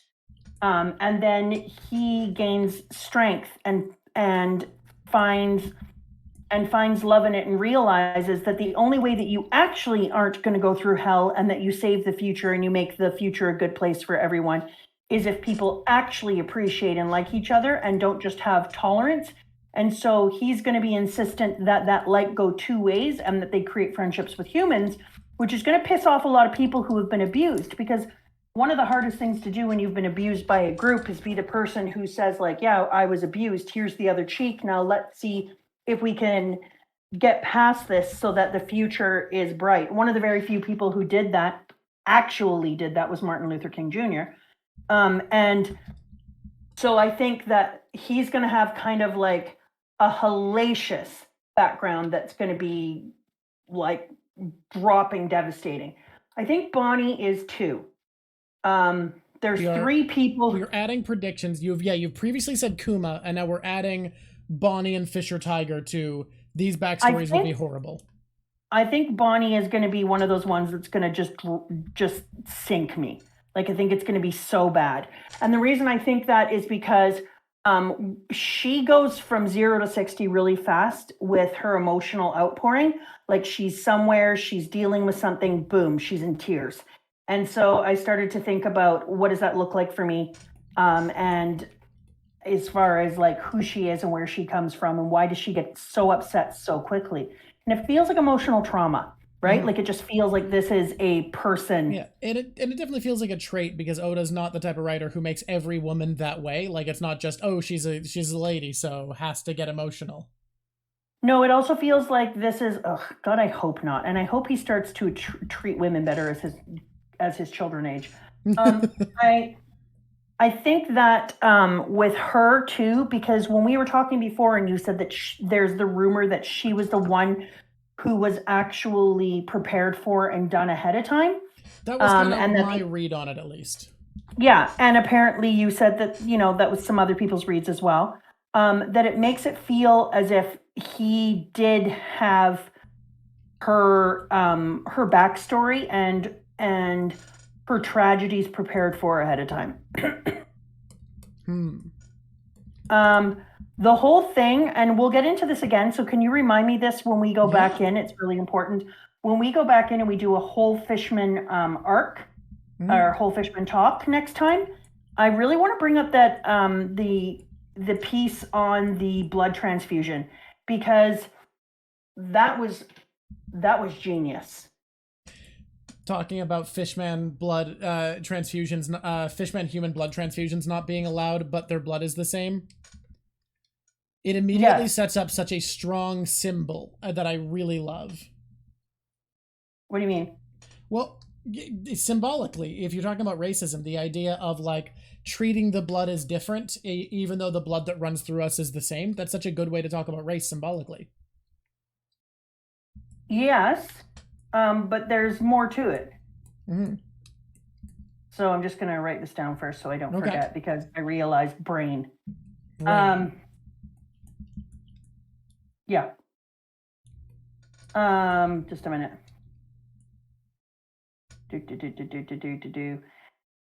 Yeah. So there has been in past this idea that some of the people who created up with the most important discoveries, and so I want to look into it historically, because there used to be this rumor when I was a kid. It's inaccurate, but it's interesting that it's in here, right? Because when I was a kid, there was this rumor about this racism that the person who created blood transfusion technology in the United States died needing a blood transfusion, and it wasn't given to him because he was black.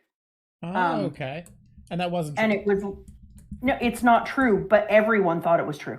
Everyone. So it speaks truth without being true. Yeah, exactly. So it's one of those things. So I thought it was fascinating that he tried doing it in this story. The idea of blood transfusions being that like racist bubble where you don't want to put one type of blood into another type of person. So I thought that was kind of a really neat connection in there. Yeah. No, I agree. I didn't know that. I just thought it was a really good symbol, but that makes sense. Yeah.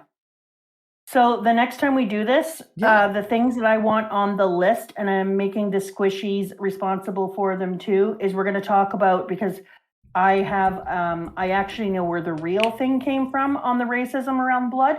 And so I'm going to talk about that. It also talks about blood quantum, and the idea that even having a small amount of blood inside of your body that belongs to another, like blood quantum for black people went down to 1/32, I believed. If you were up to 1/32 of being black, then you could be sold and bought as a slave. And so then it asks the question, like, if you have any black blood in you at all, you could be a slave. So he brings this idea, the one drop rule. Thank you. So when he brings this idea up, it's really easy to see that it was a great idea to create Sanji, not only for the weird penis getting hard blood moment, but also because it's a really great idea that Sanji would need this transfusion, and that having even a single drop of fishman blood in you, does that make you a fishman? And giving your life force a life force that is seen by others to be polluted in some way to save somebody's life would be inconceivable. You use my blood as a method of hating who I am. I will not use my blood to save your species. You know what's funny? And they even here use Sanji's bigotry that he gained from his time skip. I mean, had it a bit before with Okama people to highlight the lack of logic when he gets upset about who saved him. Yeah, exactly. Like, I didn't think about that. It just felt like another way to dunk on Sanji, but no, it really is playing into the themes of bigotry being foolish and logically wrong by having Sanji be mad that he's been saved. Yeah, exactly. So I want to talk about that when we're doing our next piece, and we talk all Fishman Island all the time. And then I also wanted to talk about the Sun Pirates. Okay. This person was like, Sun Pirates. And I was like, yes, 100%. It does feel cool that the force of freedom in the world, who freed slaves, were called the Sun Pirates and were made of freed slaves. I'm going to find a place to add in Blossom Pink, maybe just on these little ends here. I also just wonder, like, what kind of a background do you have to have that you go against your own people and say, yeah, I don't care. I need to free everyone. Yeah. I understand slavery at a different level than you do. I'm very excited for you to read it. Next time we come back, you're going to read it. YouTube editors are going to get to do a cool thing where they come from you having all these questions to cutting to next episode, and you get to come in hot with the answers. I honestly, hear me out. I like that we don't have consistency in the format, that sometimes a 2-part stream is 2 episodes, sometimes half of it gets shunted to the next episode. I say we always play it by ear, do what feels right. And right now, this doesn't feel like Fishman Island Part 1. The video, this feels like Fishman Island Part 1, the first part of a video, you know? Yeah, exactly. Not to mention, like, we hung out with everyone and did the thing for a million years, finished one of them completely. And honestly, on Saturdays, my favorite thing is just getting to hang out with the squishies and talk about One Piece. So if we don't do 2 arcs, I'm not sad. I want to do the arcs well. And we did 1 arc. And I honestly think we could have just talked about the first one alone this time, because which even is wild because it's so short. 6 chapters. Oh, short. I would have liked the biggest reason we didn't was so that you got more to read. Yeah. Yeah. Like, the biggest reason we didn't just do Return to Sabaody was because if we did that, you only got to read 6 chapters. Exactly. And yet here I am being like, honestly, we should have just talked about 6 chapters. And yes, you're right. The most importantly, we talked about condom pants and pet play. You know what? We did talk about condom pants, and we couldn't have done that if we didn't talk about Fishman Island. This is a dumb show. Oh, God. This here, though, this piece you're doing with Luffy's hat is my favorite piece of art you have ever done on this show. Well, thank you. I think it's going to be a good one. I think making something a long-term project to celebrate the time skip coming back, it feels nice. And am I going to do other long-term projects in One Piece? Maybe in the future when we... That should be how it goes. When we do the mega arcs that are going to be like 5 episodes, maybe I should do one big thing. But then the problem is you need to pick an image really early on, so we can't do an iconic moment. So who knows? And then it's hard to make a thumbnail. Holy fuck. Oh, wait. We will have a thumbnail for the Return to Sabaody video. It's perfect. What is it? We did a Patreon stream. Oh, that's right. We have a thumbnail for Return to Sabaody. What was the image again? Oh, that's right. I loved it. That's what it is, guys. I might make this a playmat for Magic, honestly. Not this one, the other one. It's specifically worth noting. This isn't just super. This is superer. Superer. Because we already did a super Frankie. This is super Frankie. Yeah, okay, Yes. there we go. We could use Patreon streams for thumbnails. Yeah, okay, we have thumbnail options if we start making one piece of art. I love the muted colors when you do Art Nouveau. I really love them. I feel like I fucked up Winter. Winter doesn't look good. Don't know how to fix it. I don't like it. I really dislike it compared to the other three. That's which one is Winter? The one with the snow? Is Bottom the one left. with snow Winter? Bottom The left. one over there that's got snow? Is that it? Yeah, the one with snow. The blue one with snow is Winter. No, it's the It's the shape. It's the snowy one? composition. It's the shapes. Everything about it's wrong. It did it wrong. It's not good. Hear me out. Hear me Uh-huh. out. Yeah. Have you thought about snowflakes falling? Wait. It's the overall Hear me out. structure. I think it has Hear to be me a delete out. your art moment next time. Have you thought about them falling like Sakura? We need to delete your art moment next time. Is what's going to happen when I someone can delete finally your art 6 times over. when someone pulls the delete your art trigger next time. I'm just going to delete Winter. The ice needs more white. The white needs more ice. No. It is compositional. It is a foundational problem at the bottom of this that I need to fix. All right. Are we gonna do an ending for fun?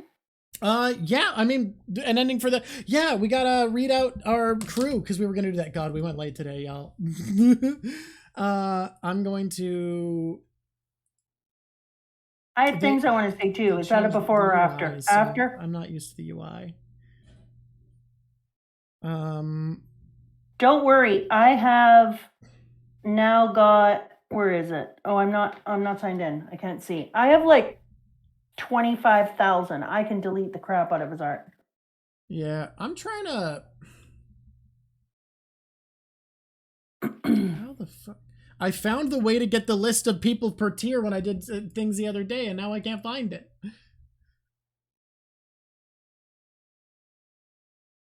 Guys, we'll get there. We'll get... Oh yeah, plug. Wait, we don't need a plug, because the plug will be next time. I guess Nope, you can. don't need a plug.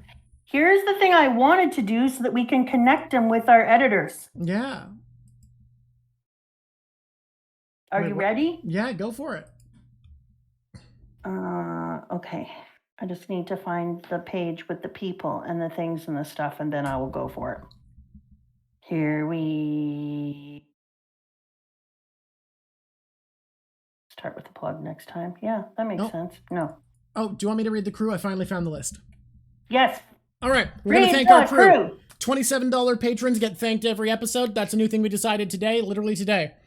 Shane Conley, Detective Glaive, Paladin Berserker Jedi, Doc McGuffins, Ariel Dean, and Dark A Kudo. We couldn't do it without you. You guys are incredible. We're so excited to have the Patreon up and running. You guys are amazing. And if you want us to talk about something next episode, submit your 3 minutes of writing, your opinions, your theories, something just vaguely relevant to the section we're talking about. Yes. Also, suggestion for Drock, the if winter you section. don't delete out the brown parts of fall, you're going to kill people. Oh, people are going crazy over that, huh?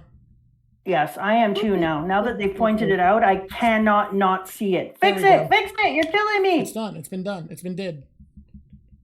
Oh, I I'm really waiting on love it. how I the straw can't hat see it. looks. I do too. I love it with all my heart. Okay. It hasn't been fixed for me. I can't see it yet. I'm Well, still it waiting. will be.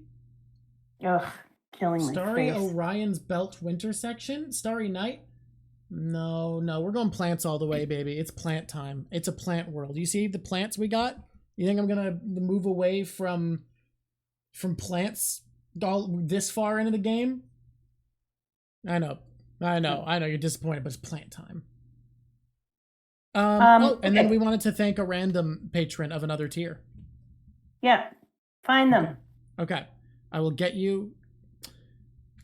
I don't know how to get you a list of patrons, I'm realizing. 'cause I No, you can't could do it this screenshot time, but I get to thank next time, you creepy turkey. All right. Clear filters. I'm going to randomly find a patron. Thank you so much, Great General King. Oh, that's someone who regularly talks in chat. That just happened to be who I scrolled to and who the cursor was on. Thank you so much for being a Pretty patron. cool. All right, each time we're going to find a Okay, random one. I get to do patrons next time, Cheeky Monkey Face. Oh, the shapes of the corner. But more importantly, I want to do this so that next time they can reattach it, okay? Okay. tune in next time for the exciting conclusion of Fishman Island. Will Mama find out a backstory that makes her cry till blood spews out her nose? Will Drock continue to gin his way to sadness? Will the squishies make crazy suggestions in the comment section? This and more shall be answered now. There. We can raid Melon Tea. Melon Tea streaming? I've heard great things. Keep your blood in your body. What did they say? Keep your blood in your body, Mama. Keep your blood in your body is so important. It's important advice. Guys, thank you so much for being here. I know the vibe was weird today, but I've been having a great time. Hey, this vibe was perfect. This is so much fun. All right, everybody. Apparently, we are able to raid Melon Tea. Guys, thank you so much for being here. We love having you. I had a great time. Actually, I'm excited to work on this as a mini long-term project and get it done next episode. I think it's going to be great. I super enjoyed this, you guys. Today was weird. We finished an arc. We started an arc. We met. We left. We did things. High five us. High five. And until next time, everybody, thank you so much. And it's been lovely talking to you. Bye. Mwah.